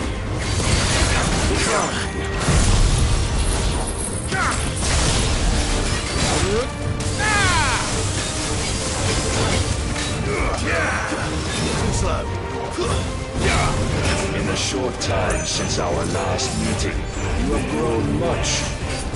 Yet as a vessel, I fear my lord will still find you lacking.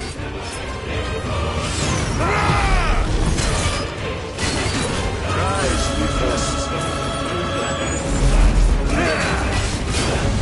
All this fire and fury, and for what? Stopping the blight. A foolish notion fed to you by a foolish man. How dare you? You know naught of this world nor of our place in it. If our fates were so easily rewritten, we would all be gods.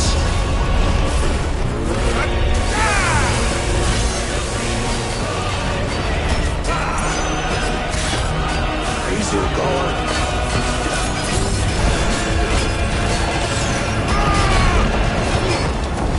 I have seen enough. If reason cannot sway you, there are other means of persuasion that might.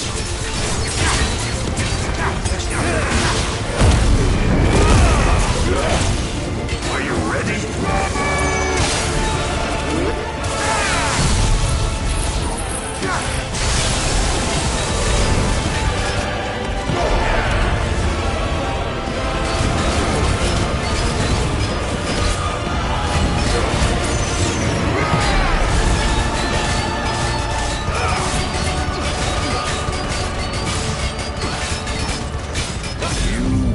Assume the mantle you've been given.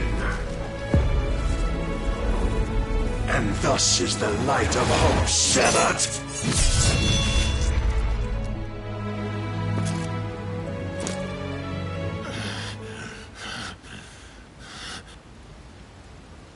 You would yield so soon.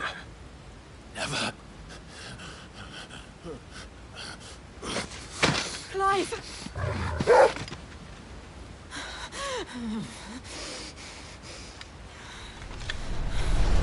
Do you not see? Your iron will weighs you down, dragging you ever further from your purpose. And what is my purpose? Mythos. Who are we? What are the dominants? The breath of the Creator still warm on our lips. We carry his light that we might guide the masses in his name. We are but mighty acts of God. We are more than that. You would be nothing without what he has granted you. The power we wield is his, and yet every time we draw upon it, it wears away at our very being. It breaks us. It unmakes us, that its immaculate aspect might reveal itself. The icon. It is too much for even his chosen few. Apart from you, Mythos, you wield the might of many, yet your body does not answer for its avarice. What are you saying? What I am saying is that we dominants are a means to an end. We were created for you, that you might drink deep of our strength and thereby fulfill your divine purpose. Which is? To feed. As you would know, could you only look beyond the walls of your prison of self-regard. As long as you choose to ignore this, you shall never penetrate my defenses. Still, you may take solace in the fact that you are not alone in your plight. The chains of volition shackle all of mankind, but there is yet cause to rejoice. For the Lord, in his mercy, has taken pity on his flawed creations, and shall see them restored to their proper forms. exactly would that be? Why, loyal servants to God. No. Manners, Lord Rossfield? They are men, like you and me. Albeit one's unburdened by the wills that drive our kind to madness. They are pure. They are divine. You mean to turn everyone Akashic? Not turn, Mythos. Turn back.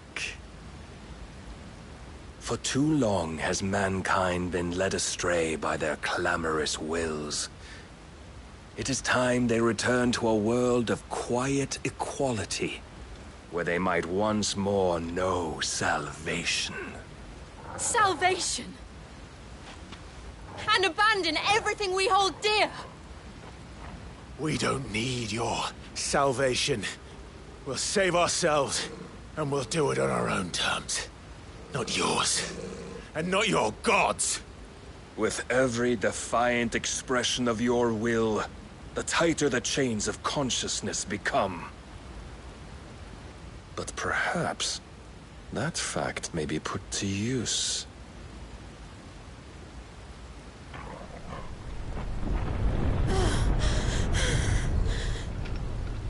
Clive! The faster it binds you to the remaining dominance, the stronger your hunger will become. Until it leads you back to the only answer there ever was. Mayhap not by the path my master intended, but back all the same.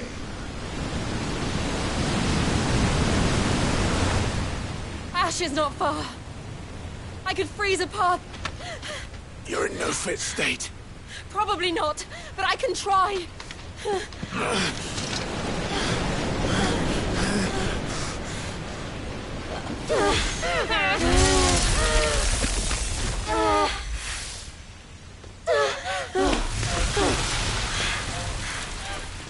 Don't look back!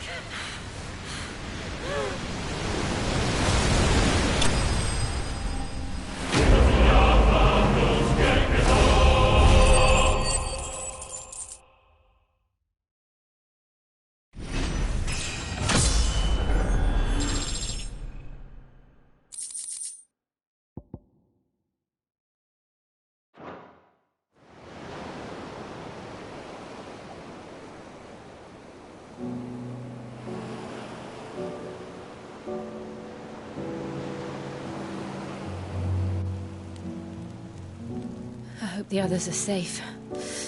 The Enterprise was clear of the gap when we fell. They made it, Jill. And they will have seen the ice where it led. We need only wait till dawn.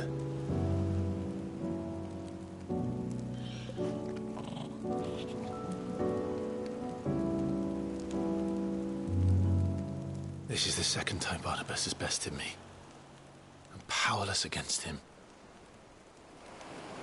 And maybe there really is nothing else for it but to give yourself to his master.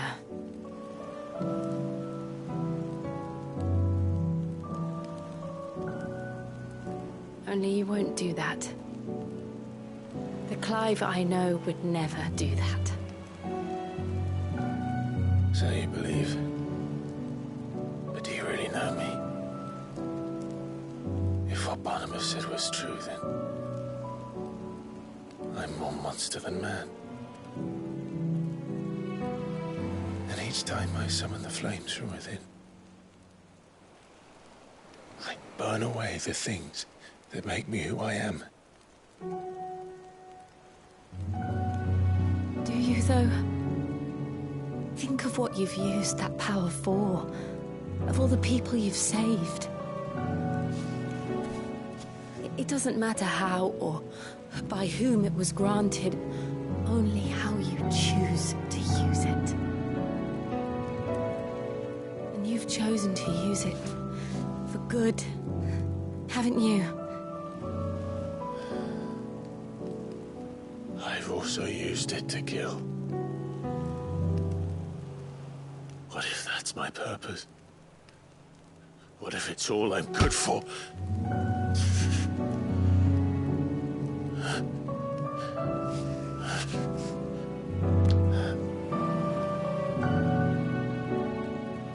You're still that same boy I grew up with. Always so eager to save everyone around you, and yet always so lone. Because you failed to realize the one thing that needed saving most of all. You, Clive. You. You never once took the time to save yourself.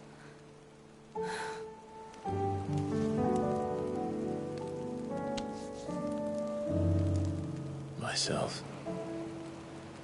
I think I might be beyond saving. No one is beyond saving, provided they want to be saved. You fight to survive. And you survive so that you may protect those you love. It's what you do. What you've always done.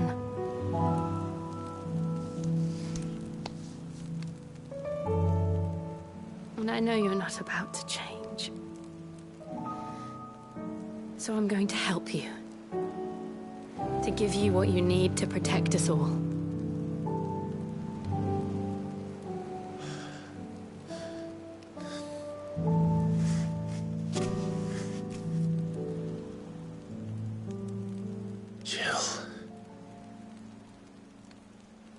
Are you sure?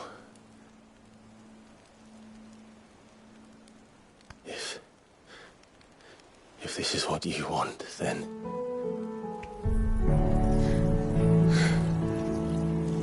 Don't worry, Clive. It is.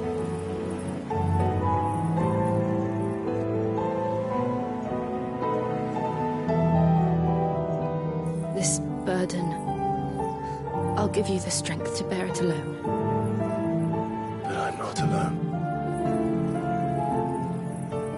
These burdens I carry, my sins, my pain, my sorrow, I see now that they are all a part of me.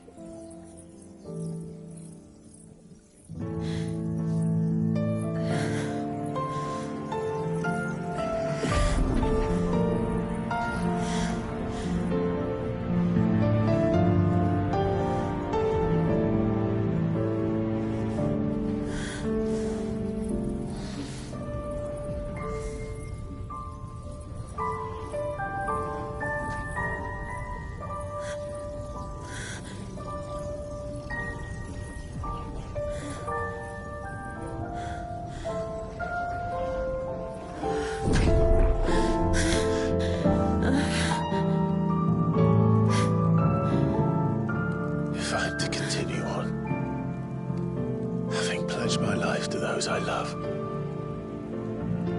then I will gladly bear your burdens too, until my last breath. Clive.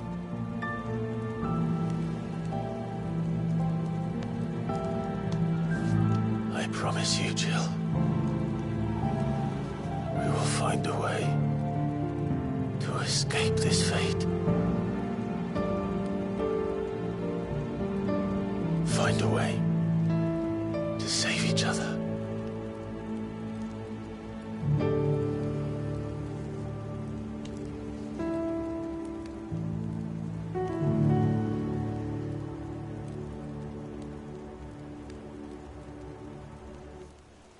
That we might one day look upon the moon again, together.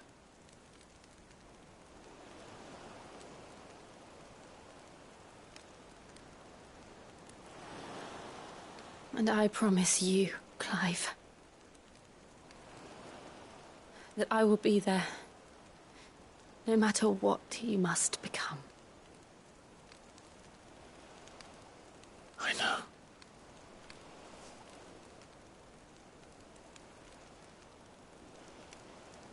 thought a smile could bring me so much joy.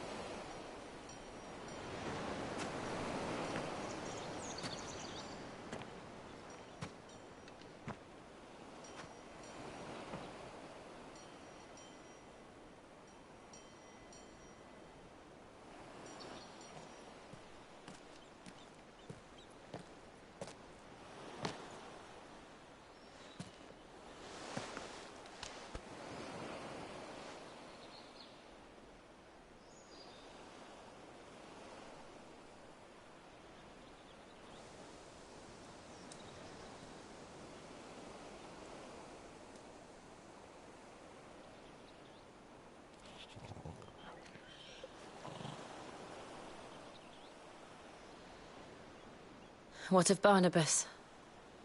Do we pursue him? No. Our paths will cross again soon enough. Whether we like it or not. Besides, there is something we must do first.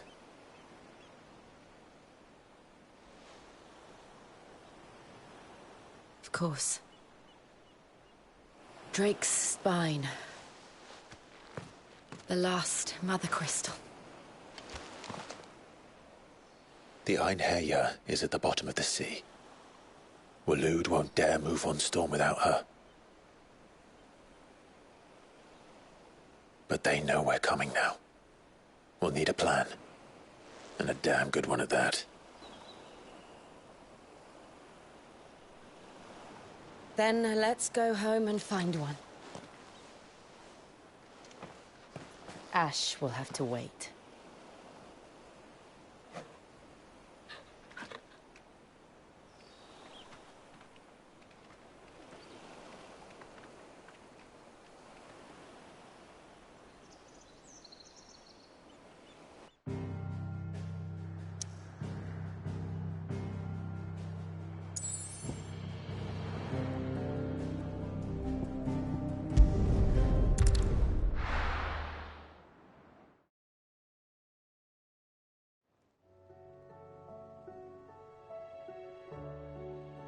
Mid says Odin split the sea in two.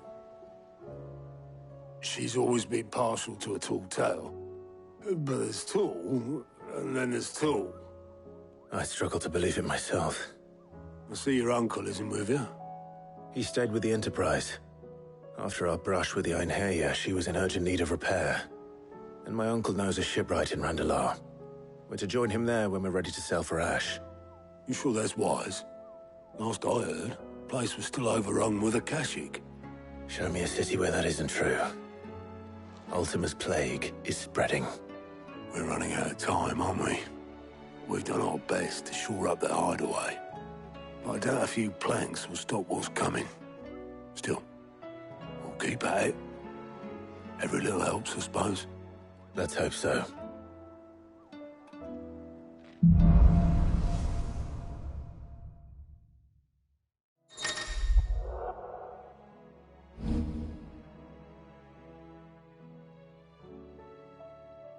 I should visit Joshua, assuming Talia will allow it.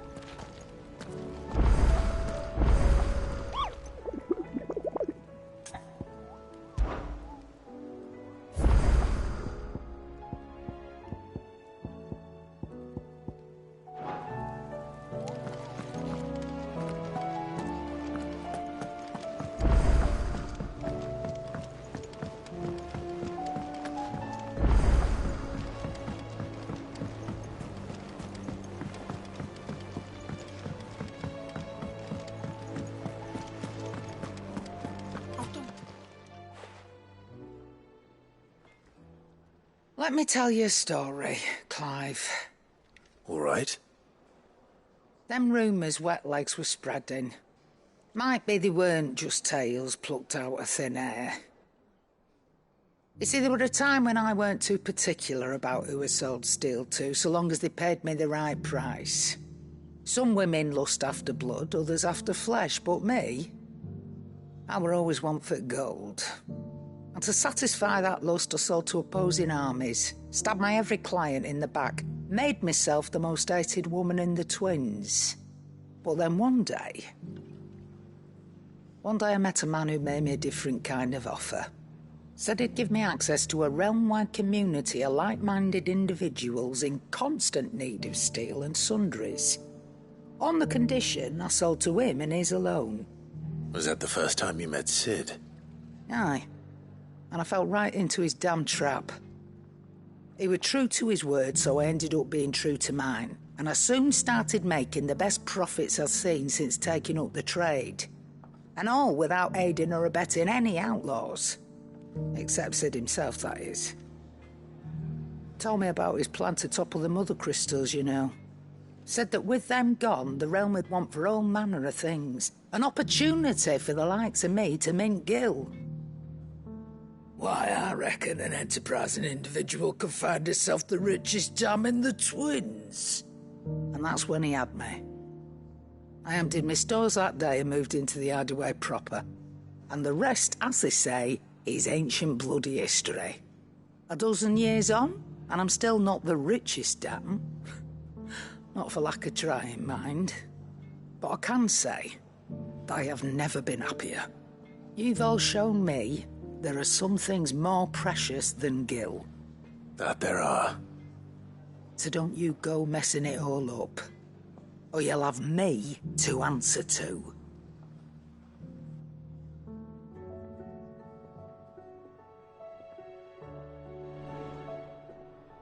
Clive. Go on, then.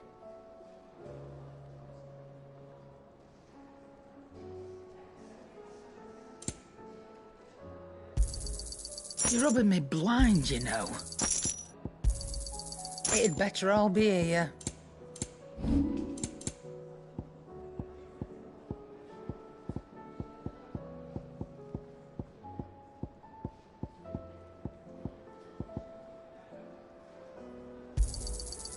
I reckon I can find a buyer. You got out else? I reckon I can find a buyer. You got out else?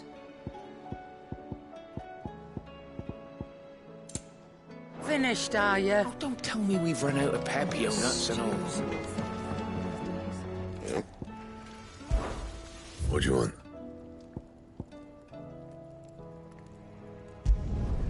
Not bad, if I do say so myself.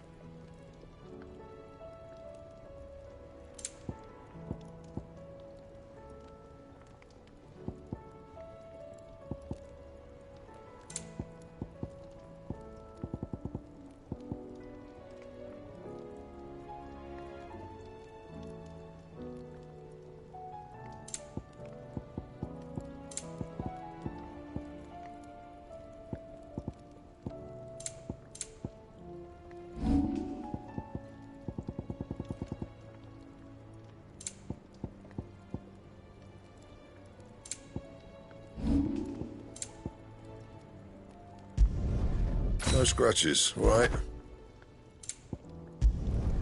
Not bad, if I do say so myself. Don't waste my time. You ain't got the stuff. Not bad, if I do say so myself.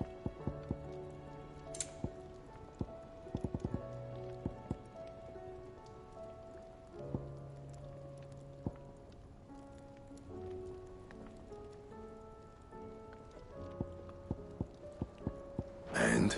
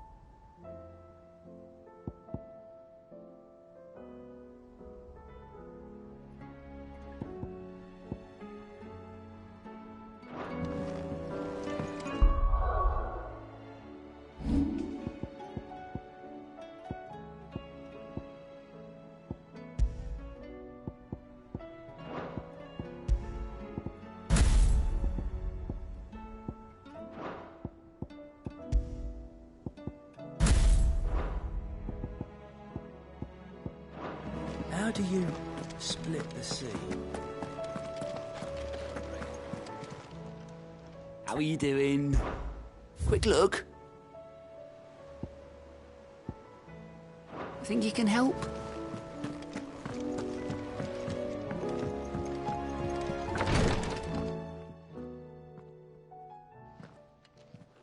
How are you feeling, Joshua? Better than I was. But not nearly as well as you should be. Your cuts and burns may have healed, but your body still bears the burden of every spell cast.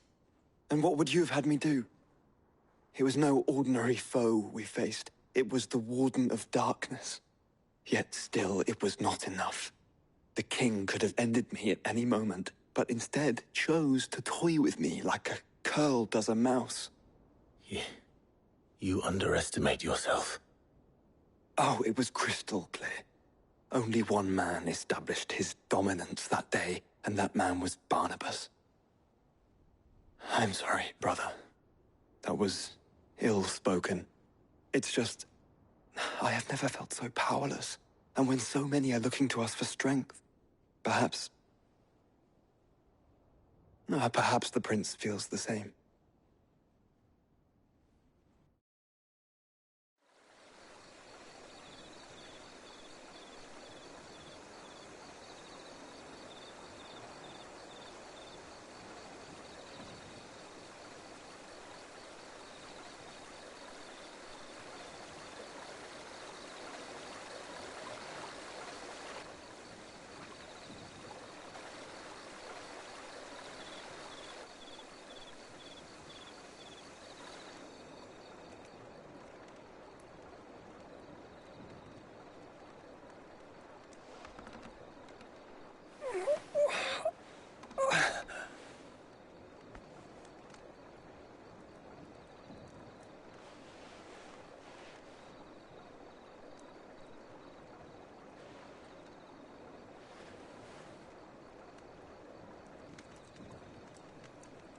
What is this place?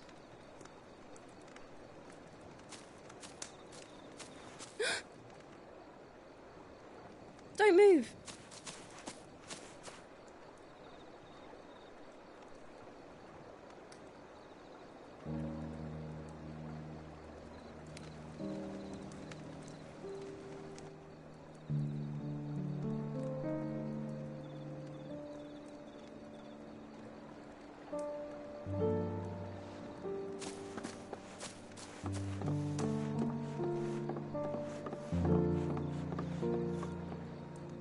Here, it's fresh from the well.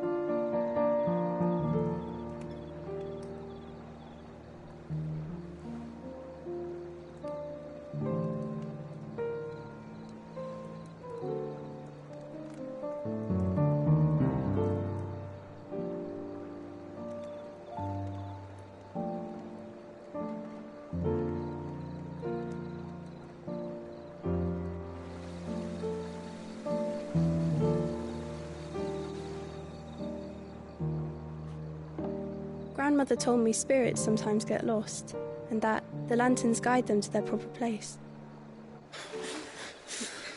I set one on the river for her when she passed away.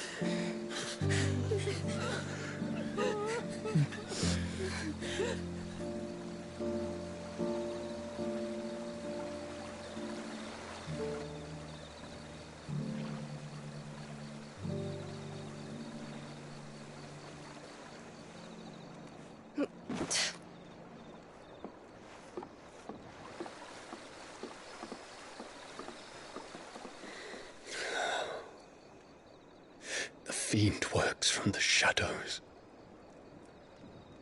Was it you who guided my hand then, Ultima?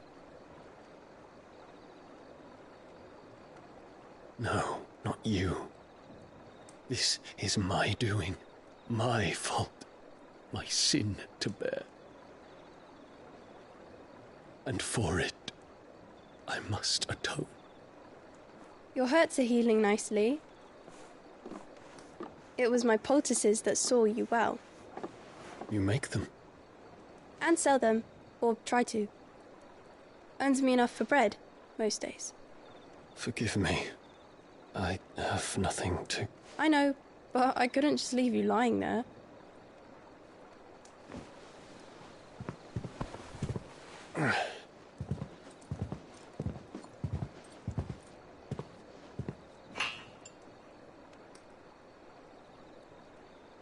You're going then?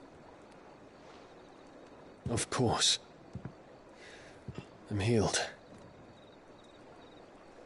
Thanks to you and your poultices.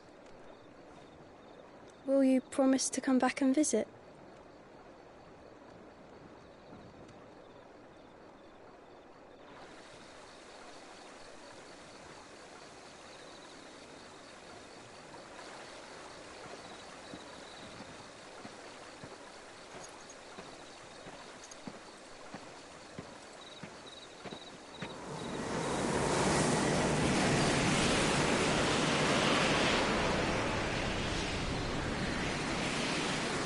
Well, Phoenix, it would seem that I owe you my wings.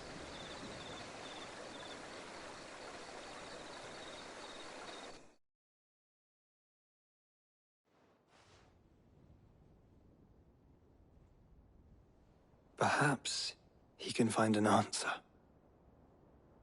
You will be returning to Waloed soon, I gather. I see no reason to wait. Then neither do I. I can think of a few, but I doubt they'll stop you. You will take your medicine. Of course, Lady Daya. Set on leaving already, are you? How long will it take us to get back to Ash?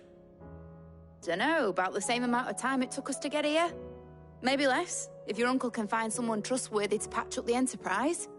All depends on where we're putting into port, mind. Yes. It's not as if we can put ashore wherever we choose.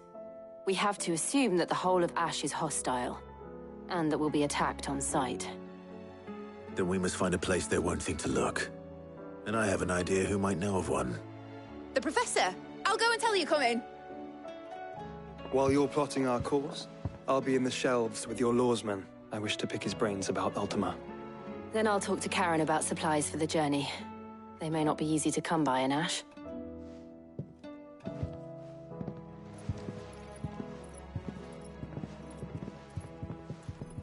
Your brother's body won't take much more of this recklessness.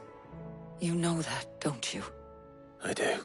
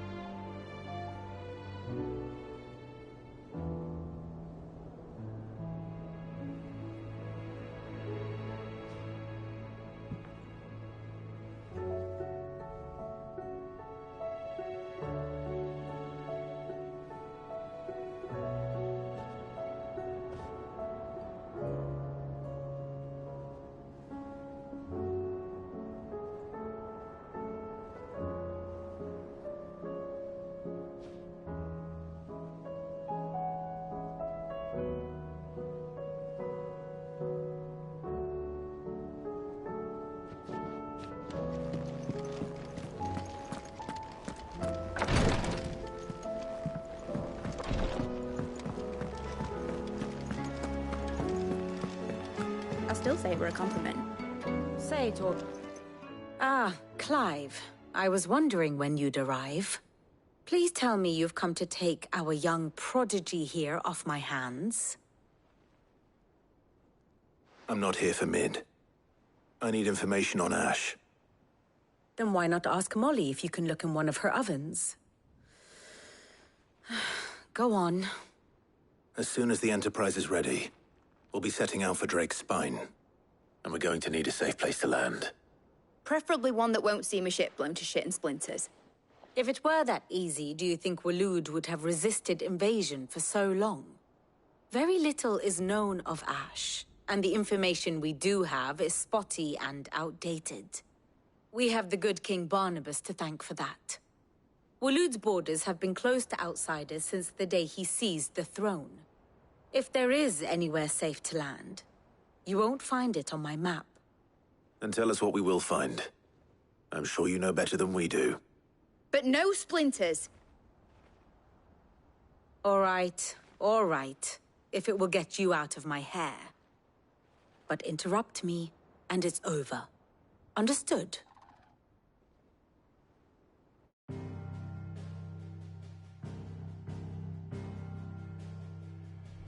Barnabas Tharm, the one they call the Last King. Understand him, and you will understand the kingdom of Waloed.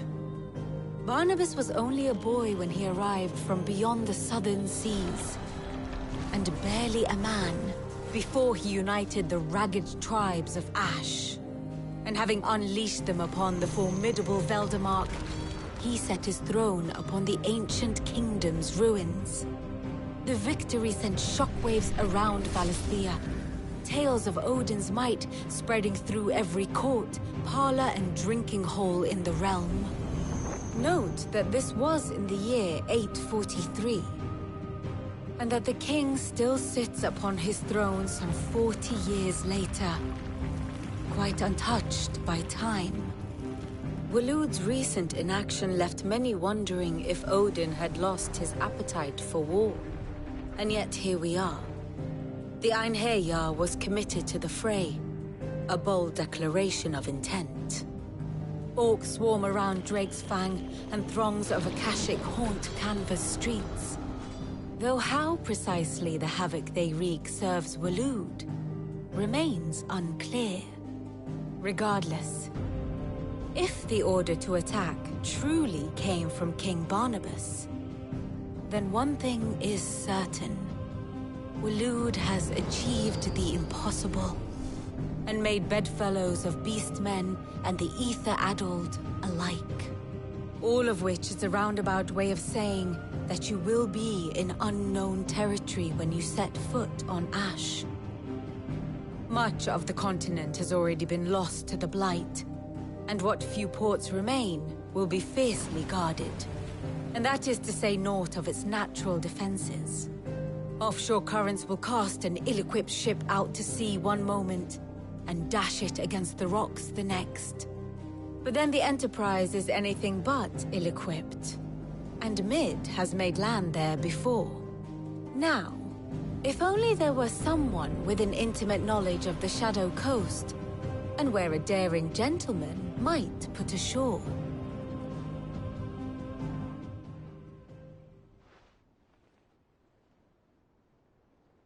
You see, Clive, you had the answer all along. Do you think you can get us back to that beach, Mid? Picked you up from it, didn't I? Not that it were easy. The currents were a right bastard. But then, if it wasn't hard, it wouldn't be worth doing, would it? Well said. Thank you, Lady Vivian.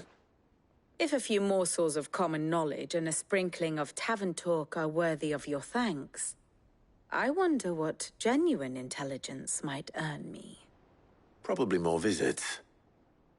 Mid, I need everyone in the ale hall now. I'll fetch Joshua from the shelves. Aye, aye, Captain.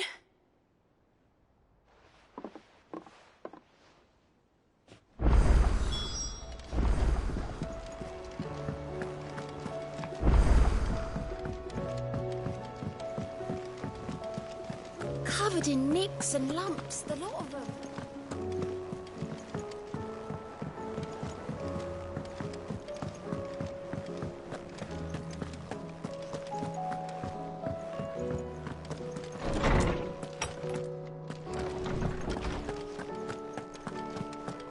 I have no reason to assume otherwise. Well, then that changes everything. Clive, you must listen to this. Lawsman, tell him. Do you recall when we spoke before on the divinity of Ultima? Well, it inspired me to delve deeper into the subject. And what I discovered appears to agree with the findings of His Grace. You will recall that my quest to uncover Ultima's origins began with the mural at Phoenix Gate. But while I've always known it to be important, its secrets have heretofore eluded me. Now, however, I believe I know where to find the more complete example, one that will reveal all we seek. Master Clive, have you ever in your travels chanced to hear of the Circle of Malleus? I would think not, if you have. But there was once a time when the faith flourished, the oldest known religion in the Twins, and though its popularity eventually waned on Storm, hints of its dogma remain embedded in more modern faiths such as the Crystalline Orthodox. Wait, you said it waned on Storm. What of Ash? Religious monuments are often torn down or repurposed when new faiths rise to prominence. But if no new faith arose, then perhaps the ancient temples might still stand. And so, you see now why I must accompany you to Waloed. It would appear the past still has much to teach us, though in this case, it would not have been possible without the musings of Moss. To think that you carried a copy of my old mentor's chronicles all along. I am relieved to discover it in good hands. I shall guard it with my life. Joshua, if you're finished here, join me in the ale hall. I need to speak to everyone before we leave. Right away.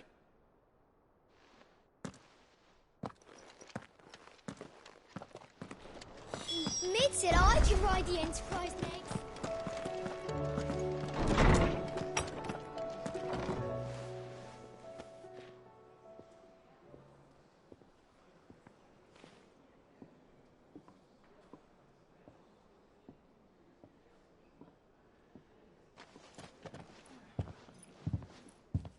My apologies. By now you've all heard where we're going and why. So I won't bother you with the boring details, only the important ones. If we attempt to approach Stone here by sea, there's a good chance we'll be sighted and fall prey to the capital's artillery. So instead, we'll disembark on the southwest coast and make for Drake's Spine on foot. I say we, but it's highly likely the entirety of Ash is under the rule of Ultima. A large party would only attract unwanted attention, as well as slow our march and require supplies which may be difficult to obtain.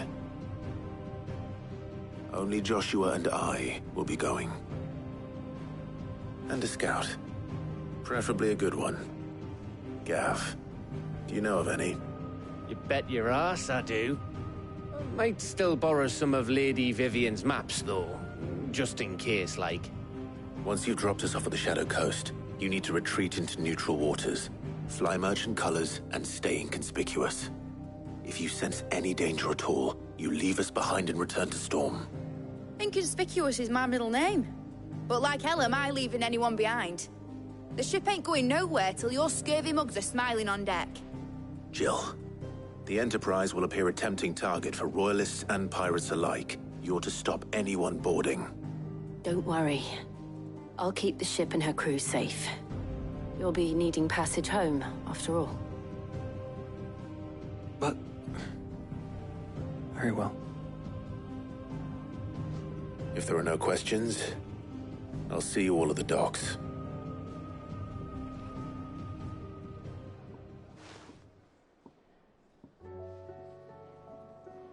Let me know when you're leaving.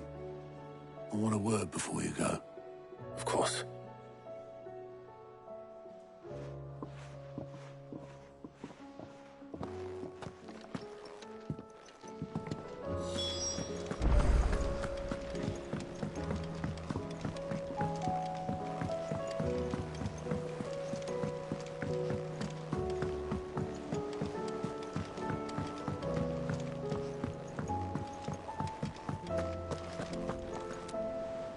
Is something wrong?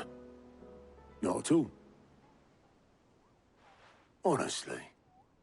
Can't a man wish his friend farewell? Just wanted to let you know that I'll keep things in order while you're off saving the world. I'll hold you to that.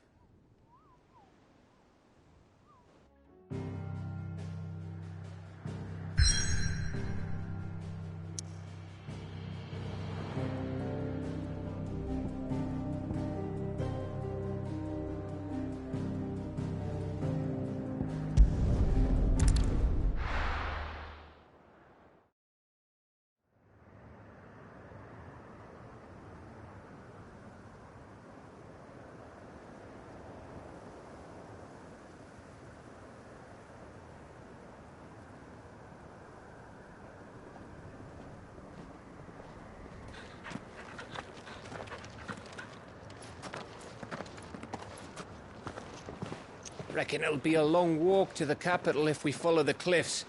I'll scout ahead, see if I can't find us an inland route.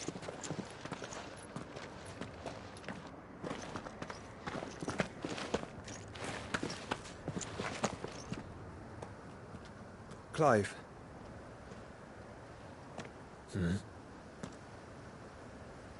There's something I've been meaning to ask. You took her icon, didn't you? Yes, I did. She understood.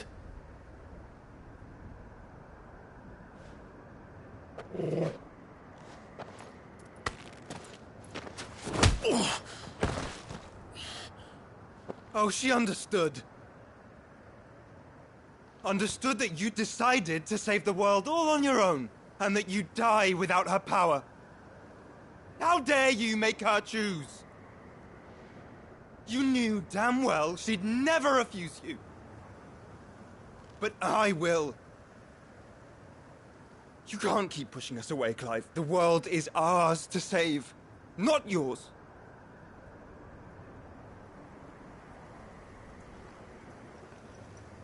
I used my gift because I thought it was the right thing to do.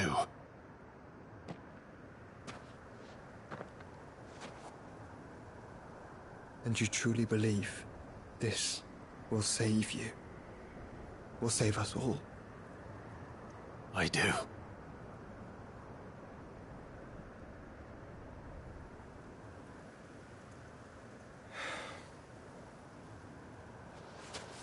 Then so be it.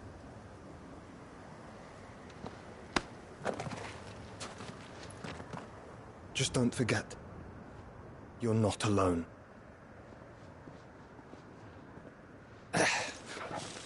Think I found us a trail. Did I miss something?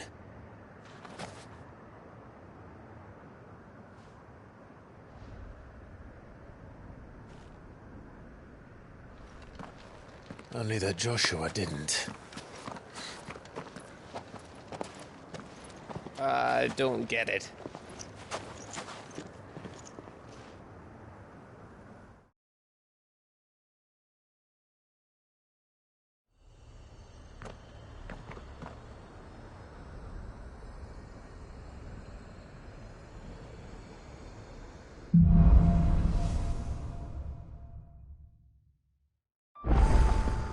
Always wanted to visit Ash. We're in Waluda territory now. Don't expect a warm welcome. Oh, I don't know, Clive. That castle over there looks inviting enough. Shall we sample its inhabitants' hospitality? Faster!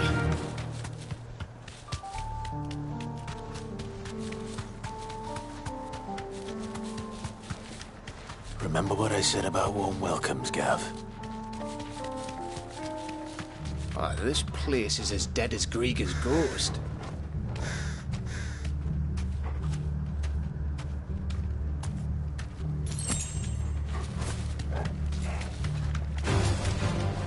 I knew I smelled something. I see only orcs and a Kashik here. Let's hope the villagers made it out in time.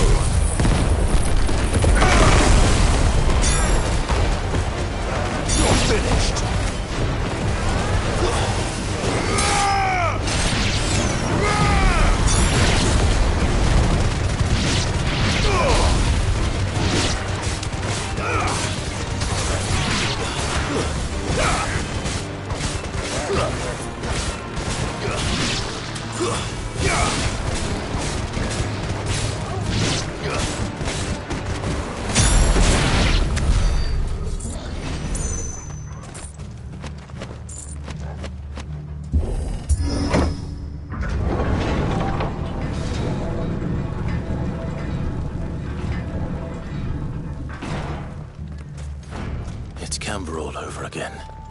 Where the hell are the Royalists? Seems you were right about that welcome after all, Clive. Let's go. Run like the wind.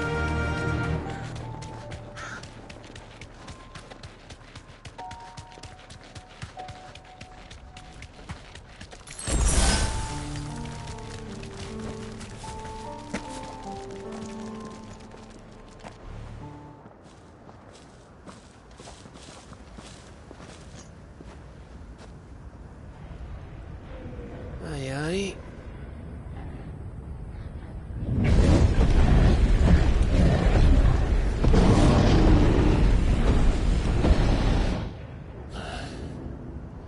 Is the whole of Ash fallen into Ultima's hands?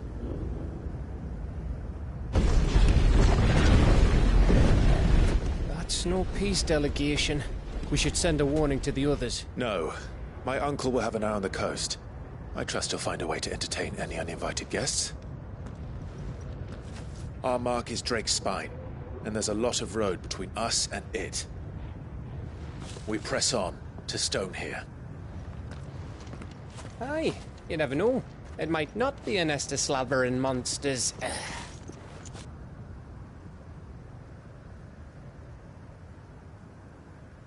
Clive, you must go on ahead without me. This stronghold is as old as Phoenix Gate, perhaps older. It may yet hide Ultima's remaining secrets, and if we are to best him, they must be unearthed.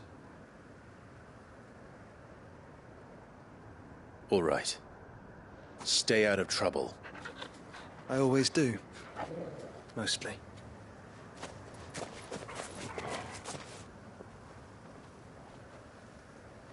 You sure about this? About leaving my brother on his own. Of course. Mostly.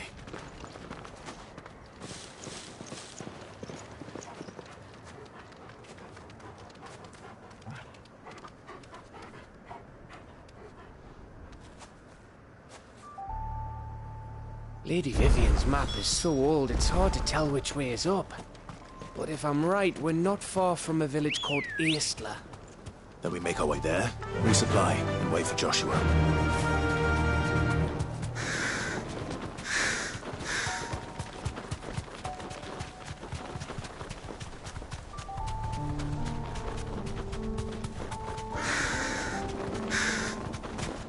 Ugh, this place reeks like a mobile's arsehole. Though I'm guessing it's not the smell that'll kill us.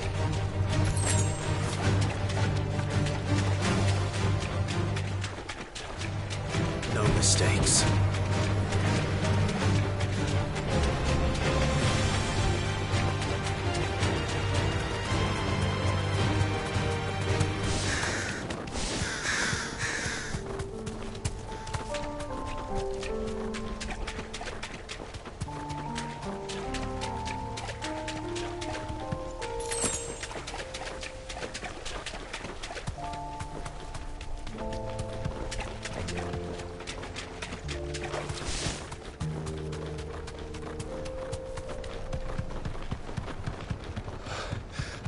Bahamut's breath. Don't look down, Torgal.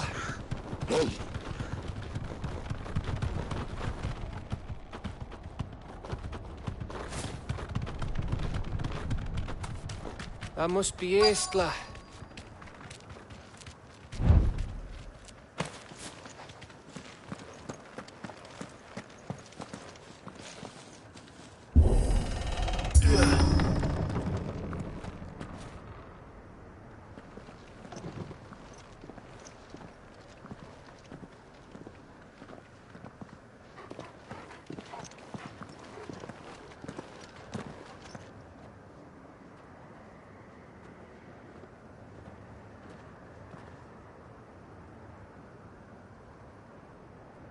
What do you think, Clive? Then we're too late.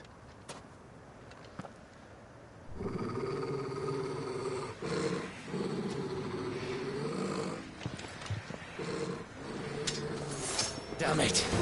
They're all turned. There's nothing we can do. I wouldn't say nothing. No quarter, Gav! No quarter!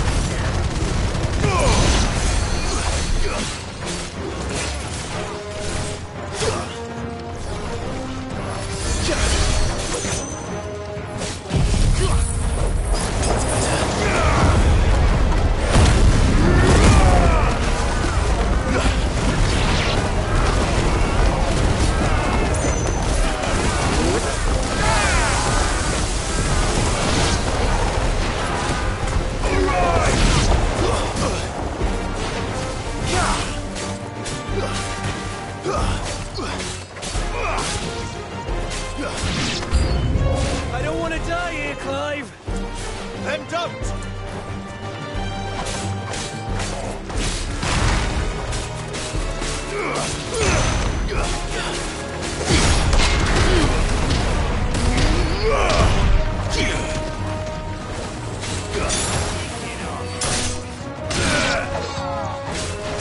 It's over!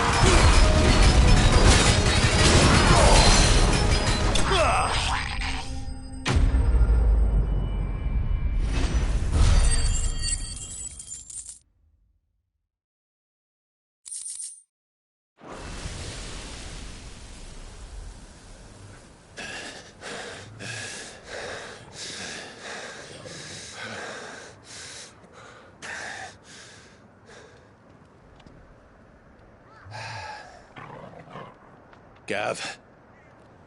Gav! Don't tell me there's more of the bastards. Oh, fuck.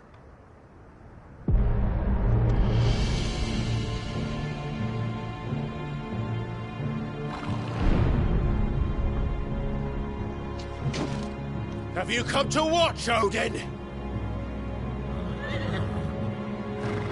Bound for Stonehill. Good. My master awaits you in the capital, though I cannot allow you to attend him in your present state. And how are you going to stop us? Why, with this!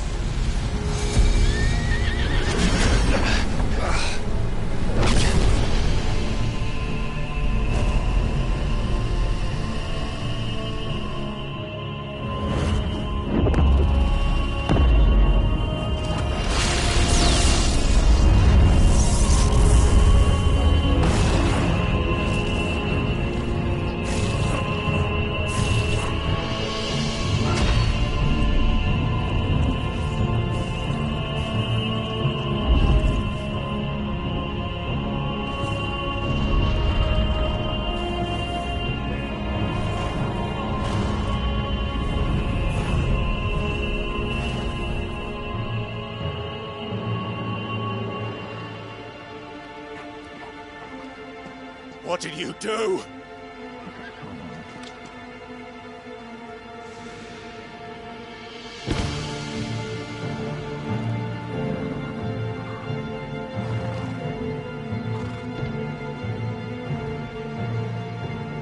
If the vessel would see the path opened, it has but to ask.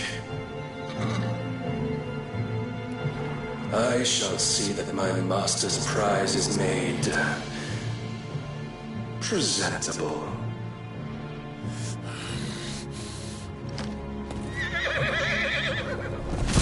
Shit! No!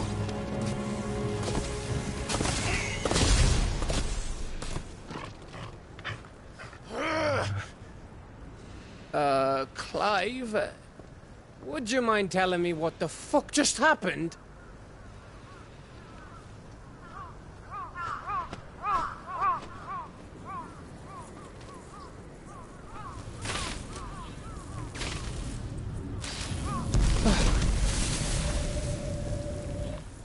Oh, you've got to be.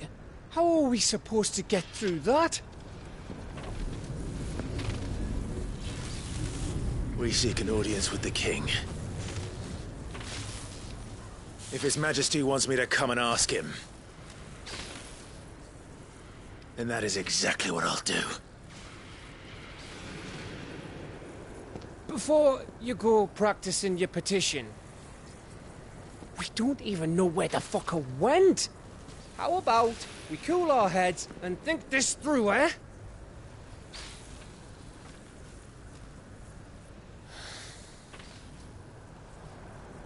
All right. Maybe there's something here we can use.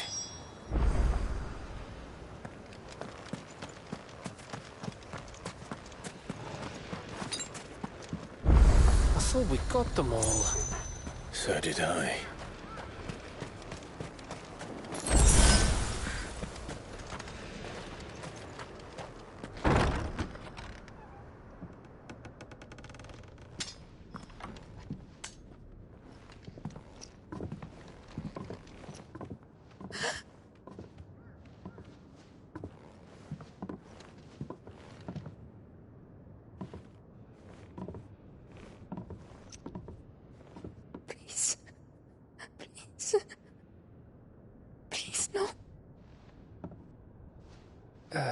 Miss.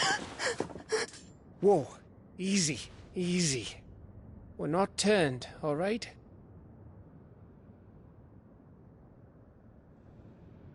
Who?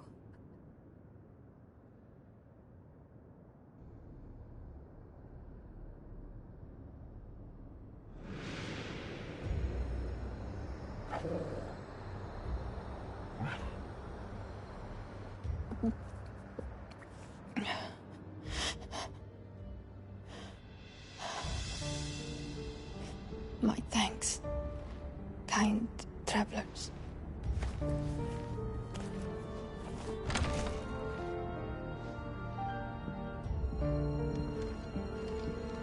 Edda, forgive me for asking, but what went on here?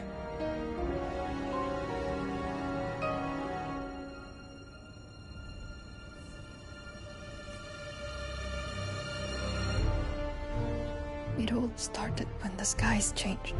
The elders said it was the Arche. One by one, people went mad. Minds taken by the ether. Till only I remained. By then, I was too far along to run. And then the nights came. And I didn't know what to do.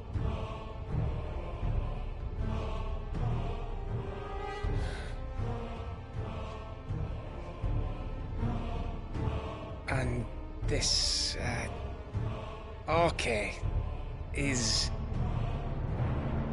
Just a story. Something our grandparents told us when we misbehaved. About how the heavens would grow dark before the land took her last breath. The end of the world. You said the others went mad. But where did they go?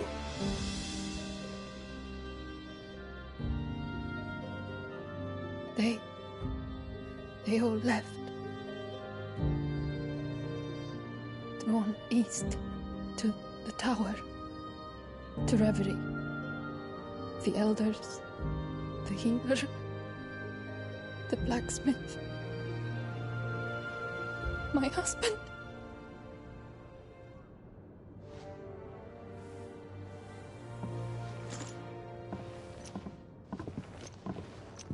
You thinking he did this? Of course. Who else could it be? You were in Canva.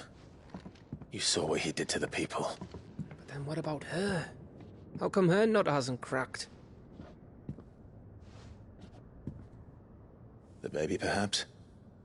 Could be protecting her from the ether. I can't think of any other explanation. You mean... it's a bearer? It won't matter what it is once Ultima's magic takes hold. Time's running out.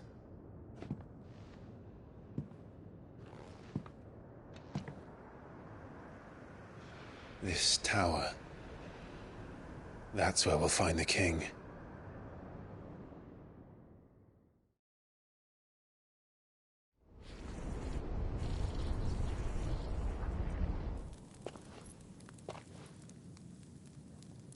I knew it. It's the same as Phoenix Gate.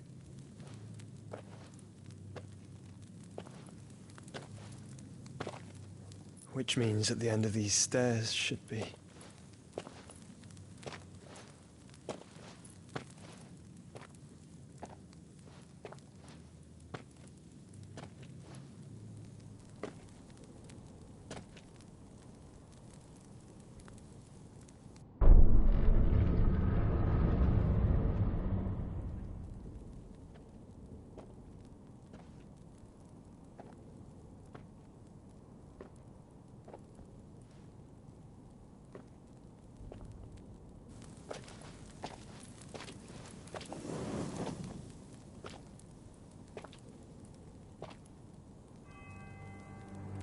The mural is complete.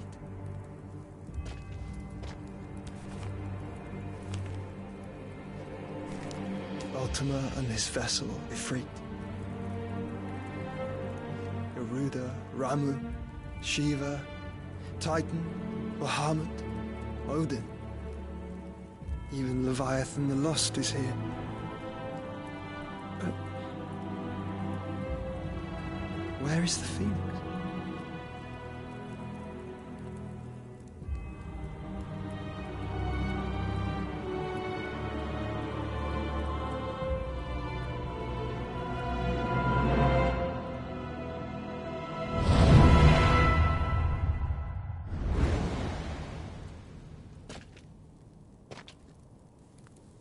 By the Founder.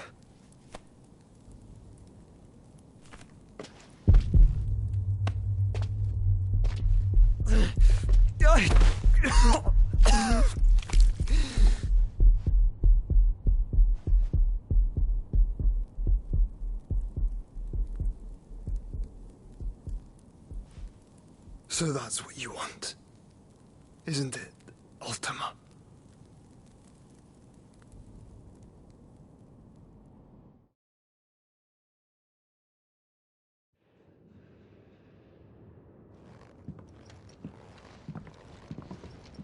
So that's how it's gonna be then? I'm not asking, Gav. I need you to stay with Edda. What? I must do this alone. If I don't return, you're to find Joshua and make for the Enterprise. Understood? Aye.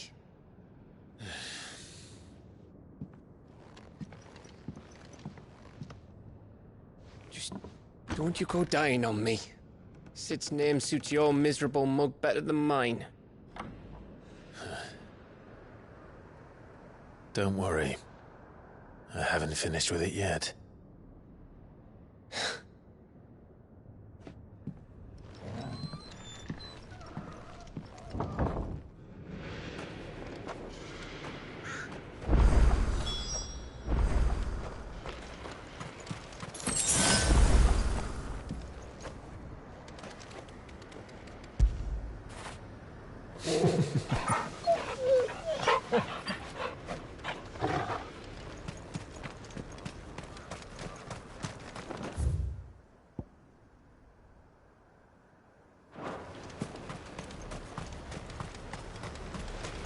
If Barnabas is controlling the Akashic, then wherever he goes, they'll follow.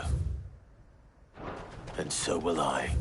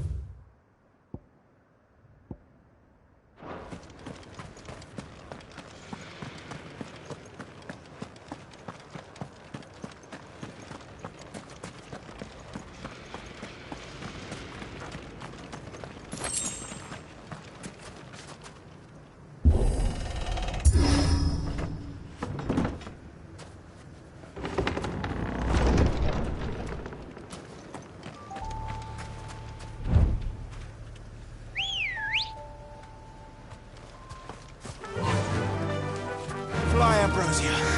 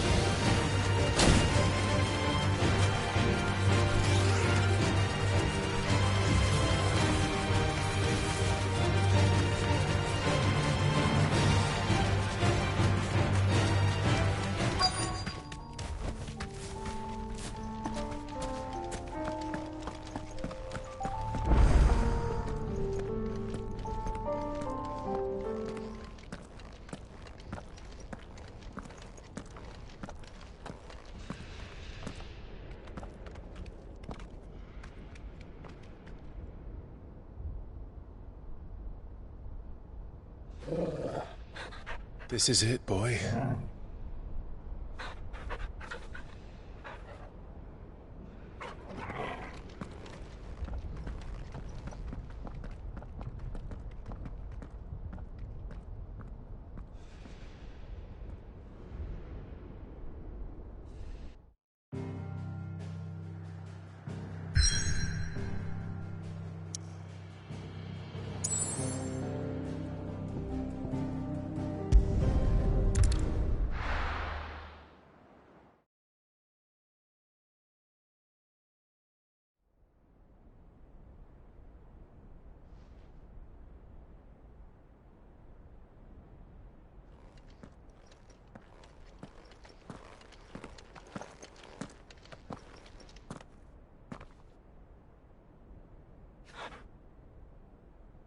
I've come for you, Barnabas.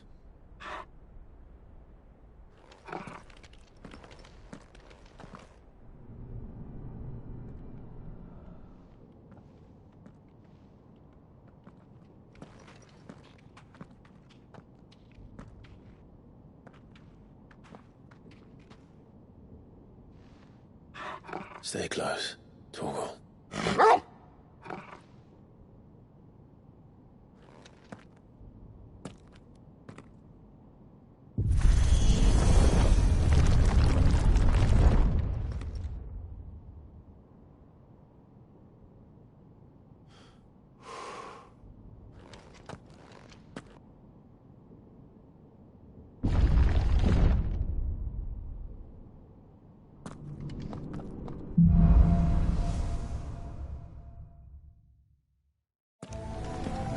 The tower. It's alive.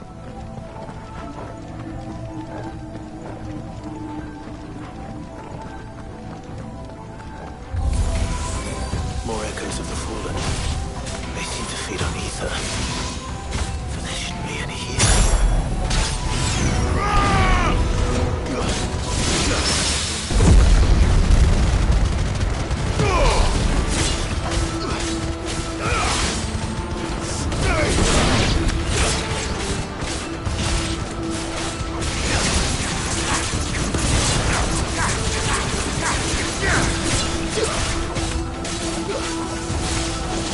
Nice try.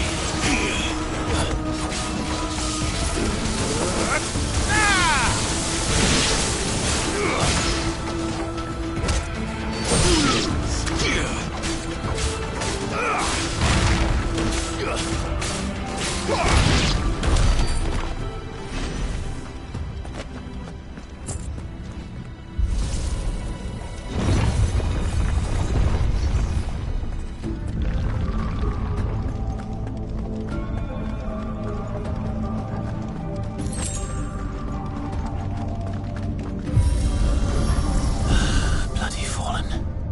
Why do all their flaws seem to have a mind of their own?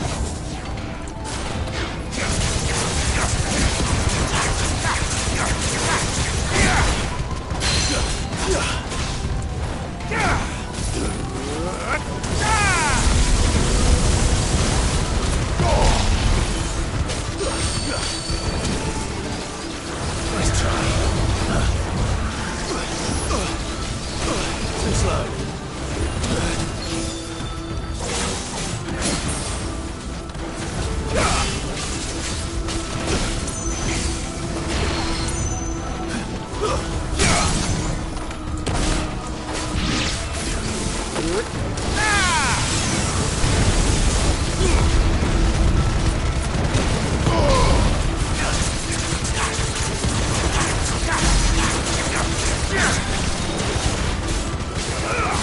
try.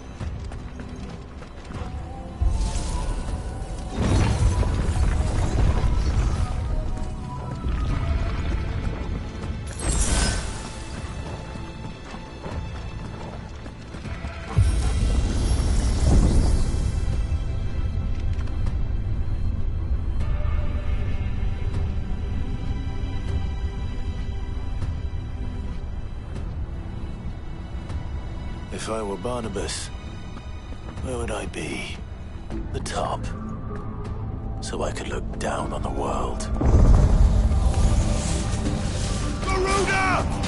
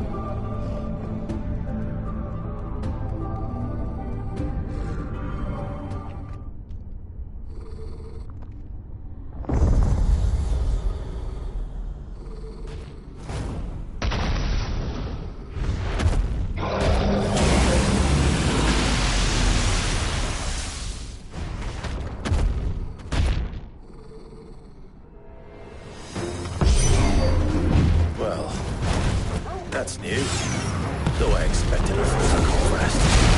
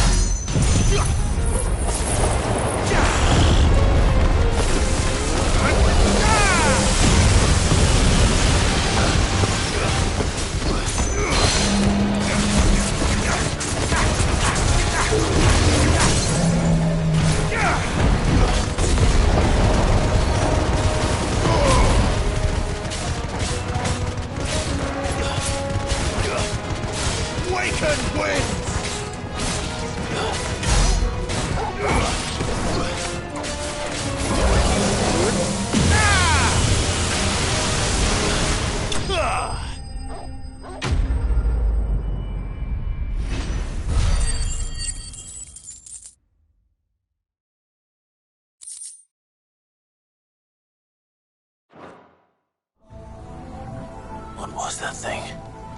Hopefully there aren't any more.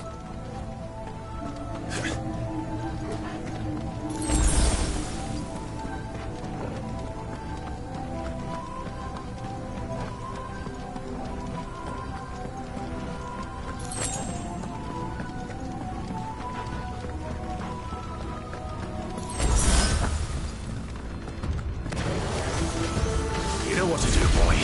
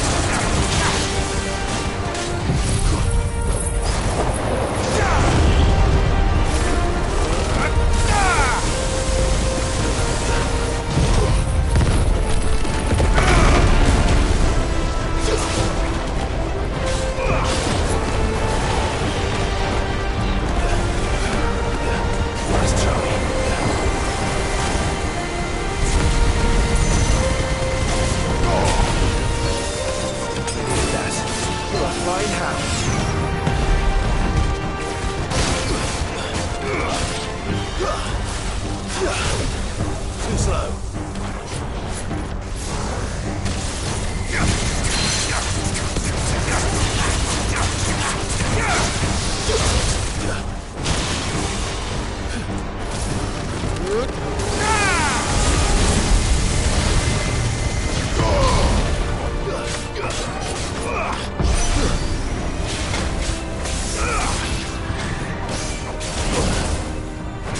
That's better.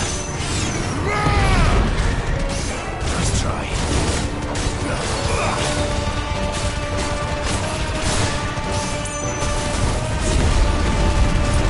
Waken!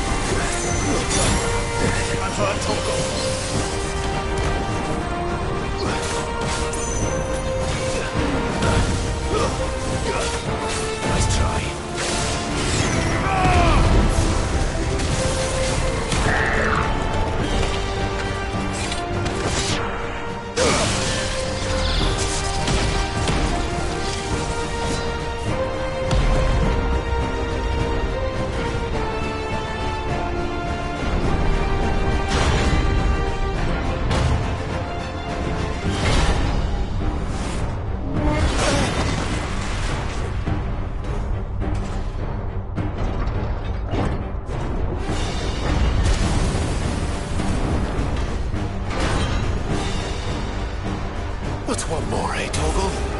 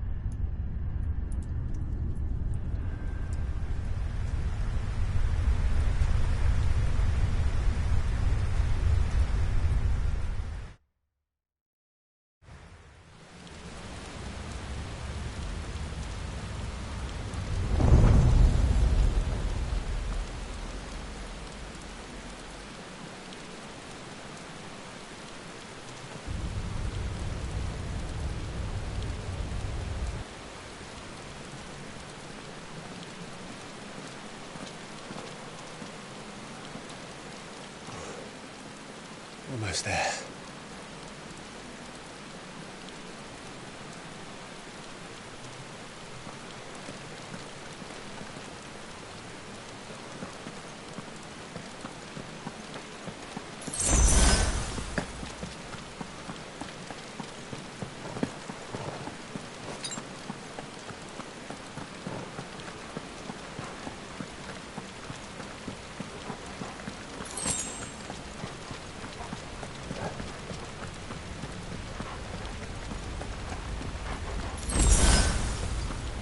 He's here.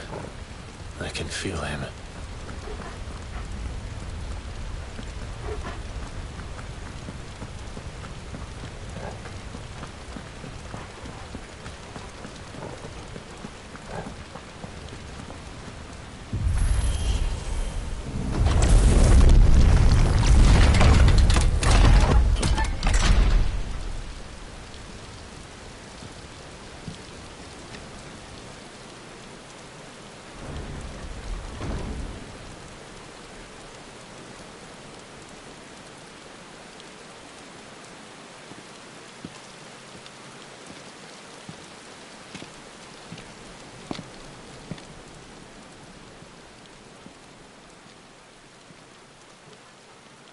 Why? The blade must ever feed if her edge is to remain keen. Butcher. What care you for these worthless creatures? They are nothing. Weak from the moment of their conception, Ever longing for power not theirs to command, they turn unfailingly upon themselves. Like sheep, they roam in filthy flocks, eager to trample those few gifted a fleece of gold. Or that they might feel contentment with their pitiful existence.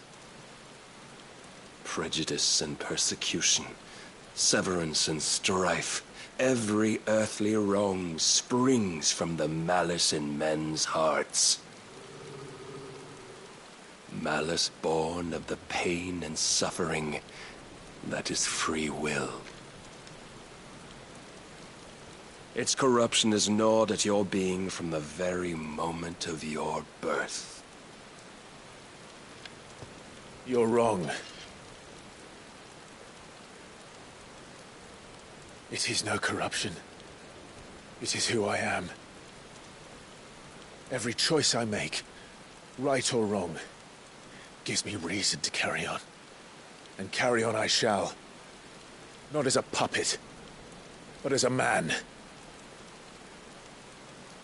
Which are you? There was a time I too thought those the only choices. What?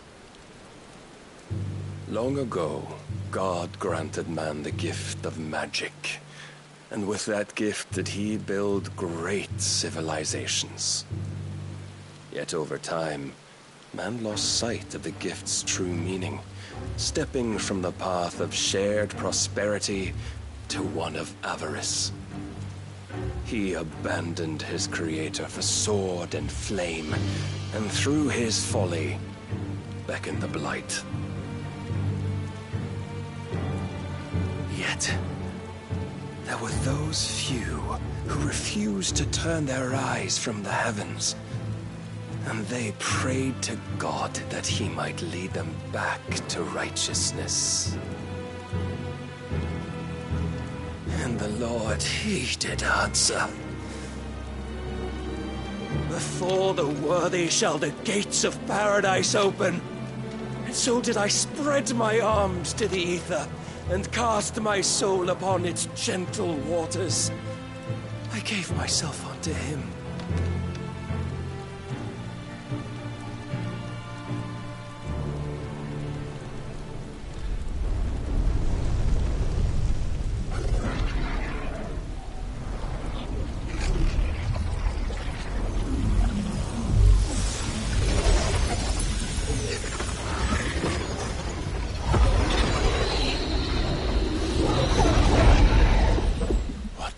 Is this?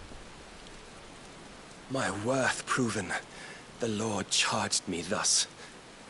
If your kind are to find salvation, they must be made to serve. You see, paradise lies but a single step away. Could we only take it? Could we only leave our transgressions behind? For none save the pure of heart and mind may set foot in the new world. I will save us. But it all begins and ends with you. You are the key, Mythos. And with this humble offering, shall I prove my faith once more. So you forsook your kingdom. You forsook yourself to serve. Tell me, how is that living?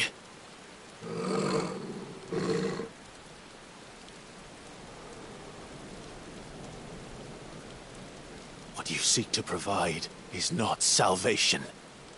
It's anything but. Life is about always having a choice. Take that away, and we might as well be dead.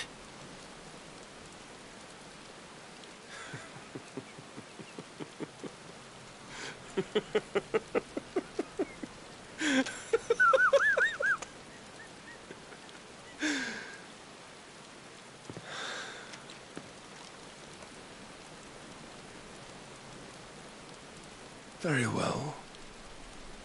Come then. Show us the strength of your will. It's not the strength of my will that should worry you. but the weakness of yours.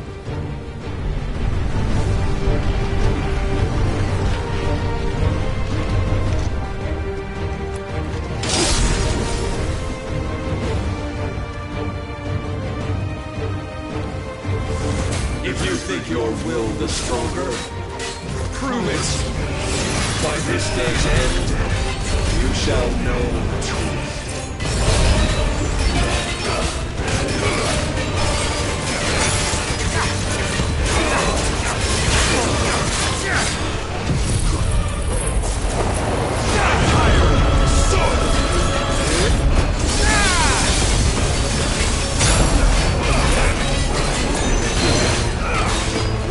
Must I show you? Messed with the might of a god, yet still you fight like a man.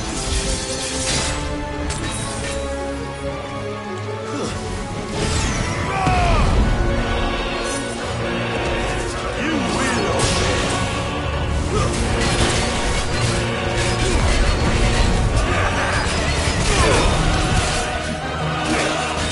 Show me more!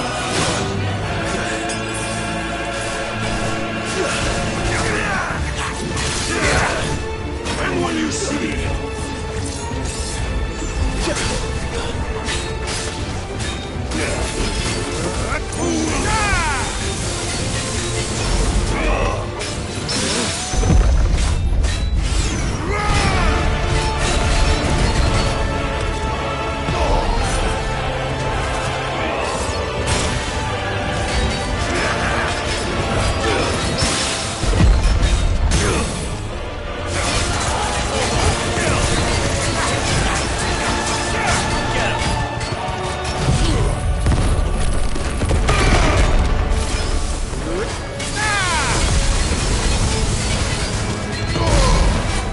Don't disappoint me, let's try.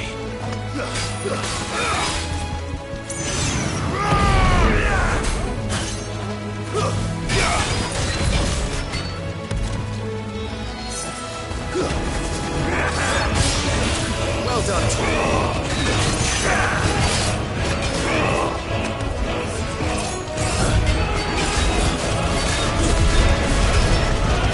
Come to me.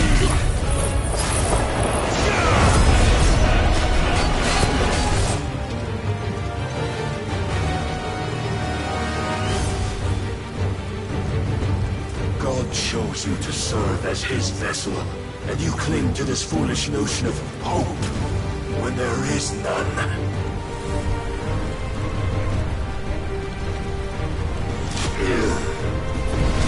Fuck!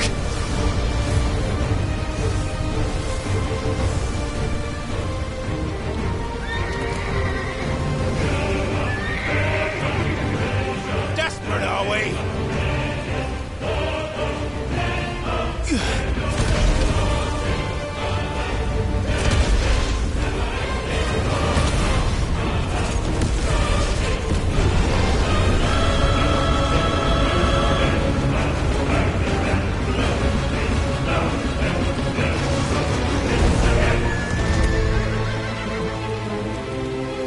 Finally, we can begin. Yeah!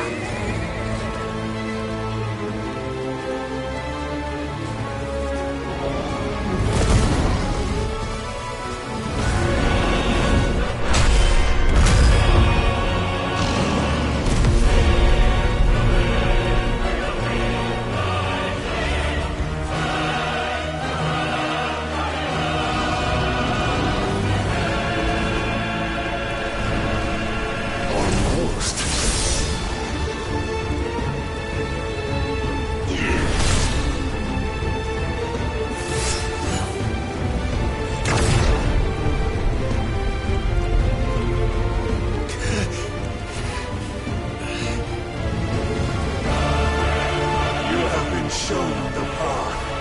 Now you must follow it.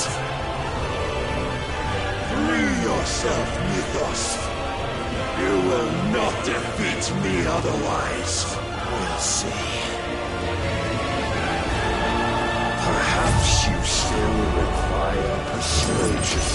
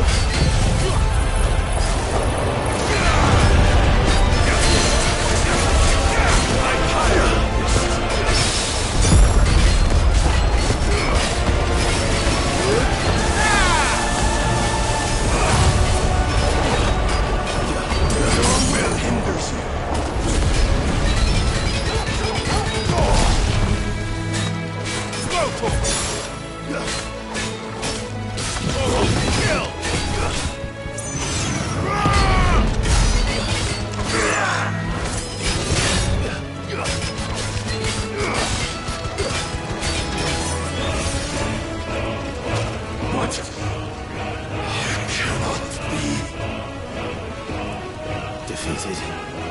You admitted defeat the moment you turned your back on us. When you turned your back on the truth, Barnabas.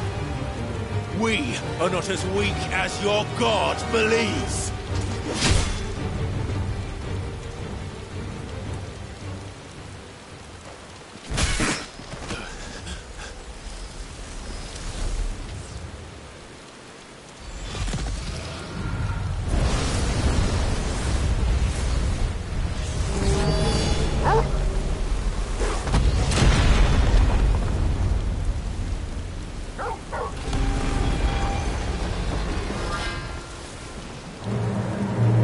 Damn it.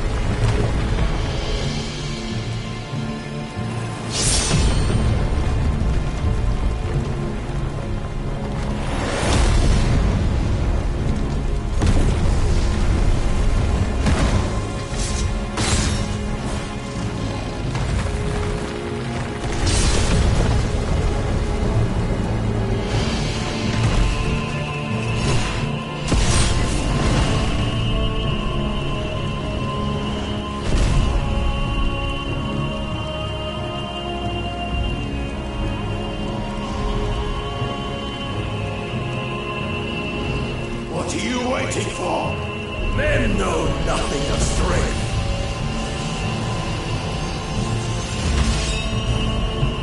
But you will.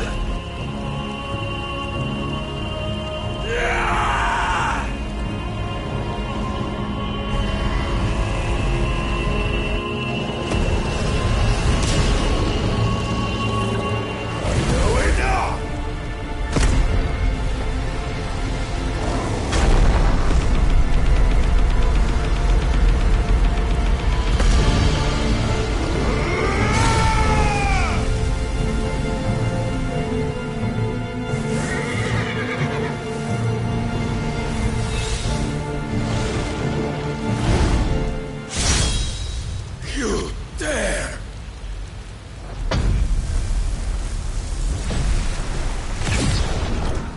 Could it be you have made a weapon of your weakness?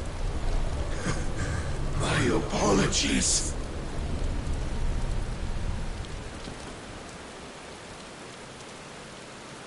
You are not the fool I took you for. And so it ends. No!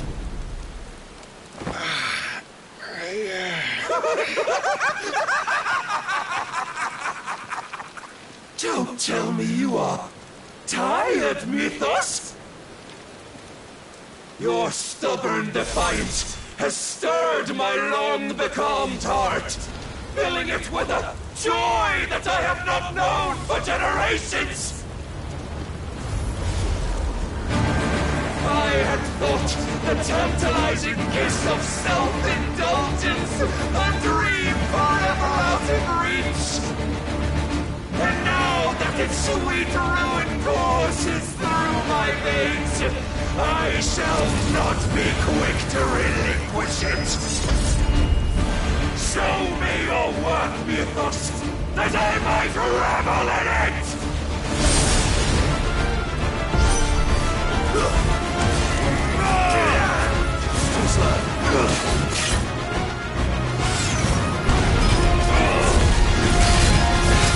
Must I show?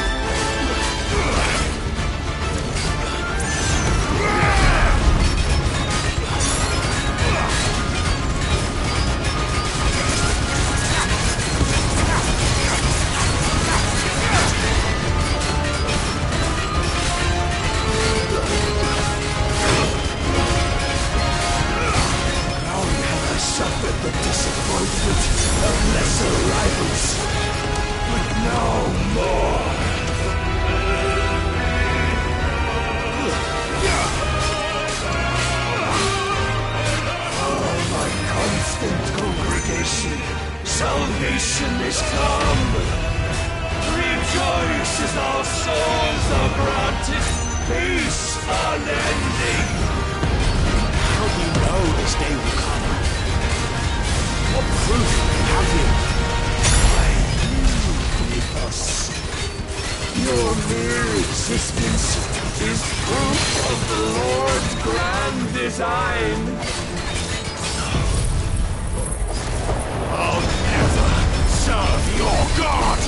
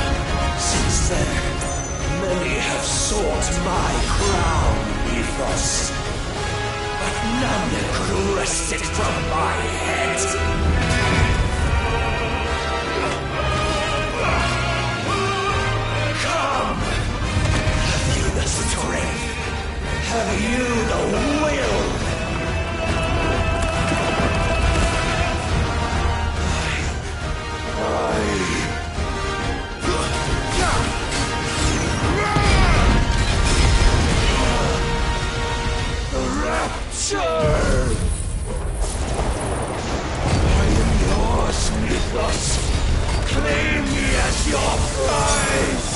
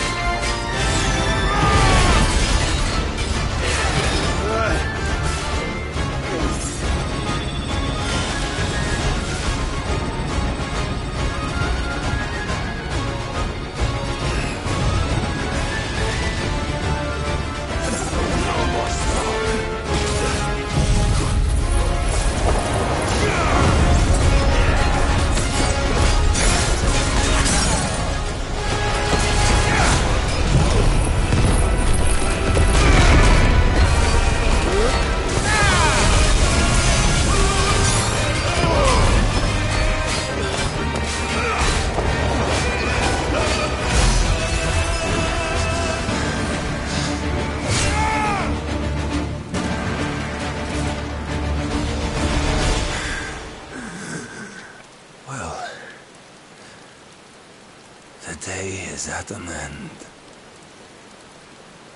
And we both know the truth.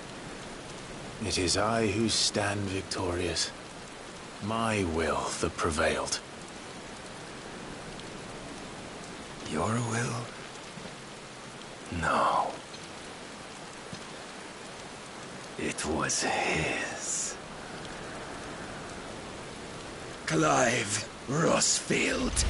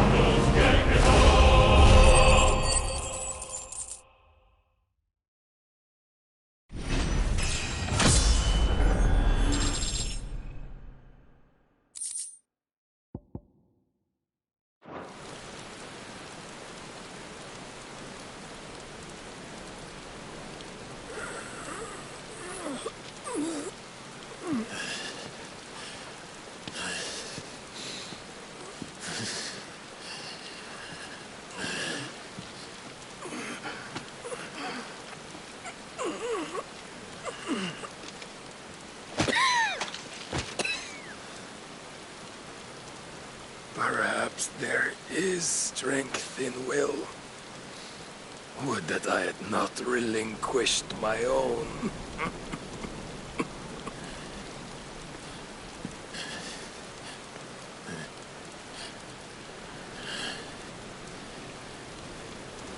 You relinquished nothing. What was it, if not will, that made you strive for a new world? Strive to win your master's approval?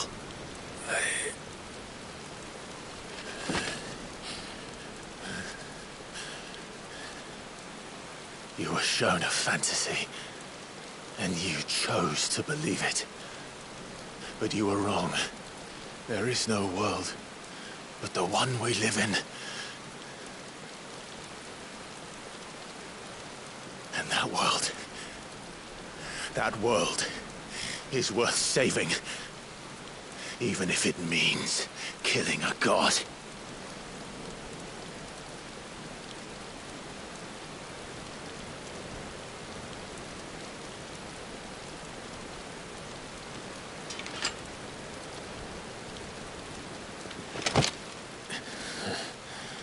Bold words from one who has served the Lord so well. This is pointless.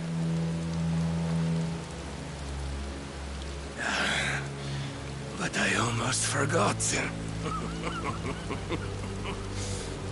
I promised that I would make you presentable. Did I not?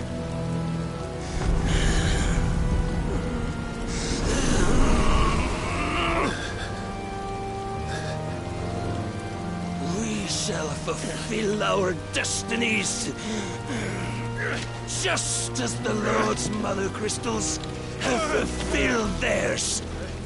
Come, Clive Rossfield. Take what is rightfully yours. Become one with God. No.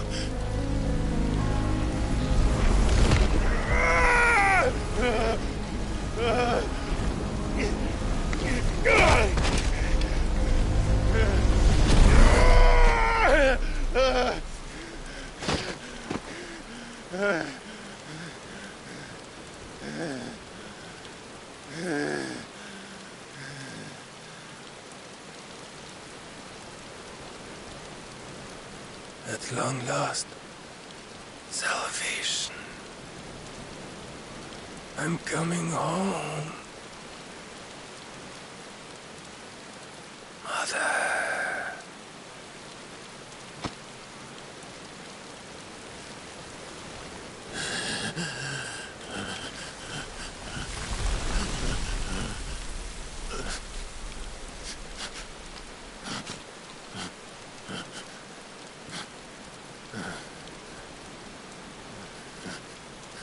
Tell me, how does it feel? Show yourself! Face me! How does it feel to consume your rival's strength? To gorge yourself on their being? To edge step by trembling step ever closer to the divine? With or without a will, you are still but a vessel, our vessel. Behold, how your body shudders in anticipation of its fate.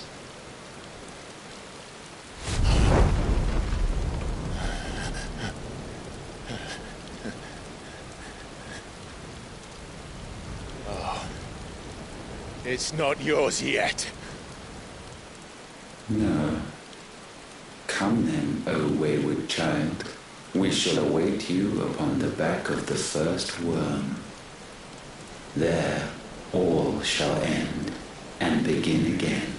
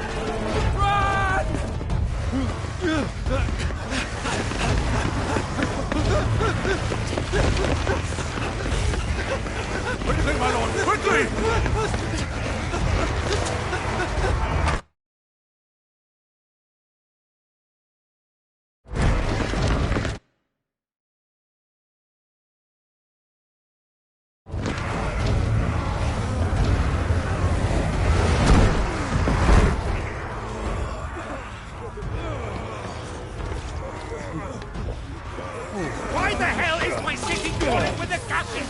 Don't ask me, ask them!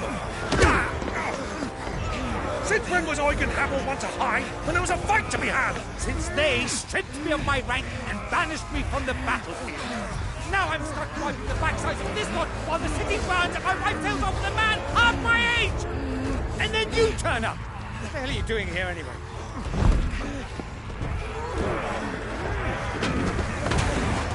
What indeed? The enemy numbers 200,000 or more, counting yours. There are simply not enough soldiers garrisoned in the capital to repel an army of that size. Then what of the central keep? Held by a contingent of soldiers and bearers from the surrounding boroughs. They are the sole reason it still stands. And all it took was an army on their doorstep to bring them together. The prospect of death does put things into perspective. Perspective? Perhaps it's what we've lacked all along.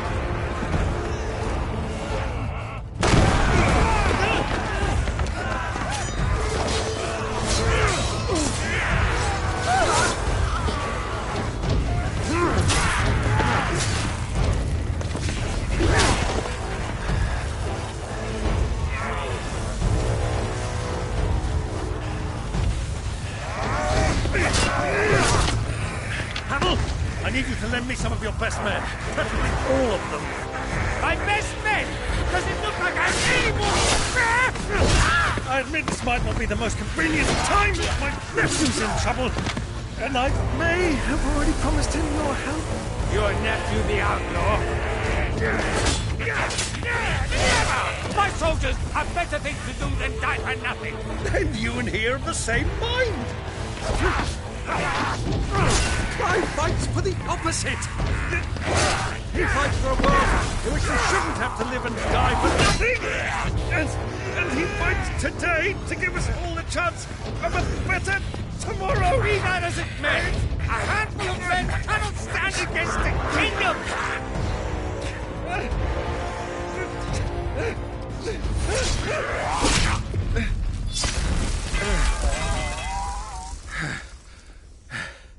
Then mayhap they are the wrong men. Well, I'll be damned. Our numbers are few, but I shall rally as many of my dragoons as I'm able. You, apprise the Lord Strategist of the state of the city's defenses. Yes, Your Radiance. And you would fight alongside us? I owe the Phoenix a debt. Does this vouch for my nephews? Aye, but I still have my doubts about you. Which we can discuss later. Indeed. You said you had men garrisoned in the keep. Captain, do you know how many yet remain? Allow me to confirm. Commander? Whatever their number, Randalar will be needing Gather the them bodies all. and build a pyre in the courtyard. Quickly. Terence. My lord.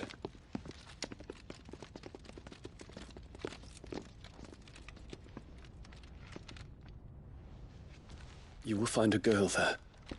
A girl? We are in the middle of a war. I owe her my life, and I always pay my debts.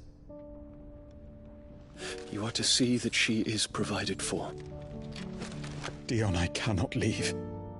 But you shall.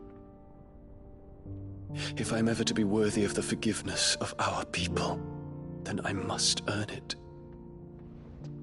And I must earn it by my hand, and my hand alone. Know that I do not ask this lightly. And know that I will do it.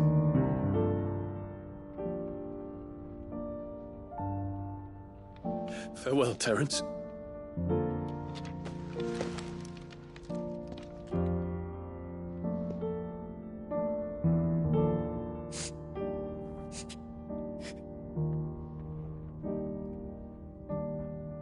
Farewell, my prince.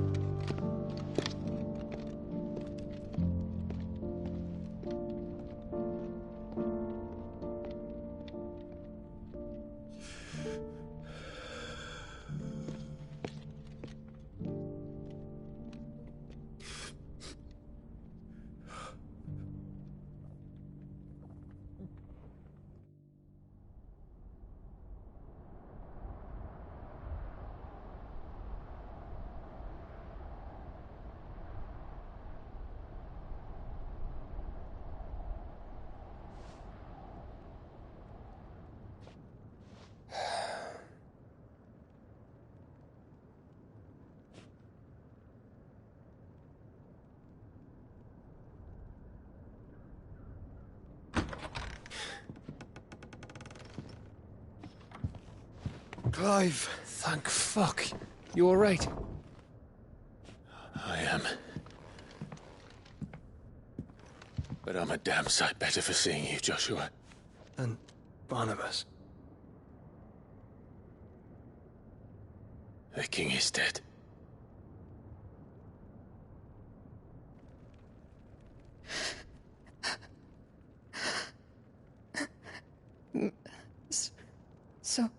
So they're all...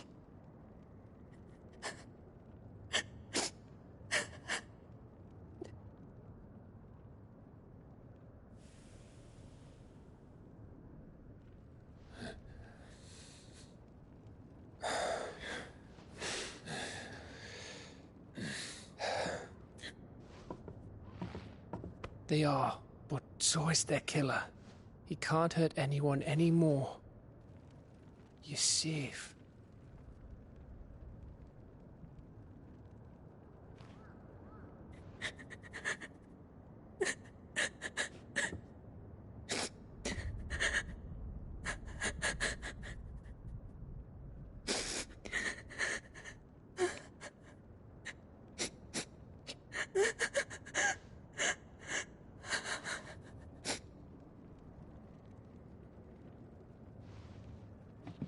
Gav, we need to talk.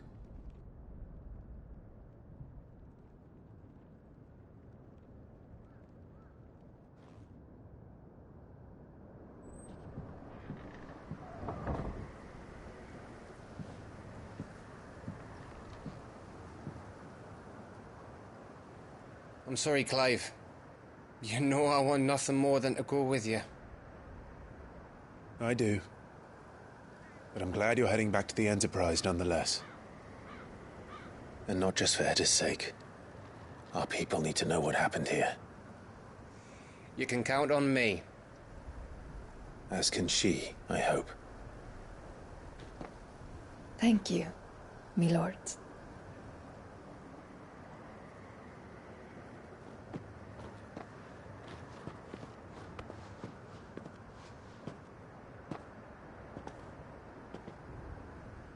Do you think that was wise? Wiser than leaving a woman with child alone in the Deadlands. They'll be safer at the hideaway. For now, at least.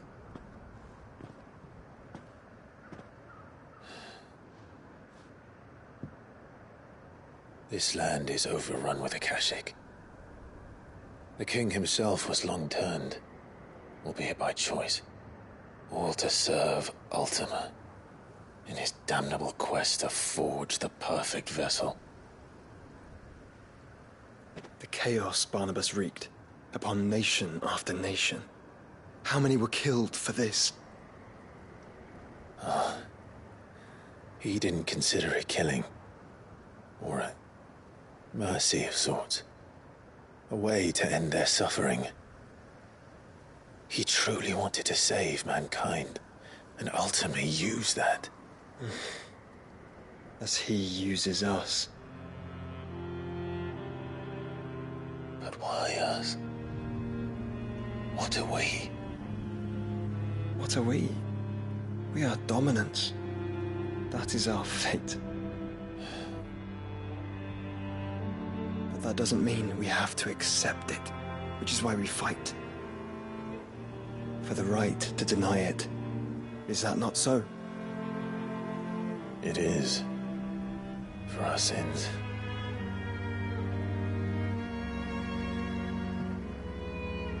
Barnabas said something else. That the Mother Crystals were Ultimas. Ultimas? Are you certain? We know that the Mother Crystals have been leading the land of Ether. And we also know that it's this which hastens the spread of the Blight. But what I cannot fathom is what Ultima stands to gain from that. What did you find at the Stronghold? The truth about Ultima's prize. For so long, I believed it to be you, and you alone. Yet, it is not merely a freat that he desires, but a freat and phoenix both.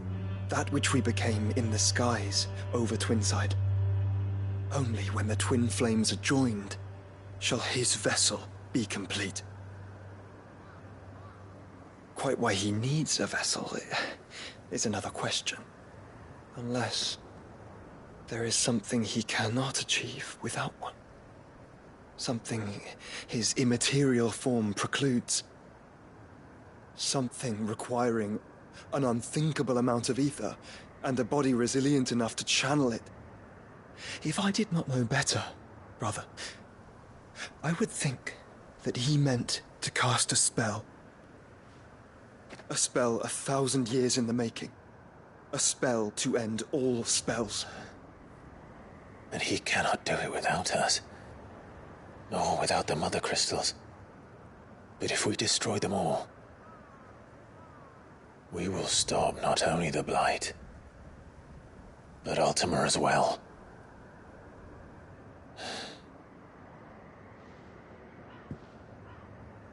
We stick to the plan then, Only this time...